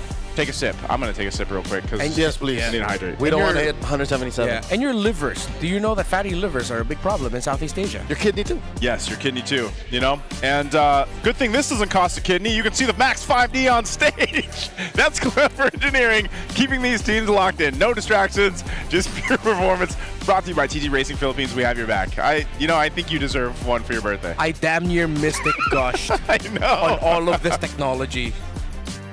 Hey, we would have been so screwed. That's all right. You know what? It's your birthday, so you get a pass. The clock is ticking though. Don't though. The seats are filling up. Don't miss your chance to witness Team Falcons go against TNC Pro Team right here at Victoria Sports Tower this coming May 15th. That's in 5 days. That's Friday. Head on over to ph-mpl.com and get your tickets now. Joseph, also your playoff tickets. Yes, Daniel. TNC is 1 game away from getting eliminated because Rora is now at match point. TNC are watching this right now, just, oh no. They are besties with ONIC more now than ever. Yeah, they're just hoping that this isn't a sweep. They're already happy with this going to game number 3. That too. They just want ONIC to win game 2. That's it. Even if Rora wins, as long as it's not a sweep. As long as it's not a sweep. It's not over just yet. Yeah, because the condition there clearly showed 2-0 for Rora to beat ONIC. So Phoenix Army, I don't know what you need to do. Like, my new best friend. Yes. Sonics. Get out there, start dancing, rain dance, or Phoenix dance, or whatever it's going to be. Let's go ahead and go over to an interview. An international rivalry at its finest, and Aurora Gaming shines the light by taking that game 1, Odin. At tamang-tama lang because we're here to talk more about Aurora. At nakakuha na nga sila ng isang puntos in that match. Right here with us is their head of marketing, Fern Ali. Hello, welcome to MPL Arena. Lagi natin siyang kasama dito. Alam mo, Fern, nakita namin yung post niyo online sa Aurora Gaming page kung saan nag-hand out ng goodie bags ang Aurora players to the jeepney drivers. Can you tell us the story behind this gesture? Basically, the team wanted to go out of the gaming scene. So, pumunta kami sa areas ng Pasay in which nag-donate ng relief goods yung players with the team. And then, ayun, the players are happy to help repack and distribute the relief goods throughout the drivers in Pasay. And Fern, matanong lang namin, bakit jeepney drivers yung napili niyong tulungan? Actually, prior to the season, naghahanap talaga kami ng sectors on who to help. And especially sa mga pinagdadaanan ngayon and the crisis that has been happening to the Philippines, we think na yung drivers talaga yung pinaka-naapektuhan, kaya we wanted to help them. I love that. Ang ganda ng ginawa nyo at nakatulong pa kayo sa ating community. And we want to know more about Aurora Gaming as an organization. Ano ba yung gusto nyong i-impart to the community as a whole? We believe esports kasi it's not just about joining tournaments or winning championships. We believe it's also about giving back to the same community that helped you. So, ayun, gusto talaga namin i-break yung barriers na it's not just all about gaming, but it's also about helping and doing good for the community. And lastly, Fern, meron pa ba kaming dapat abangan ng mga community outreach nyo at kailan yun? Definitely, we've been exploring a lot of community initiatives, especially before the playoffs. May upcoming kami, so abangan nyo. And I also wanted to take this opportunity to thank all of the Auroras who's been supporting us through ups and downs. Thank you so much to our community leaders, volunteers, and especially to our community manager, Mary, na big part talaga ng lahat ng community initiatives namin. And Aurora Gaming will continue to be community-driven and push beyond limits. Sobrang solid talaga ng Aurora Gaming as an organization. Kaya naman bumabalik din talaga sa inyo ang suporta ng super fans ninyo. At ngayon, syempre, magpapabigay ulit ng mga flowers ang ating mga fans for Mother's Day because it doesn't end in a single greet. And nandito sila ngayon to once again give a small token of appreciation. To the ladies, to the mothers inside the MPL arena, You all deserve to be appreciated. And with that, we'll be going back to the action as in a few minutes we'll be heading on to Game 2 between the international rivalry of Aurora Gaming and ONIC Philippines. Thank you so much, Odin, Thea. And again, happy Mother's Day to all the mothers out there. We've got quite a few mothers coming through to watch our games today. And your mother. And your mom.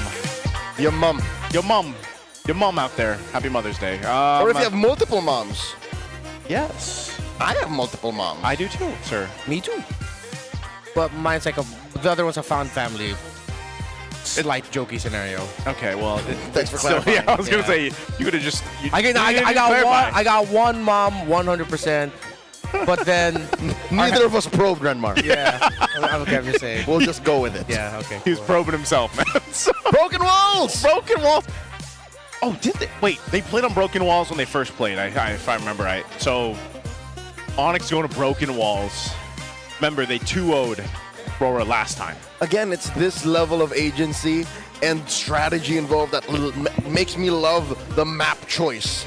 The fact that here in MPL Philippines, correct me if I'm wrong, the only region in the world that allows for teams to choose when they're in the home spot in that order in the series.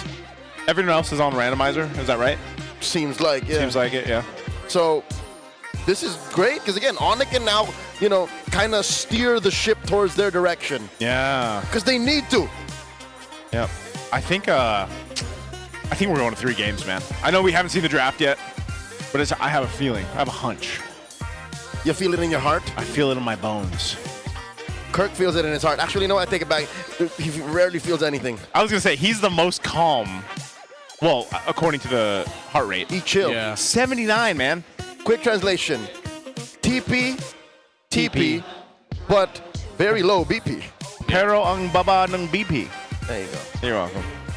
Yeah, if this is a slightly older generation of ML players, they think that's trash talk because BP is a different terminology. Which one? It's the final result of the game. Oh, yeah. You got BP. It means you got battle posted. Like they showed the world that they beat you. Gotcha. Yeah. But wait, what's up with this? Oh, here amongst we're XP laners. Yeah. Amongst the XP laners, Kirk is basically the lowest heart rate. So I hope that we actually get to get some more like data on the heart rates. But then you got to remember too, like it's very also dependent on what did the players do before the match? Did they have some caffeine? Did they work? Let's say they did push-ups or something. Like they're going to be a little more active. Also, some of the more active players out there have naturally lower heart rates. Underlying, possibly non-life-threatening conditions that they just live with. Some people just function that way. Arterial fibrillation. Yes. Get ECGs done. Do you guys know your resting heart rate? Yeah, I'm about 67. 67? 67. What are you? For reals, I am at You are? Yeah. I'm usually around like in the 70s. Yeah. I'm a bigger, shorter dude, so slightly higher for me. No one asked, but mine's about 59. So See, there you go. That's what I was going to say. It's like 67 is slightly higher for athletic people. Yeah. But I have really high stamina. Yeah, you do. Like for a built dude, my cardio is top tier. That's what my crew said. What's your choice of cardio? Muay Thai. Muay Thai.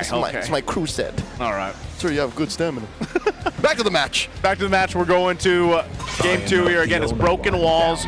We've got ONIC on that blue side. So Rora's going to be picking up on the second picks here over on red.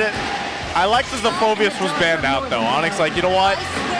Edward, we've had enough. We're taking out the Phobius. Harley is not banned out yet. Still the Freya and Fanny over here from Rora.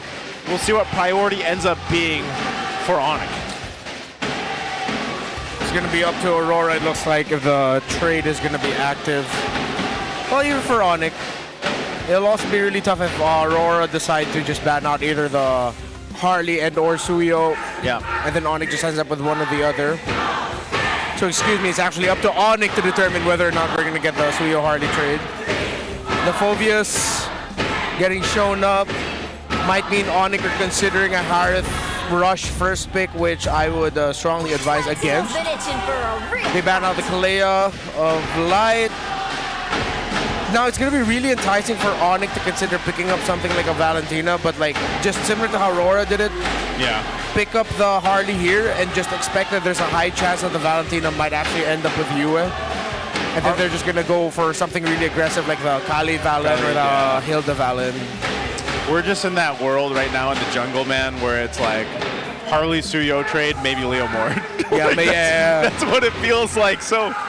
Oh, and Baksha, but he gets banned out. He gets banned out, yeah. So I don't know. The jungle, it's always kind of been that way, right? There's always like these 3 heroes that usually get traded out. Yeah, it's a triangle. It's a triangle. All right, the Jushin's going to be the last ban here from Rora. So I am kind of just expecting the Harley to get picked up here. Unless there is a different plan for ONIC. They might want to consider the Valentina first and then leave the choice to Rora. And then, yeah, just go for that trade. Yeah. But nah, just go Harley. That's just... Are we still thinking that's just how OP Harley is? Like, he's that guy. He's busted, dude. He's that guy. If you extend his space escape up like 2 seconds and cool down, he's not going to be ass broken anymore. That's why you take the other busted jungler, which is Suyo. Oh, yeah, as expected, they get the Valentina, then they get the Suyo. Yep, okay. Then now ONIC will consider showing their roam early. I think you can say really save your mid later for later, ONIC. For later. Unless you suddenly go for a surprise Valentina, which I am, excuse me, Lilia. I am okay with. Any other pick than that, just save the Super Frince pick later. Yeah, Frince played the Lilia in their first bout, and was that week 3? Yeah, I think it was week 3. He picked up the Lilia. So they're probably just going to save it just because of that hero pool for Frince. They'll take the Claude. This is kind of expected over here on the blue side too. We'll see if they end up picking their XP. Do they go XP here? They go for Kirk? The stuff here is that now Aurora are very happy to pick up a Harith also, with the Phoveus being gone. Yeah. Harith Valen together. Okay, they save their Super Frince pick for later. Good. They get their roamer now, which is the Hilda. And then that makes Aurora now consider banning out the remaining best ones that they could go for. Two serves, 1 bird, 2. Because we don't know where this Hilda's going. Yeah, oh yeah. So they still they don't just save the Frince pick, they kind of save the Brusco pick too. Yeah. So the duo. That's why you got to have that. You got to have one of those heroes that are just flexible in that first phase. Hilda's that hero right now. I think I like Harith right now.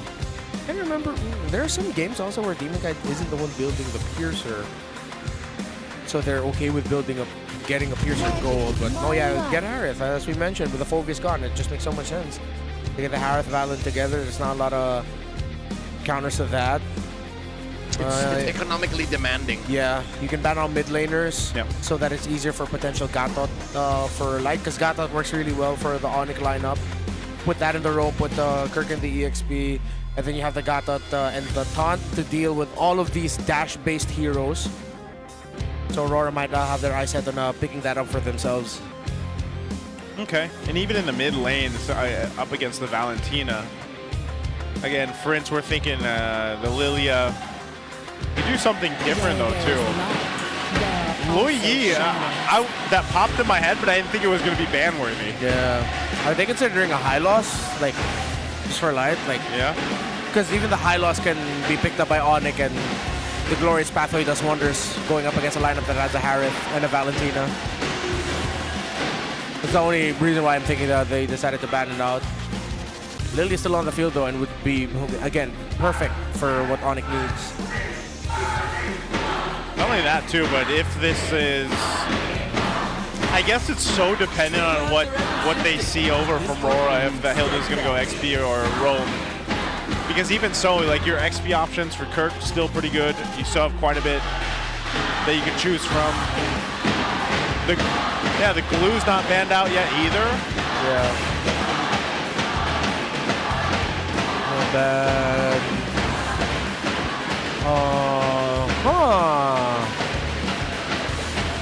I'm thinking if there's any room for either one of these two to pack a Guinevere roam. Guinevere roam. That's what both lineups are kind of short on, like sheer crowd control. And yeah, Guinevere roam would actually be good with either. Actually good for Aurora. With the Phoveus gone and with how ONIC are handling the bans here, they can still end up with a Guinevere Arlott combo.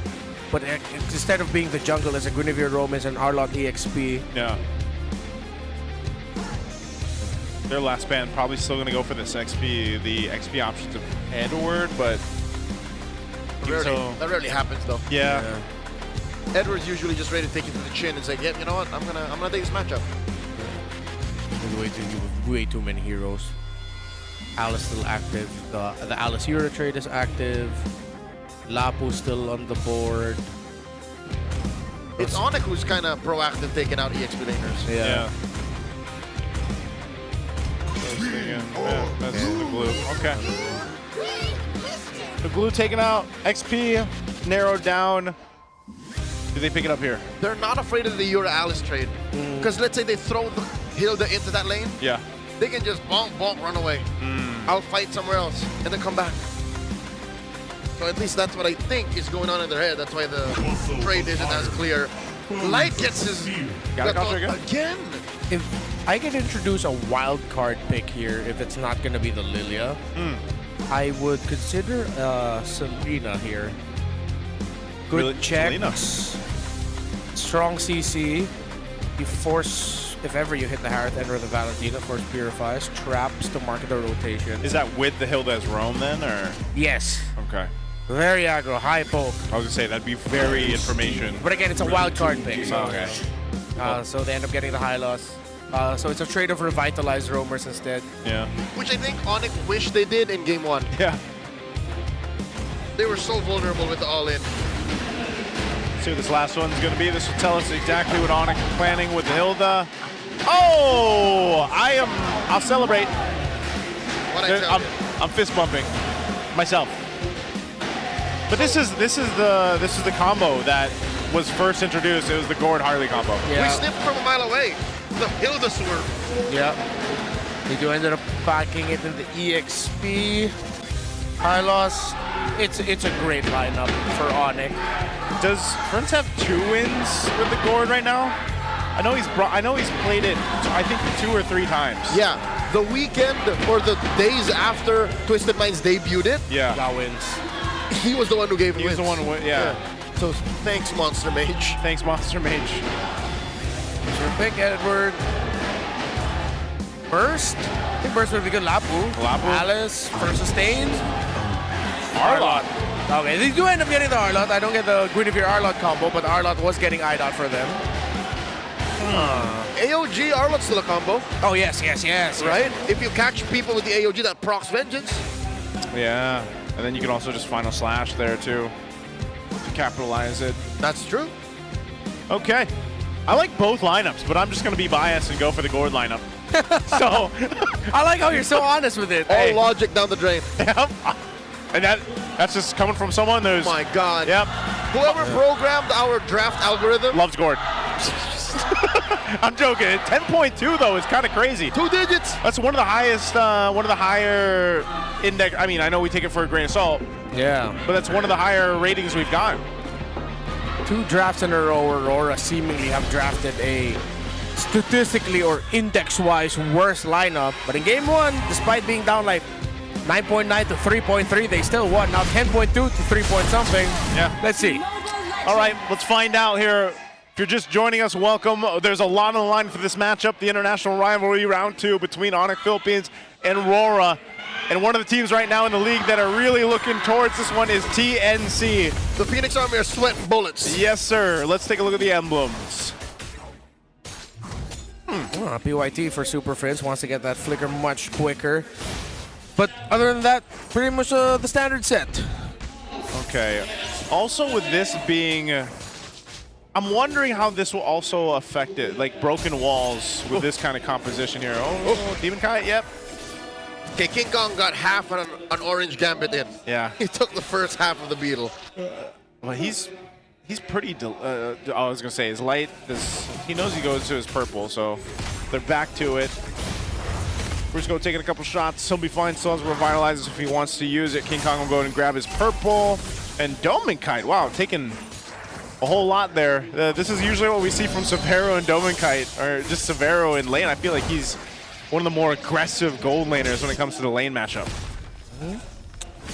Early items. Boots rush. Oh, Kirk! Kirk. Oh, he's foregone. What was he doing? Why was he in so deep? Yikes, that is a miscomm of all miscomms. Yeah, there was no one with him. I was just gonna say, I'm not sure why he was there. It seems, I don't know if he was told by Brusco and Super Friends to go and check, or if he just decided it on his own, but in those scenarios with not a lot of info, you have to talk with your Roman mid laner and let them know if you're gonna be checking like that. How many are in here? How many? Domikai 1v1! Flickers out! Oh! Savero!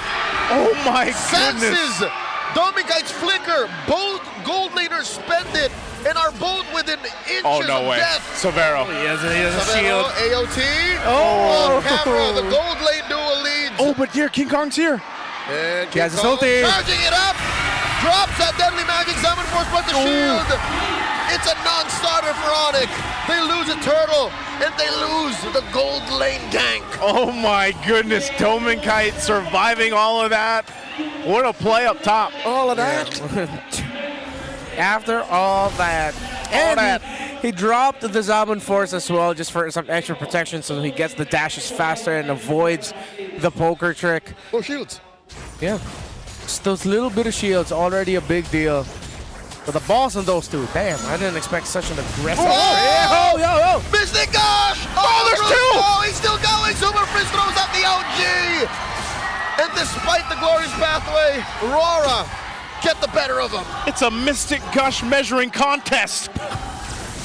Oh, blazing duet coming through. Light keeps Severo down, but Severo gets on out of there. He's fine. Okay. Hasn't been the smoothest experience for Severo. But Dominkite is now going to be able to get a lot of farm here. A lot of more gold, and ONIC, they are running out of time. It's the final slash used to compromise Brusco's position. He's fine. Cool as a cucumber. All right, he's going to be fine. Oh, wow. Whole lot of action happened across the map, but they've got the push happening down here. Look at how many members on both sides are here towards the bottom side of the map. Glowing Wand already secured by Yue very early on here. Super Prince getting close to his first item also. It's also a wand. It's also a wand, I mean. So the contest continues. Yes. Glowing Wand, great first pickup for any mage. Please pick it up. Unless you juice in and you go for Elegant Gem, then do that. Just everybody get Glowing Wand. Yeah. G-dubs. Yep. Especially with the Revitalizers in play here on both sides. Yep. So. Oh, wait. Yo. Kirk's full first item is Heptasis. a Heptasis, so he means business. He's got ill intentions. Okay, this turtle, second one of the game. Aurora holding on to it. Kirk's on this off angle here. Everybody joining for this one. Oh, a dogpile on a Kirk, the same spot he died about 2 minutes earlier. They dropped the glorious pathway, a stolen one. Comes out two, Zaman Force. Oh, Brusco. Severo gets it out there quickly. Brusco in the middle of four. Second turtle goes to Aurora. This team is revitalized. It's like we're in Jakarta all over again. Remember earlier this season, it was a surprising dominant sweep by the Super Fam against the rivals in Aurora. And now it's not only Aurora or ONIC affected by this. We are minutes away, getting closer and closer to seeing even TNC get eliminated because of Aurora's sweep win here. Oh, Light here catches the taunt, but Severo knows the timing. BMI through, and now in mid, they try to catch Edward. Oh, what? Edward gets taken down. Fringe, the first kill for ONIC. Ooh, that is the damage we were looking for. So Super Prince gets one. You can see Yue holding on to his own beam here. That's right. So that's just lethal force. Oh. In mid, waiting to happen. Severo blazing to win. What did he expect would happen here? He has a PMI. AOG. Oh. He flickers through. Kirk might see Kite off cam, but they trade either way. What could have been happening in that fight? I cannot figure it out. I was looking at that. I didn't expect Kirk and Demon Cat would actually find each other or trade each other out. Tell you anything. Yeah. I could watch both and I still don't know. Oh man. Yue still holding on to his own ultimate of the gourd. Yeah. And Mystic Gush too. So we know ONIC's lineup, they have the damage is there for sure. But it's a ticking time bomb for them, because the longer this game goes on, then even Aurora has that damage through their Valentina, through their Harith. Even if this goes on to the late game, ONIC, despite everything that they can dish out, Aurora's damage comes with sustain. I mean, Severo does as well, but it's steady. Yeah. The Harith damage comes out to burst. Demon Kite, does he have any stacks yet? At least one or two? Yeah. Not sure if he... Because he didn't first build this item, he just went for the Fury Hammer and then he went for the Sky Piercer. Something tells me he might have... 3 already? No. Oh. Because he traded with Kirk, remember? Yeah. Ah, yeah, it would have reduced. Final turtle coming through. Brusco drops that glorious pathway. And in comes Silver Princess Gush. No dice. Yua survives, holding on to his. Yep, Yua still got his. It looks like they're probably... Maybe he just keeps it. They don't need to use it up, but that's 3 for 3 in the turtles for Aurora. They haven't figured out how to fight them against the objective right now for ONIC. And maybe it's just one of those moves where let Severo scale up, get to where he needs to be. But he's, I feel like Dominicite has done a really good job of just holding his own in the lane and then keeping that pressure up there towards taking down that tier 1. Yeah, the early deaths also that Kirk suffered. He's a Heptacy's first item. He's not going to be able to do much. He can do something, but he's going to crumble really quick. He'll have to make the most out of a Power of Wildness. Boys pathway dropped down. I don't think they're going to follow through. They did see UA was there, so they just got that turret. So turret falls. Tier 1 up top, and Aurora will choose where to focus on next. I'm just thinking here, now that King Kong also just gets a Divine Glaive, is maybe one of the best moves, aside from waiting for Severo to go ahead and get that Trinity locked in, is just start to see if they can actually get a -1 down. Little Gush thrown out by Super Prince. Little damage check, Light's gonna be fine. He'll heal back up here. Oh no, Kirk going to hunting. A little too much to ask to kill him underneath tier 2. Yeah, they're not gonna chase him down, okay. Yeah, with King Kong nearby, and Aurora knew that the Harley was there. Would have been risky to go for the chase. Severo's farm compared to Dominicite, though relatively close, despite everything that's happened. Just 300 a piece. Massive projection there, catching 3. If ONIC can find the timing with that stun and a glorious pathway, now that would be the dream. And a good thing also right now for ONIC is that the leads in terms of gold are spread out. It's not like there's one person or one hero who's really gapped by their opposing laner. It's already close, but there is a growing one between King Kong and Demon Kite at 700, and they have to keep that close. But King Kong built the Divine Glaive second, went for the rush, so it's not going to feel like he has that deficit. The damage of the Harley is there. This is why, even given how this the last minutes have gone, ONIC can still fight this. They can actually still contest this, and Lord can't be fully committed on Aurora just yet. Severo's up here. He's working on, I believe, his last item to get that Trinity. I know he had the DHS and Golden Staff. Yeah, he's very close to that Corrosive Sight. Light here, without about half a Vengeance by Edward, fainting the rest of ONIC. They're blitzing it. There's the Gush thrown out. Edward catches the Deadly Magics. He's fine. Severo pushes down bottom. And this ain't a dance unless Brusco can turn it around. Demon Kite secures it. The rest of them dogpile on the Demon Kite. It's Brusco scores the kill. AOG defensively used. That's DK for the Lord. Yeah, worth it there, but they have to try and hold on to the tower in mid. But with the other members of Aurora quite low, they might lose it.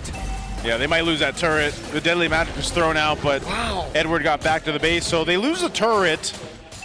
But I think Aurora, I don't know, are they actually going to be able to do anything with this Lord pushing through? Maybe a couple well, the tier 1 and mid still up. Yeah, at least be able to break the tier 2 in the top lane. They don't really have enough of a flow down bottom. They're definitely not just going to easily get the tower in mid. And I think, ONIC are positioning so that they can clear it fast. This is no an charge. honest effort by ONIC to actually get rid of the Lord. Prince throws out a Gush, and they successfully defend. Very quick clear. That's what this composition does give ONIC. So the Lord pretty much resulting into essentially nothing for Aurora. If anything, Aurora lost their lead. Yeah. ONIC are up by 500. The gap that was closed was the Harley one. Because now it's the Harley with the lead over the Suyo. When heading into that last big Lord fight, it was a 700 lead for Demon Kite. Yeah, this is why I was thinking that, now this is that timing that you're looking for with ONIC's lineup. Severo is pretty much for the most part, where he needs to be. And if they can actually follow through with just a simple stun, like you mentioned earlier, Leo, that actually is going to be deadly against for Aurora to deal with. This tier 1 turret will be knocked down. Severo grabs that. And now it's ONIC trying to look for some openings here. UA is still holding on to this Mystic Gush, but he's got to be careful too, because if they do get caught, even by King Kong, we've seen him be very proactive on just throwing the deadly magic out. He can potentially, whoa! That's a projectile. Oh, like that. Plus a gush. And within a second and a half of engagement, Light just says, I'm out of here. That's why the first time we saw the Gord come through, it was paired up with Harley. Like, it's such a deadly synergy between the two heroes and the itemization, even with that Genius Wand being in play. So even when you build magic defense. Yeah. True damage, raw magic and true damage. Oof. It's gonna be really tough here for Light now. That's one thing that I forgot to consider, just how much damage that is stopped by the combo. Oh, stun. Wow. That No conceal intercepted by a single projectile. Yeah, Brusco giving the information also, so it was an easy call for Super Friends to drop the stun down. 10 seconds before the Lord spawns items. The lead is between the Gord and the Valentina. Big one favoring ONIC. 1,000, but it's already up to a Holy Crystal for the Harith, so he does have damage. Okay. Ward's up here. Aurora, they've got their own idea. They're going to go for Kirk. Oh, the final slash won't connect on Kirk. So no final slash available. Gush thrown out by Super Prince. Okay, some green lights for Aurora. They know that big resources have been spent. But with ONIC here, having the Lord soft reset, they're going to have to reset that dance as well. That's the problem too. Like, look at this. King Kong just able to go ahead and deal with Demon Kite. He didn't even use the deadly magic yet, but just staying on that side while Severo holds the Lord is enough information for ONIC to kind of wait for Aurora to potentially overstep. Yeah, King Kong's going to swing up. Oh. He'll give the information to Aurora that they show up. Actually, both junglers do that. Aurora make a move. That's another projectile catching Edward. They want to rush. At this point, Edward still has that final slash. And Yue gets put down to half health. Brusco putting a barricade between the Lord and all of Aurora. This may be the signal. Maybe the Northern Lights are actually giving up on the Lord. Not just yet.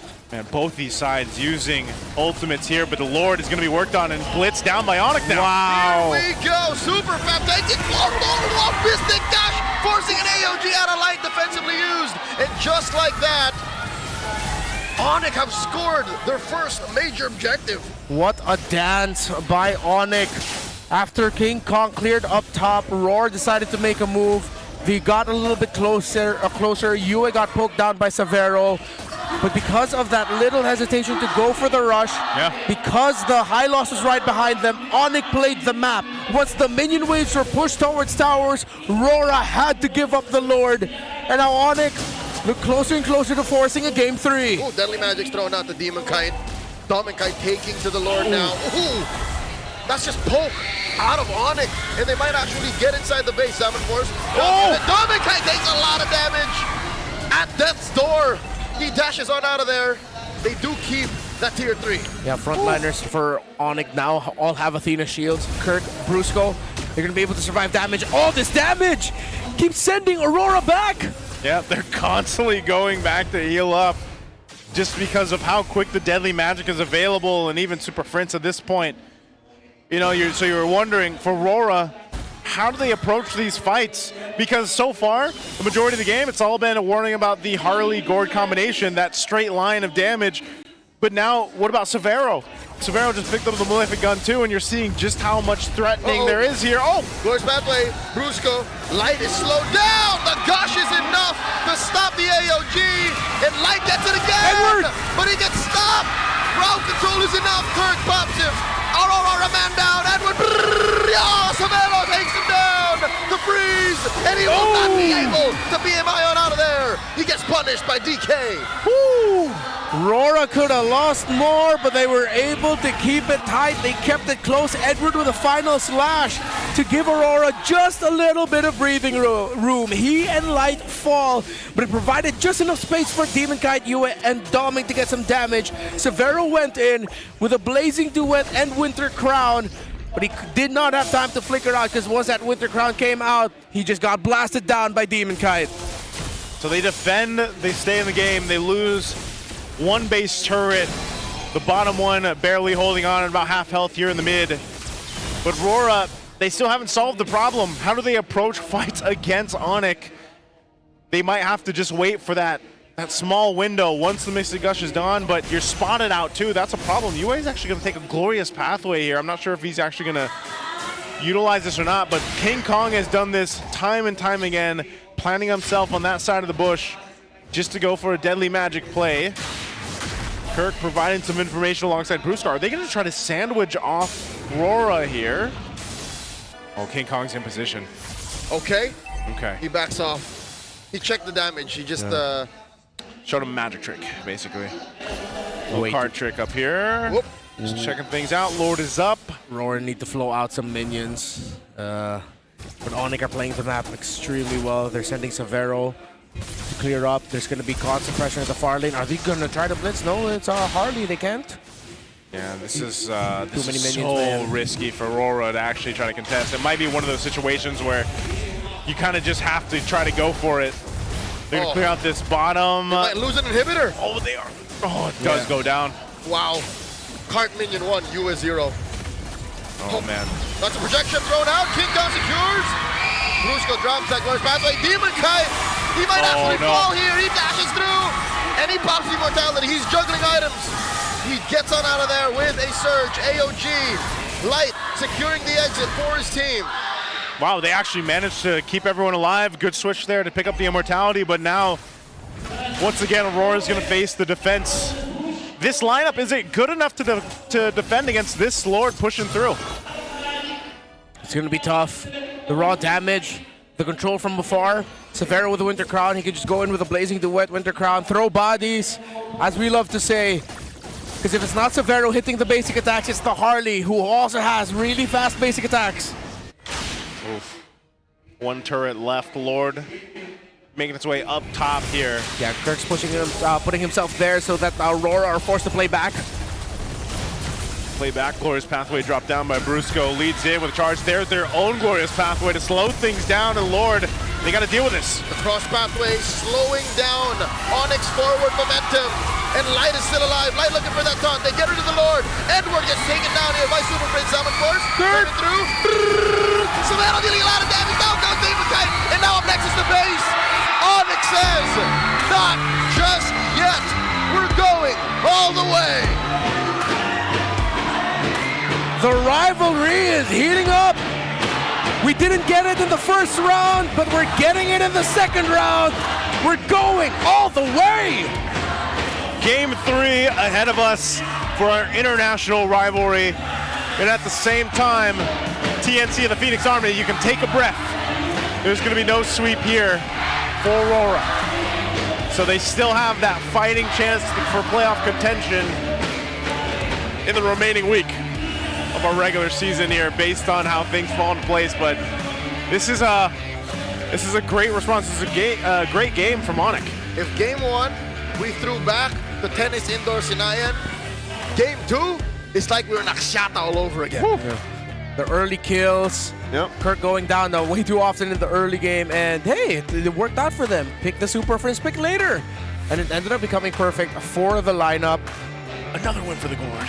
Not to mention oppressive dancing. Yeah. I haven't seen dances that frustrating for the opponent in a while. These were what, 30, 40-second dances? Yeah, so difficult. That's why I'm sure for everybody here that was watching this, and you know, maybe you're rooting for Aurora, but you're sitting there thinking, man, like how do we approach this team fight? How do we approach these objectives? Because even in the last one before the Lord was secured, it wasn't there. You know, there we go. Super Friends MVP. That's my MVP. That's my MVP right there. By the way, I'm just gonna stand by with what I said before we went into the game. I was like, ONIC's winning this. Whoever has the gourd. Whoever has the gourd, that's your vote. So if Aurora get the gourd later, then it's... I'm wondering, I'm sure UA can play it. Yeah, I'm sure we haven't seen him play it. Yeah, because they rotate around their favorites, man. It's Kimmy, Valen, Eve, Farsa. Do we even get like an offshoot Kagura game for them? No, I don't think so, but yep. Pull yourself together, really good. You get that flicker. It's almost necessary for Gore.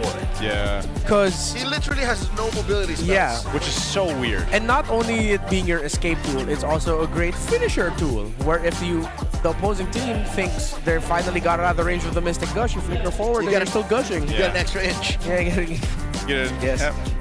And that's why he won the measuring contest. Yeah. I mean, it's the OG. Like, you can't lose that. Imagine the embarrassment. Yeah, that's true.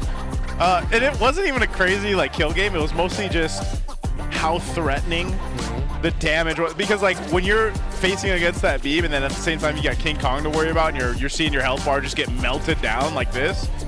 But what do? You know? And that's why I was saying that was step one of a problem for Aurora. Then it was Severo. We saw him actually come through. I think Severo spent more time just knocking down turrets this game. Yeah. I mean, his job is simple. Just farm up, and then when the team needs you, go in with a good blazing duet. This one. Like this one. In a bit. Almost there. Wait. Oh yeah, it happened. There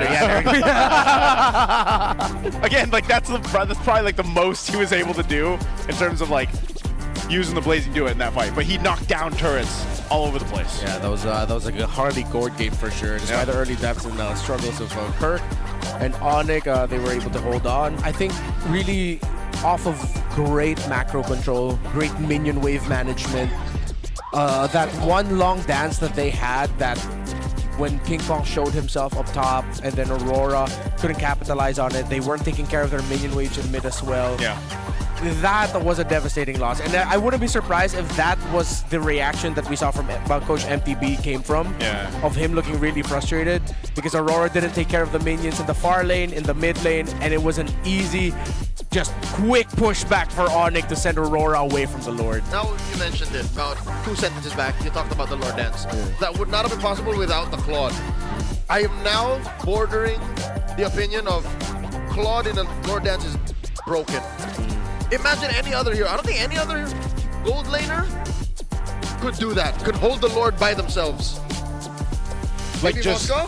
Moskov's the closest, yeah. Can Bruno? Bruno actually can also. But he... Yeah. Actually, no, yeah, he can. No, but you don't have the same ability. No, yeah, for sure. Definitely. Oh, you're talking about just for the fact that you can rely on your BMI to get on out of there. That's an all-in-one tool of managing the long lane, dancing solo, and then being just as easy a threat in team fights. And it works perfectly with having the Harley, of course, because like we saw King Kong do so much, was he just playing himself in that bush. He waited there. And then if he finds someone just inch close enough to get a deadly magic off, it's almost an automatic. At least if it's not a kill, it's you have to go back. You can't really contest this. Yeah. So it's just great to see there. Oh my Again, god. Look at the heart rate on Light. Light. Wasn't he 177 the last one? Was it Light? Yeah, his peak was 177. 177, man. Hey, you know what? I know playing Rome is stressful, man. I think that's what it is. I think hopefully Light's all right over there, because I think that's the hard part about it is his heart rate is raising for the fact that every time he gets close, he's just beamed down, So we'll see if what adjustments are made for Game 3. But if you guys are looking forward to, if you guys think you have what it takes to run the show with E-Project Esports for everyone, we're giving you the power to bring, holy moly, we're bringing the MPL to you guys. That's right. Participants get exclusive access to tournament modes, free in-game items, and even diamonds. Just head over to ph-mpl.com/e-project to start your application. Time to turn that passion into action, folks. Visit our website for more info. Collect yourself, Joseph. I just, I'm so excited for E-Project for everyone, right? But we're also calling on our super fans, stay updated on all things at MPL Philippines and connect with the most passionate community like us. Join the MPL Philippines official Facebook group, the Superfan channel, and don't forget also the MLBB official Discord. I love this group. Get your all-access pass to exclusive content, the latest news, and community discussions. Lead the conversation and have a chance to be featured as our Superfan of the Month. Be part of the MPLPH family in a really well-moderated group. Scan the QR code on your screen now and join the conversation. See you there. Yes. We'll see you guys there. We love to see all of our fans talking about all the things happening, and this is also happening right now. It's time to lock and load. The exclusive Dynamic Portrait and Radiant kits are officially live in the shop. And now is the best time to gear up. From today till the 23rd of May, you can enjoy 20% off during the first month launch. Heard that right. That's just 640 diamonds for the Dynamic Portrait and only 200 for those Radiant kits. Log in right now and flex that Angelic Agent in style. I love them, by the way. I'm a big supporter of the Radiant kits. It's pretty cool. I have one for Alpha. I forgot something Revenant, but it changes all the It's the purple icons. one. It's the purple one. Your screen is purple. Yes. Everything is purple. I'm partially colorblind, but I'm sure it's purple. I play in colorblind mode as well. What do you see? Kind of purple-blue. Close enough. So close enough. But I do know that it looks cool. I think we're gonna ask our. Can you guys hear us? Hello. Hello. Naririnig niyo po ba? Nakakonect na po ba ang line sa Amerika? Gord wins. Yeah, it's a Gord winning day for It is. Nice. He's very happy about So Oh, it. dito sa ginawa ng ONIC Philippines, we called it ONIC Magic, yung mga splits na nila. Meron ba kayong, ano ba tinawag nyo doon sa ginawa ng ONIC na yun? Really good split pushing. Really good Really good. Good split pushing. Hindi man si Savero ang naging MVP, his claw, the way he played it, threatening both the long lane push and the single-handed Lord Dance. Siya lang yung mag-isa ang mahawak. Mag-isa lang Oo, parang kaya ko eh. Kami ni Claude. He had a sound effect for it. Paano? Tama naman, bala kasi yun eh. Oo, tama naman. Tama naman. It was great though. Ikaw pala yung gumagawa ng mga sound effects na yun. Yeah, always. Ay, gusto mo bigyan ko yung text. Never me. Yes. 100% always Leo. Do you guys know that there's a sound? The Mystic Gush, yeah. There's a sound effect for the Yung Mystic Gush, yung Mystic Gush. Mystic Gush, by the way, is the sound effect, is the ultimate of Ford. Wag. If I reveal what the Mystic Gush looks like and sounds like, it ruins the magic. Well, okay. By the way, here's an update.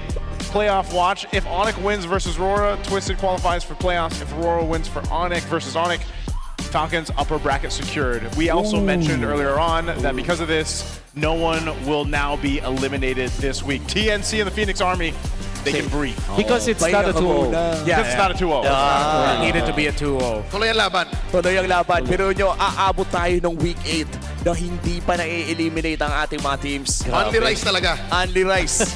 Pare, pag may chance pa kahit 5% lang yan, kunin nyo. Maganda yon. Tama, maganda talaga yan. You know what's really interesting here is literally para sa Aurora at sa APBR, kailangan talaga natin maghintay ng last week, last day, last match. Yep. Because it's Aurora AP Brent. Aurora Yes, AP, sir. tama. That's the one. Oh man, Yeah, and that's AP Brent's one match to close out. that's their only match left next week. If I'm not mistaken. They have two. They have two. Oh, they have two. Pero nothing else matters but that specific match. In fact, kahit manalo ang Aurora ng dalawang back-to-back ngayon, Today next included. season, today included, and they lose against APBR, they can't make it to the playoffs. Ganun ka-importante yung last match na yun. So AP Brent damn. is the gatekeeper. Yes, APBR sir. is the game. And also the holder of their fate. Ganun katindi. So, para tayo nga naghihintay dito sa isang elimination match. Next group week. stage match. Pero Next group week. stage pa. Pero group stage pala. Wow. And by the way, that is quite literally ang pinakahuling laban Exactly. Totoo Yeah. yan, ng season 17. Like, beautiful. That's beautiful. We're gonna have to split off again. Game 3 is upon us. Goodbye, Filipino. Bye. Bye, We'll see you bye. guys. Okay ka lang po Goodbye. dito. Okay ka lang. Ayos lang ako, ayos lang You ako. good? All right. Ayos. Bonjour. Bye-bye, guys.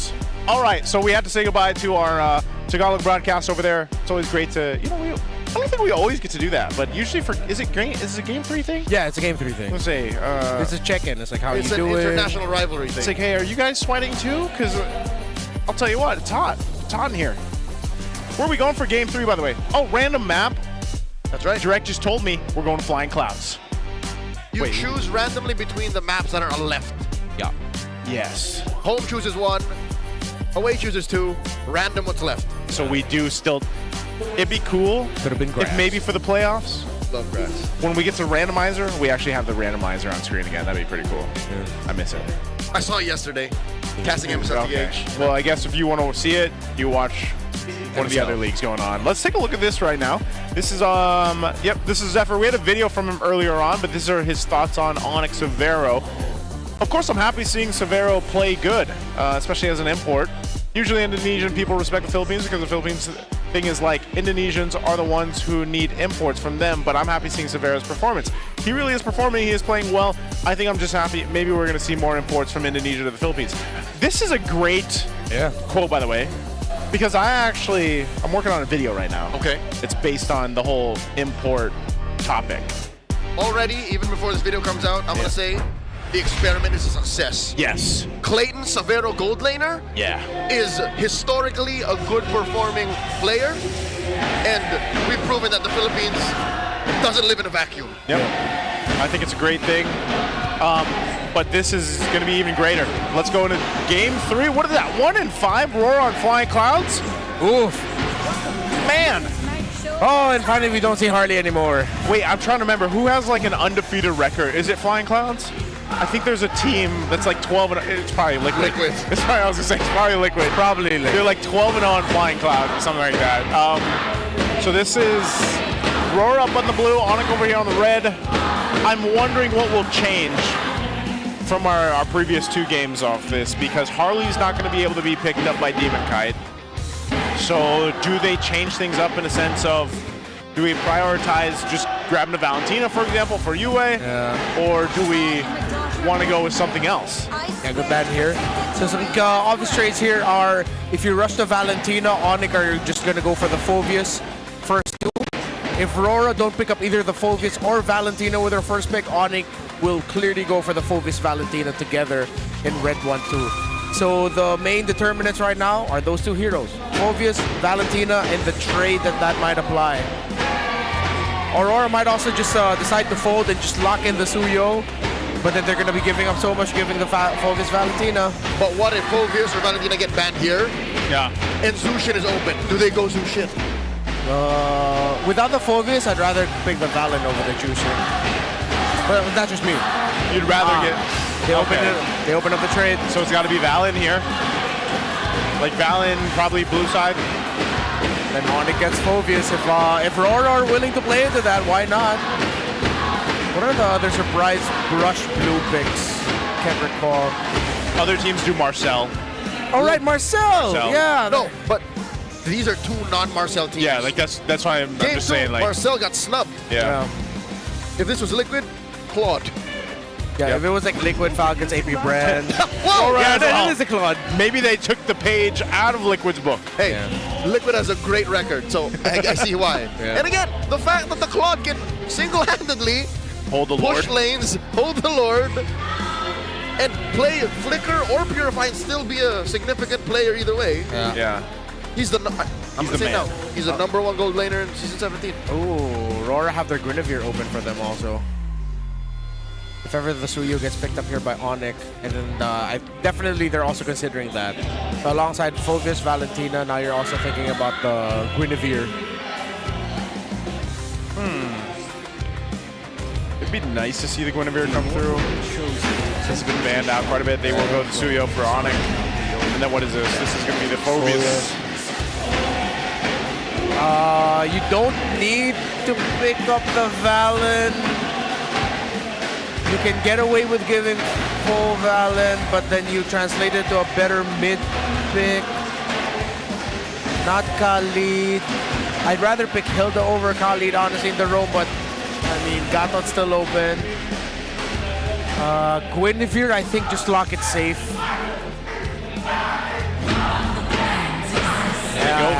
Yeah, they get the E. Okay. Gwyn. Eve Gwyn. Okay. Interesting. Why the Fred here? Okay. Statistically speaking, Demon Kite is better on utility junglers. Yeah. So, I think the bigger question is, why this now and not the Guinevere later? Yeah. Or the Guinevere now, like... Yeah. Okay. What are they thinking? Okay, with the Eve on the other side, now you're thinking about carry. But the range, you have to, I think you definitely have to pick up the Valentina now if you want. Oh, wow, brave. This is what we've seen all night, man. You know, the Claude and the Harith trades, or the face-off. Yeah, they really wanted to make sure the Severo got the Harith. Yeah. I think for the range. So Severo, rather Harith over carry? Especially since you see the Fred? Yeah, that's surprising. Oh, I get it. You're outranged by the Eve, so it's awkward to begin with. And at least Harith has more dashes. Yeah, I was going to say. He get caught in the RWM. And since they have the Phoveus, you know, it's might as well. Coast is clear. Yeah. ONIC would want to take out the light favorites. Just take out the Gatot Hylos, or take out one of them and pick one of them up for yourself. And Oh, then yeah, Roar's because you're gonna first. Yeah. Well, yeah. With the Phobios, the Lapu-Lapu makes sense. They also have to consider banning out a Glue. Oh, true, yeah. Yeah, Glue, Fred, Eve, Harith is sad. Glue was the last ban in the last game. We saw it picked up in game 1 by Kirk. And we saw how good it was. So if Aurora decides to put that on Edward. Oh, we got a full-on drum battle. Yeah. Dang. I'm telling you guys, those drums are blaring right next to us. The arms on this young lady. Yeah. That's a drum battle. Take out the Khalid for man marking. There, they take out the Hylos. They'll pick up, they'll most likely pick up the Gatot, Yeah. And you already kind of tilt the scales. Like, one of you has a revitalized roamer, the other doesn't. And they don't need to rush to Valentina because there's already an even on the other side that if Light picks up the Valen, it's Gatot Valentina to close out the draft. Okay. If ever. Not saying they would. If it happens. Yeah. You do whatever you want. Wait, so last game, who had that 10 rating? Was it Roya? It was ONIC. ONIC had it, right? So the past 2 drafts, ONIC's numbers were like heavily favored. Heavily favored, right? Yeah. All right, last ban from Rora. Still going to be a Rome pick here for Brusco. I didn't do it. Is it? No. They'll ban him? They deny the Gatot Valen combo. Yeah. It's a little too much. So this is either going to be Gatot Kimi or Gatot Zetian. I mean, Gatot Zetian's a cool combo. Yeah, right? The Farce is there, but I think I'd rather go with the Gatot Zetian. They work so well together. And just have the advantage of having a Revitalize for your team. Since they're most likely going to be fighting in a box anyway, too. Yeah, a little bit of annoying poke. You would help the Harith out a lot. A lot of times you're the Phoenix. And for ONIC, that's so favorable because your box isn't defined by where you drop your skill. Yeah. You can literally reposition mid-fight. Yeah. Big ward again? Yeah. I mean, I don't recognize that voice because I play in the Japanese voice effects. Thanks for letting us know. Just wanted you to know. In case you were curious. Nice who calls it the Japans. He did. No, I didn't. One night he said, "Oh, you're going to the Japans?" Yeah. I'm going too. We're both going. My favorite place, by the way. This was Q3 2024. Sora. They actually went with the Sora? Oh, I completely forgot about it. I was wondering, wait, there's some pink. And Eric Hutchins! Oh, the Gord is sad now.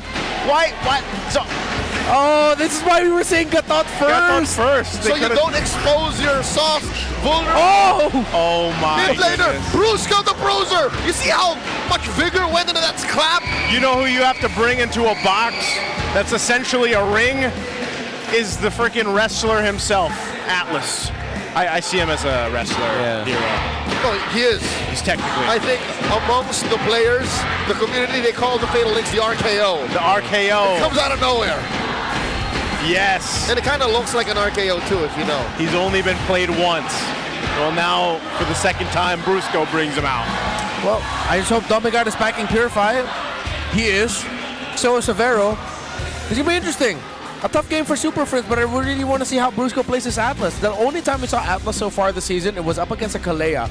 And it canceled out the Kalea so hard. It was like an underwater Marcel. Yeah, it's like, wait, there's nothing I can do with this. My ultimate's getting forced out, but what does it achieve here? We'll see. This is also probably one of the other heroes, other than maybe like Tigreal, where it can really set things up for the Gord here on Super Friends if they manage to make that kind of setup work. So let's go ahead. We're jumping into our last and final game of Week 7 in this international rivalry. We're Game 3 between Aurora and ONIC Philippines. One of the rules we learned early on this season, if there is Gord, or if there is Sora, you shouldn't Gord.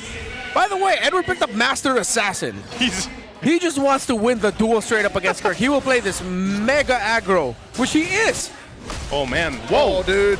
He's very low. In comes Brusco, and now Edward gets taken out. We are far from Tennis and Dorsinayan. Edward, are you tilted? Like, I don't. He's probably now. Uh-oh. Light. Backing off. I don't think. I think he was just. He didn't expect that kind of rotate, man. Not only that, but you mentioned it. Wait, we have to check. Perfect match does boost movement speed. So I think that's how we saw Brusco engage. All right. And I think at that point, Edward was late to flicker out. Yeah, but okay, so people might think the pause could be related to Edward getting taken down quick. It's actually the ONIC side that's calling for the troubleshoot. I say our marshals are currently assisting Super Friends, but that should not have happened. Okay, if you. Oh, it's frustrating to watch. Oh, it's the so noise frustrating level. to watch. Oh yeah, that's probably the highest we've had, right? That sounds like a challenge. Wait, let me add to it. Oh, it's actually maxed out. There you go. You peaked. You peaked. It worked out. You did it. Whoa! It's maxed out on both. Oh. From the tippity top of the Victoria Sports Tower, I think we're heard all the way down to Cavite. What a way to spend Mother's Day out here, by the way. There's plenty of celebrants out here with us in the MPL arena. It's a packed house. It is a packed house for this one. Again, I was saying, you know, just this matchup alone, I think you got to remember when we came into it, we had so many conditions on this one. One of them's been ticked off, though, right? For TNC anyway. But they live. They live.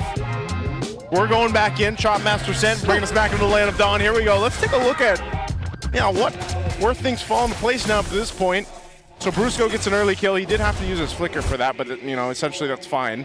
Yeah, expect a lot of tough boots in this game. Maybe I think my suggestion for Demon Kai would be go the path of Carl TZ and just rush the brute force breastplate. Yeah, it'd be very helpful for extra you. resilience. Yep. With that crowd control reduction, crowd control time reduction. Kirk now will be easily ahead of Edward. The first turtle won't be level 4 just yet. Oh, Demon Kai. Oh, why? Luckily, was there to intersect. Okay. Little poke back and forth. Turtle's going to be up. So Super Prince will have his level 4 for this. King Kong, he's just going to swing around again. He knows that Demon Kai is most likely going to be playing up front on all these objectives, so they'll poke where they can. Brusco's giving the information. The flicker and the gush. The Artiman won't save him. Edward taken down again. And now deep in the pit, Brusco trying to stop Demon Kite from taking it, but the Appraiser's Wrath Retribution combo is good. And now Brusco gets one on him. Yue will survive. ONIC, they get just the trade. Yeah, they committed for the pick. And because of everything they threw out to take down Edward for the second time early on, Aurora easily got the turtle. Yeah. I think King Kong also understood the situation, decided to go around, didn't want to commit a dash going into the pit, would have gotten a crazy crowd control chained, and there's a lot of damage that gets this down by the Romid trio of Aurora. So good respect also by ONIC. They need to try to level it out though. And there's the fatal links. Answer with a gush and a Zeppelin Force.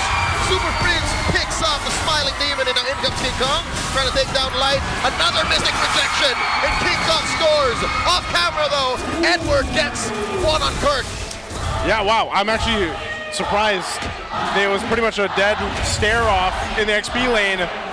And then what happens? Edward gets a solo kill against Kirk, but that was a great setup that we were talking about with this Atlas and the Gord combo. It's a shame that we didn't see the sequence, because I have a feeling that Edward now means business. Yep. Still does have the Master Assassin despite the early deaths. Yeah. This is why Sora has been a really strong pick. He's not busted, but he's also busted. He's getting there. He's getting there, yeah. It's not like Harley busted. He just really hurts. Yeah, what was he? He was a bit ahead on levels too against Kirk. Yeah, despite everything that happened to him early on, he got a big trade win there. Second turtle might be tough again for ONIC to fight, but they will have all their ultimates online. Severo, I think, wants to consider joining for the second turtle. If he's gonna make that call, he better do it now while the rivers are running. Does he? Oh, he decides not to. Okay. Yeah, I think it's just gonna come down to that 4v4. I go if you go. Yeah. Turtle's up. They're in position. Brusco's got his flicker though, so they decide to go ahead and start things up. Keep an eye on Brusco where he decides to place this up. Doming rotates. Yeah, Doming is rotating up fast. They might just get this. RWM coming up. Turtle at a third of its health. Looking for an engagement. I think Aurora just gave it up straight now. Brusco looking for it. No one home for the Fatal Links. Gets mad punished. An overkill by Aurora. King Kong tried to get the retry, but he didn't win the battle. Severo gets some farm in the bottom lane. That's a bit of a silver lining. But now, just as like clockwork, their timings, they know it too well. They're going to be able to get some progress done on the tower in mid. Was he just not in range of the Fatal Links? It was just too dangerous. Yeah. I think for the rest of ONIC to commit. So, yeah, there was just no one there. Yeah, okay. Well, purple buff going to be taken here. Demon Kite grabs that. And this is, again, when we were talking about the pick for the Fredrin, this is a specialty of Demon Kite. You know, loves these utility heroes. Right now he's pretty solid. Just kind of able to take what he wants, control the objective, spaces, and now Light could be in trouble here. Okay, a lot of chain CC on that Gatot. But what do they do with that? Yeah, worth it though. Light was providing a lot of space for Demon Kite and Doming to make some significant progress in the tower down bottom. Almost threatened Severo to go down. Forced out his Zaman Force. And now there's going to be a minion wave to deal with here. Comfortable farming for Doming Kite. So yeah, despite getting a kill, that still ended up becoming really good for Aurora. Doming Kite just going to go in there, grab him, that turret, gets out with the BMI, he's fine. So tier 1 falls, first one of the game. Oh, Aurora's got that in control. It's a Radiant Brushes. Yep. Radiant pickup. He's already got the Dreadnought, and I mean, he's been tanking enough to deal with this where he can just kind of plant himself up in this front side, and Demon Kite will just walk up to the orange buff. Uh-oh. King Kong able to secure, and there is a little baby Fatal Links. The Gush relocating to the bridges that flicker, and Brusco might get another here. He goes down. Edward finds Retribution. Vengeance will really get kills. And Edward underneath this. RWM, you are helping him secure. And Edward can't save. And they do go down. A shutdown by King Kong. 2 for 3. And Doming Kite's getting on out of here. BMI through. King Kong can't take him down. Big kills for King Kong. He's got 4. We're gonna have to check on how many stacks he has now, but he is farmed up, deathless, and will get the last turtle of the game for ONIC. Yeah, that was... I don't know if it was obviously planned. Severo, I thought he'd actually capitalize on that kill, but it just worked out better to get the stacks over to King Kong. And that was a shutdown, too.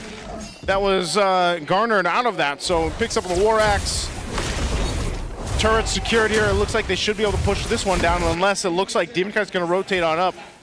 It might just stop the push up top. Uh-oh. But Brusco's here too. Perfect match. Looking for targets. Dark Wave stops Demon Kite, but I think the call for ONIC is not yet. Yeah. Good patience without King Kong around. They need their finisher. Super Prince is also busy around the mid. Still, both teams have not given up on the tower.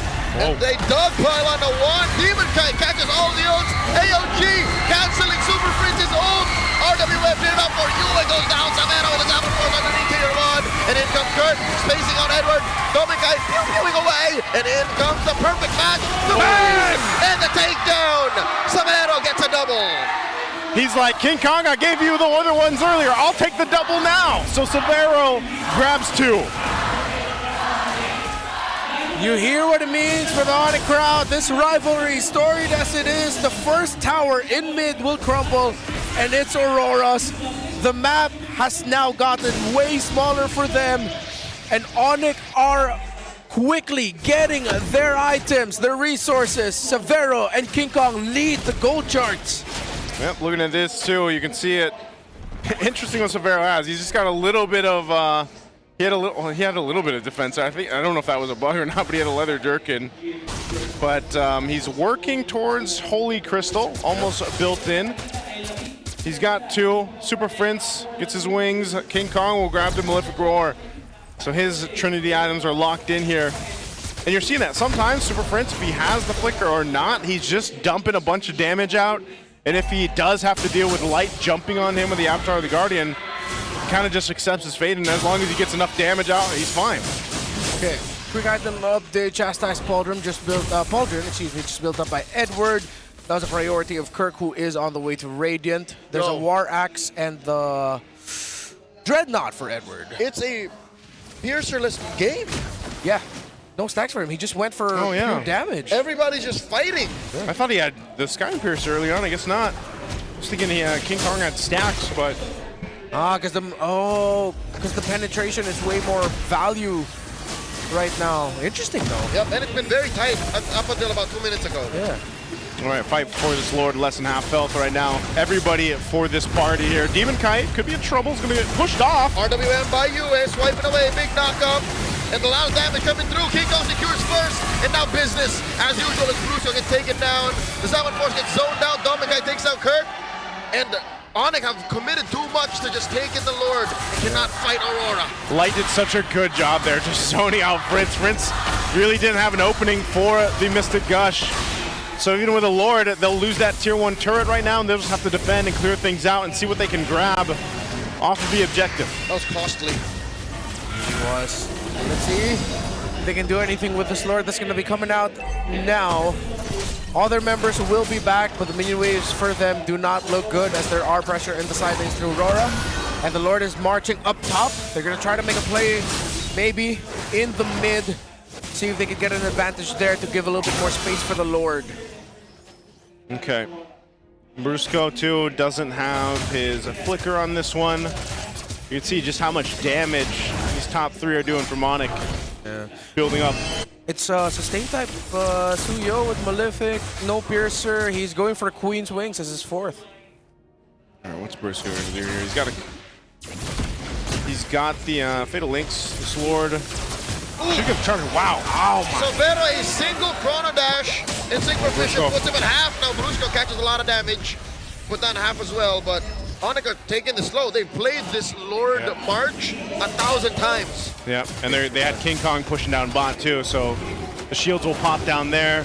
They do up top. That might have been pretty much the best that they could have done off that Lord, given how things, played out in that Lord take. Yeah.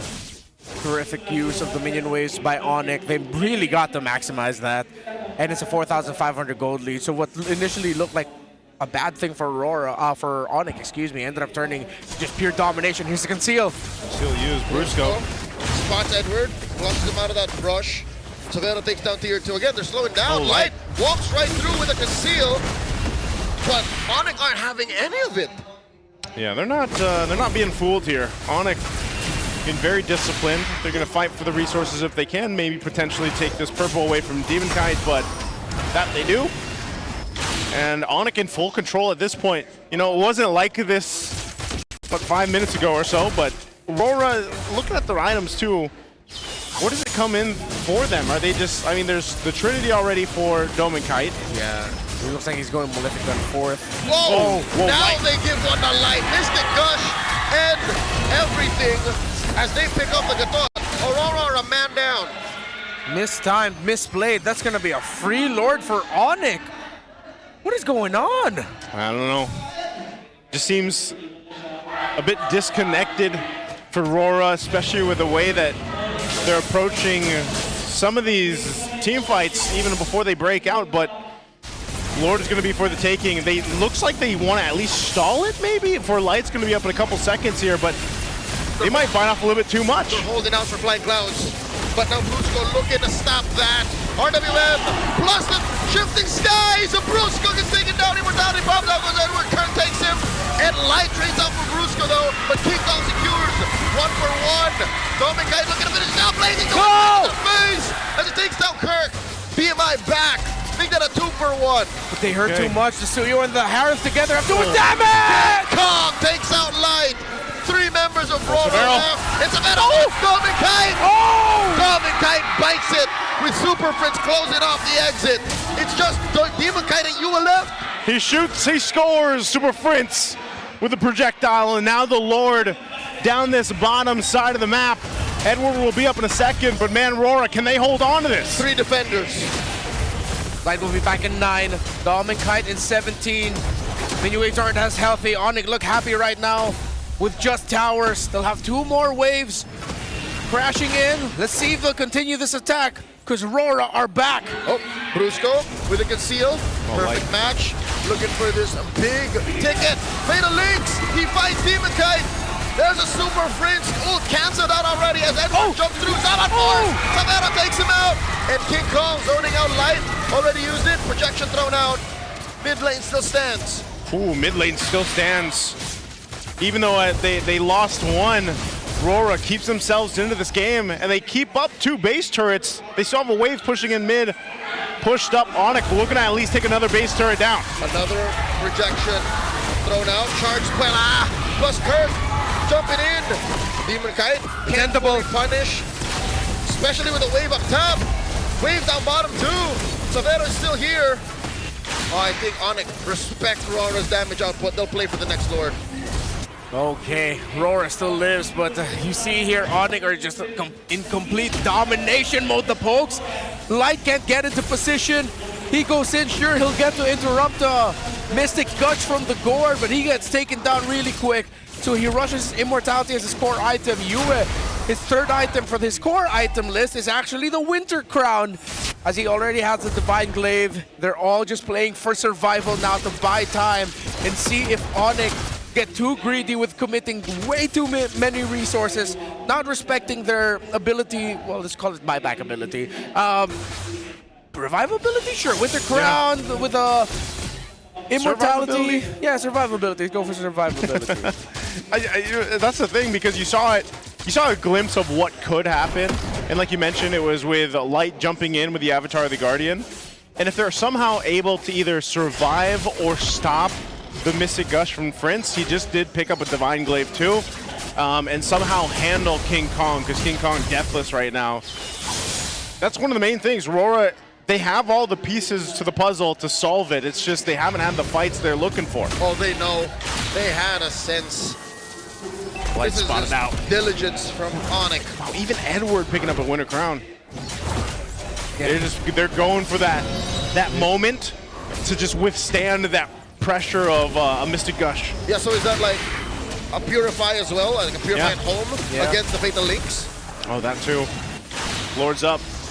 Half health currently on it. Keep it on Brusco. He's going to be the main guy to watch out for. Demon Kite getting poked down quite a bit. They might just have to decide to go for this. There's the jump. Light with the AOG. Has an Immortality. Found to revitalize. Lord still goes to ONIC. Savannah does get taken down by Demon Kite though as DK jumps in. And Kurt holding down the lead. Look at King Kong coming through. Surges right through the remaining members of Aurora. And look at how low they all are. Super Prince wants King Kong house. Bruce is very low. King Kong. Is he going to go to the base? Going in. And Aurora are still playing man-to-man defense. Light does come back. Light is trying to clear these waves, but it's too much. As the international rivalry ends the same way the second time around. ONIC take the series. King Kong survived! ONIC held on! They had the minion waves! And their rivals have nothing against them! A game win? Nah! They win the season series! The international rivalry concludes once again. And what an ending we got there. ONIC Philippines showing us they can do it time and time again, man. Savero leading the charge here with the fist bumps for Aurora, but it's tough to see because Aurora's still in that position that they find themselves in, but I think there's still a chance. They had a whole bunch of possibilities to get to the playoffs here. It was better that they ended up in a 3-game series against ONIC. It's down to the last day, Joseph. We did the math. Yeah, the math is there. And with this win, is it Twisted Mind securing their playoff slot, if I recall correctly? Yes. Yes, Twisted. Aurora won. It's Falcons upper. In the upper. Oh, man. And I got to say, too, that's back-to-back wins for the Gord. Good job, Super Prince. You're going to see more Gord in your games, guys, if you haven't already. It's real. It's real. This amount of burst damage, but also, it also explains, I feel like, why the build for King Kong on the Suyo was here. He was able to... What do we call this Suyo? Is there a specific non-piercer The Suyo before the Sky Piercer. Is he... It was Fury Hammer, War Axe, Malefic Roar. Man, he was deathless. He didn't die. Queen's wings. Queen's wings, Coming man. in for the big time. Very, very close, I feel like, game there. Like, you saw how that team fight went. Rora had this potential to win a team fight, Yeah, man. because Severo got taken out really quick. Big chunks of damage. Yeah. King Kong survived. That's crazy. Just a great job there. I can't wait to hear for a winner interview. We're going to have to be tuning into this on stage. Let's go over to the stage. An international rivalry to end our Week 7, and ONIC Philippines came out on top. So, King Kong, grabe yung performance. It was a reverse sweep. Ina-expect mo ba yung nangyari? And how did you prepare against Aurora knowing that gigil silang makakuha ng panalo? In-expect namin na na yung Aurora na mga kalaban namin ngayon sa pangalawang ikot is parang mas malapit sa prime form nila nung season 16 papuntang M7. Kasi feeling namin parang naaral na nila lahat ng mga small mistakes nila ng first ikot. So we were a little more cautious and we respected the output of Aurora going into this match because they learned from their first round mistakes. Talaga nagpapanalo sa kanila. Let's take a look at the screen. We're gonna be playing a highlight moment from the match Kong, describe to try and break down what's going on through your comp. what led to their win here in this game. King Kong, explain what you were thinking about and talking to your teammates about in this clip. sabi ni Kirk, Kong, endable na Kong, punta ka na sa base ko. Okay. Si Kirk Kong, if it's endable, jump into the base if it's endable, Kong. It was Kirk who called it. Si Coach Love. Si Brusco po kinabahan nung na-burst si Severo. Okay. Brusco was worried when Severo got bursted. Usapan natin yan. Habang hindi kayo nagkakasundo, meron naman akong tanong for Super Friends. I have a question for Super Friends. Game 1. Super Friends, your form in Game 1 was different. Court pick na nahirapan talaga yung Aurora. Ngayon, And then in Game 2 and 3, you went for the gourd. to the next. That really gave Aurora a hard time. What gave you the idea to do the gourd? Oh, Coach Bluffs, he said I should play the gourd. Coach Bluff, ikaw ngayon ang Coach Bluff has a different aura na humarap dito. coming into this match. Bakit daw napili niyo yung gourd? Coach Bluff, why did you pick the gourd? Parang 12 games scored po siya sa scrim. He played gourd 12 games So, nag-enjoy kayo dun sa in mga scrims ginagawa niyo? and ranked games. Oo. guard po si Prince. Okay. So, dun nakita. He spammed gourd. Alam niyo, napag-usapan na Prince spammed gourd. mga picks sa draft. Ngayon, may itatanong din ako kay Brusco. I have a question for Brusco. You picked Atlas in Game 3 na nakita din natin ay ginamit ni Chaknu sa TNC versus Aurora. Atlas was picked by Chakno as well. Ayan, kaninong call ba yon? Whose call was that? Game 3. Said pick Atlas in Game 3. I actually use it in scrims, even before Scene 17. Tatansya ko muna kung pasok sa lineup na. I estimate and I calculate if it fits our lineup. Ito, time na ni Atlas na lumabas para sa So what made you decide? It's time to pick Atlas. When I saw the even the Fredrin, that's it. I said, it's go time. These heroes have very limited dashes. So I said it was Atlas time. Kaya dito sa lineup na to. And with that, I would like to ask Severo, tulungan mo kami Brusco to translate if he wants to say something. Severo! Brusco, help us out Smash if you want to say something. against Smart Omega. And he'll be facing the self-proclaimed best gold laner in the Philippines, which is Netski. What do you say about that?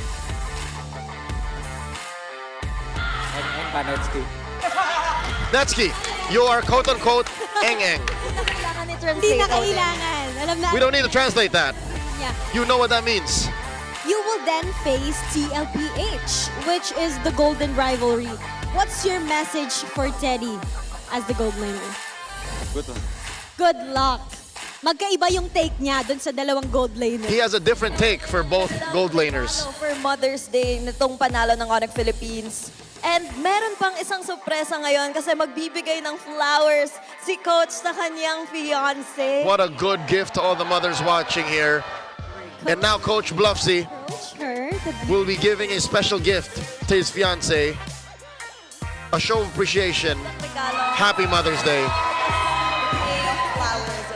Sealed with a kiss sa cheeks. Kaya naman, again, happy Mother's Day to all the mothers out there. Coach Bluff, parang nag-blush kami dito. Congratulations. We all blushed after that, Coach. At sino nga ba ang match MVP? Who is our match MVP? Sino sa tingin nyo ang match MVP? The match MVP is Super Prince. Tama ang hula nila na ikaw ang MVP. Kanina nakikita namin kayo after game 2, medyo parang nag-discuss pa kayo bago mag-game 3. Ano ba yung pinag-usapan nyo bago mag-game 3? It looks like you discussed a lot before game 3. What did y'all talk about? Yung early game lang siguro namin. Kasi We focused on the early game. In game 1, our early game wasn't very good. So we talked about it. Ano masasabi mo sa supporters ng ONIC? So because of that discussion, you decided to play Gord. ONIC, What do you have to say about the supporters of ONIC? Thank you to all the supporters of ONIC, and we'll see you next week. To ONIC Philippines! You may now take a bow at your victory walk. Congratulations once again, ONIC Philippines. The Super Family did it again in the international rivalry, taking us to Game 3 and getting a reverse sweep. And what a match to end our Week 7. Ibang klaseng level of plays yung nakita natin. At mapag-usapan pa natin yan pagbalik natin sa ating casters. Thank you, Odin. Thank you, Thea. Congratulations, ONIC Philippines, and also Super Prince, Mamoy, with the match MVP. Great to see them make this happen, make this work. King Kong will get the MVP for Game 3 there. Hisuyo was amazing. And did he say, what did Severo say? To, who did he say that to? Netsky. Netsky, man. Everybody's got something to say to Netsky. Quote unquote, Eng-Engka. Yeah. I actually don't know what, like, where's that from? It's slang. I'm genuinely curious. It's slang for. Like you crazy? How do you crazy? Yeah. Are you crazy? Let's go for crazy. Like local? You local? Yeah. you local. You know okay. when you say you call someone you local. Is it that same vibe? Yeah, it's that same vibe. It's that same vibe. All right. There's a replay that I'm waiting for. It's this one. So Wolf and I were talking about this, and I didn't have as a violent reaction to him, but this was such a.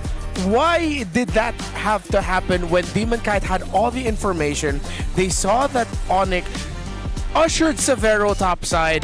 He had the vision, yet he still decided to go into the Golem. And that led to ONIC getting more space and more kills. That was such a little thing, but it had major consequences for the game. Did they not have vision? Did they not have vision, or did they see that? They saw that. That clearly wasn't the move. Yeah, that area, hotspot. ONIC members are here. Still went. Yeah. There was a couple moments in Game 3 specifically that was like, wait, huh? Like, why did that happen? What did Aurora go for there? But I don't know. I think it was also just ONIC reading this composition really well and knowing how to approach against Aurora. I think the match duration also tells you the story of how much there was less of a fight in Aurora here. Because Game 1 lasted a while, yet they still won, right? Couple back and forths. Yep. Game 2 took a while as well, but ONIC clearly knew that they were going to win eventually. Yeah. Here, under 18 minutes, a lot of why moments.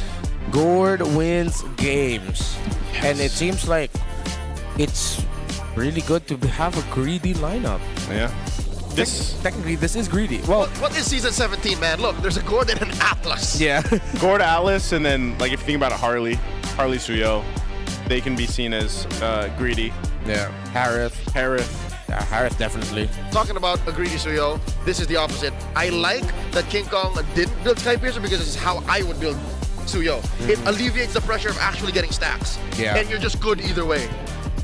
Yeah. And we saw, I mean, him being able to end with the split push with all the minions coming in, he wouldn't have survived that if he didn't have the Queen's Wings. The Queen's Wings is what kept him alive in that huge explosion of damage coming out of Aurora that took out Severo really quick. So if he decided to go with the path where it was Piercer, that he might not have even have the Queen's Wings, the pure damage style, the War Axe wouldn't have been enough to keep himself alive. There would have to be another level of juggling. Yeah. He would have to, at them in the moment, run to the base, go for the back door, sell the piercer if that was the way, and then build eventually whatever he needed to finish the job. So yeah, King Kong saved a few steps by playing it close to the chest. He was very thrifty. Yeah, I like how this was also another win for another kind of non-meta hero. Like Alice is basically non-meta. You know, I mean, he's been picked up twice, now sitting at 100%. We don't know, maybe teams will pick him up more, but I believe we have an Infinix mic check to go ahead and listen in on how this sounded for ONIC Philippines. Tumalo na gatot. Tumalo na rin.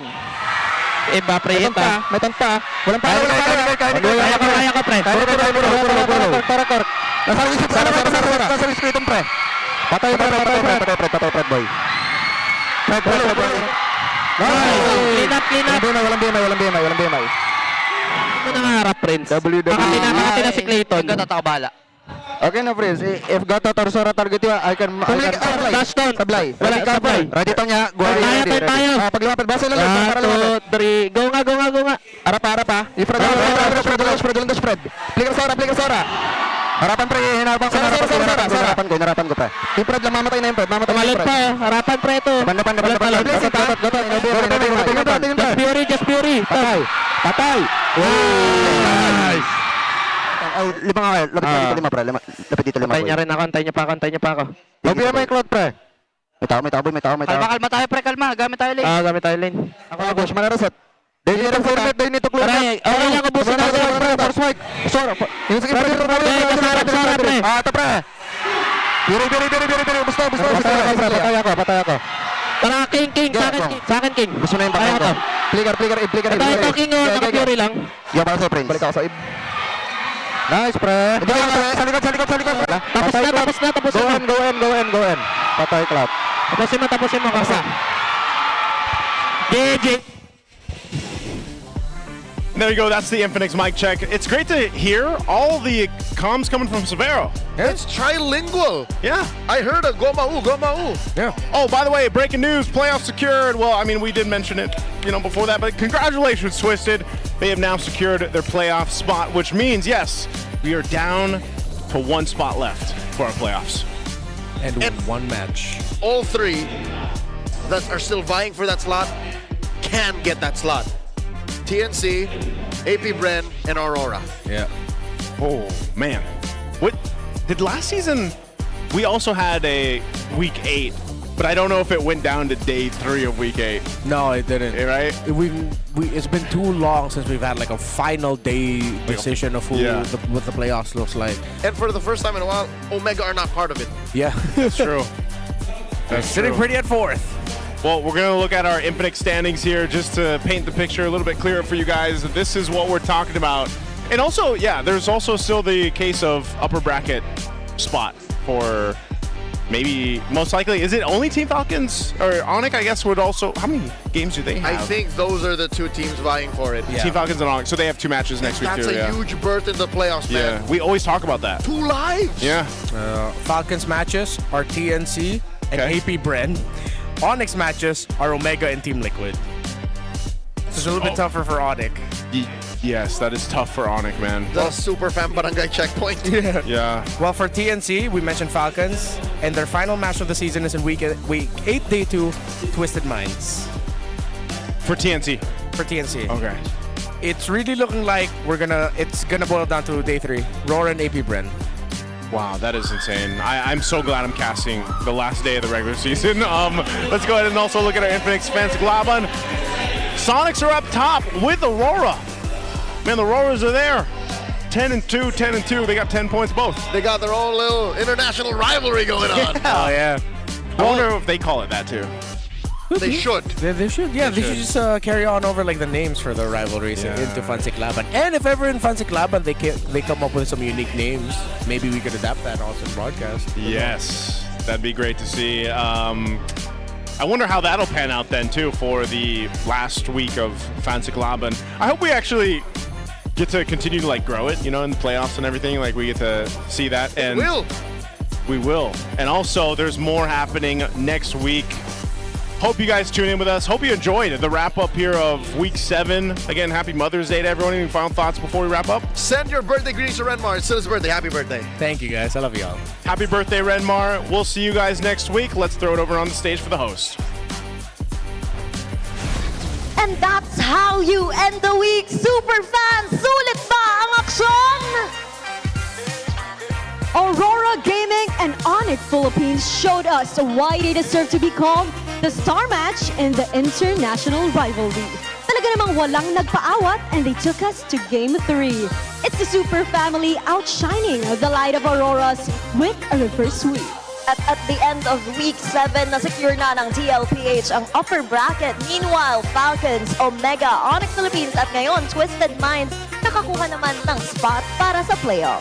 Pero super fans, kung tingin nyo ay nakita nyo ng lahat, huwag kayong aalis dahil next week ay mas magbabaga pa ang mga bakbakan. That's right, because next week is the end of our regular season. Kaya huling hirit na ng mga teams para makuha ang nag-iisa na lang na spot para sa playoff. And not just that, Thea, dahil next week ay makikita rin natin ang Golden Rivalry. That's between Team Liquid Philippines and ONIC Philippines. Kaya naman, super fans, abangan nyo yan. Muli, maraming salamat sa pagsama sa amin manood sa lahat ng aksyon at sa selebrasyon ng Mother's Day. This is your host, Thea. And this is your very own Odin. Samahan niyo ulit kami next week dito lamang sa tahanan ng pinakamalalakas. Ito ang MPL Philippines Season 17. Palag na to!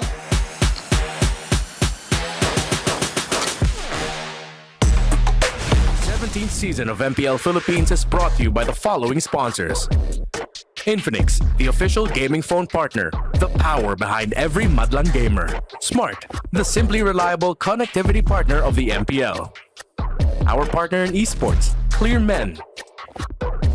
And our strategic partners, TT Racing, Ferry, and SIP. Don't miss any MPL action by following our official Facebook and subscribing to our YouTube channel. Follow MPLPH on TikTok for more content. Experience the lakas ng Pinas of MPLPH Season 17 live at Victoria Sports Tower. Grab your tickets now via the official MPLPH website. MPL Philippines is monitored and supervised by the Games and Amusement Board.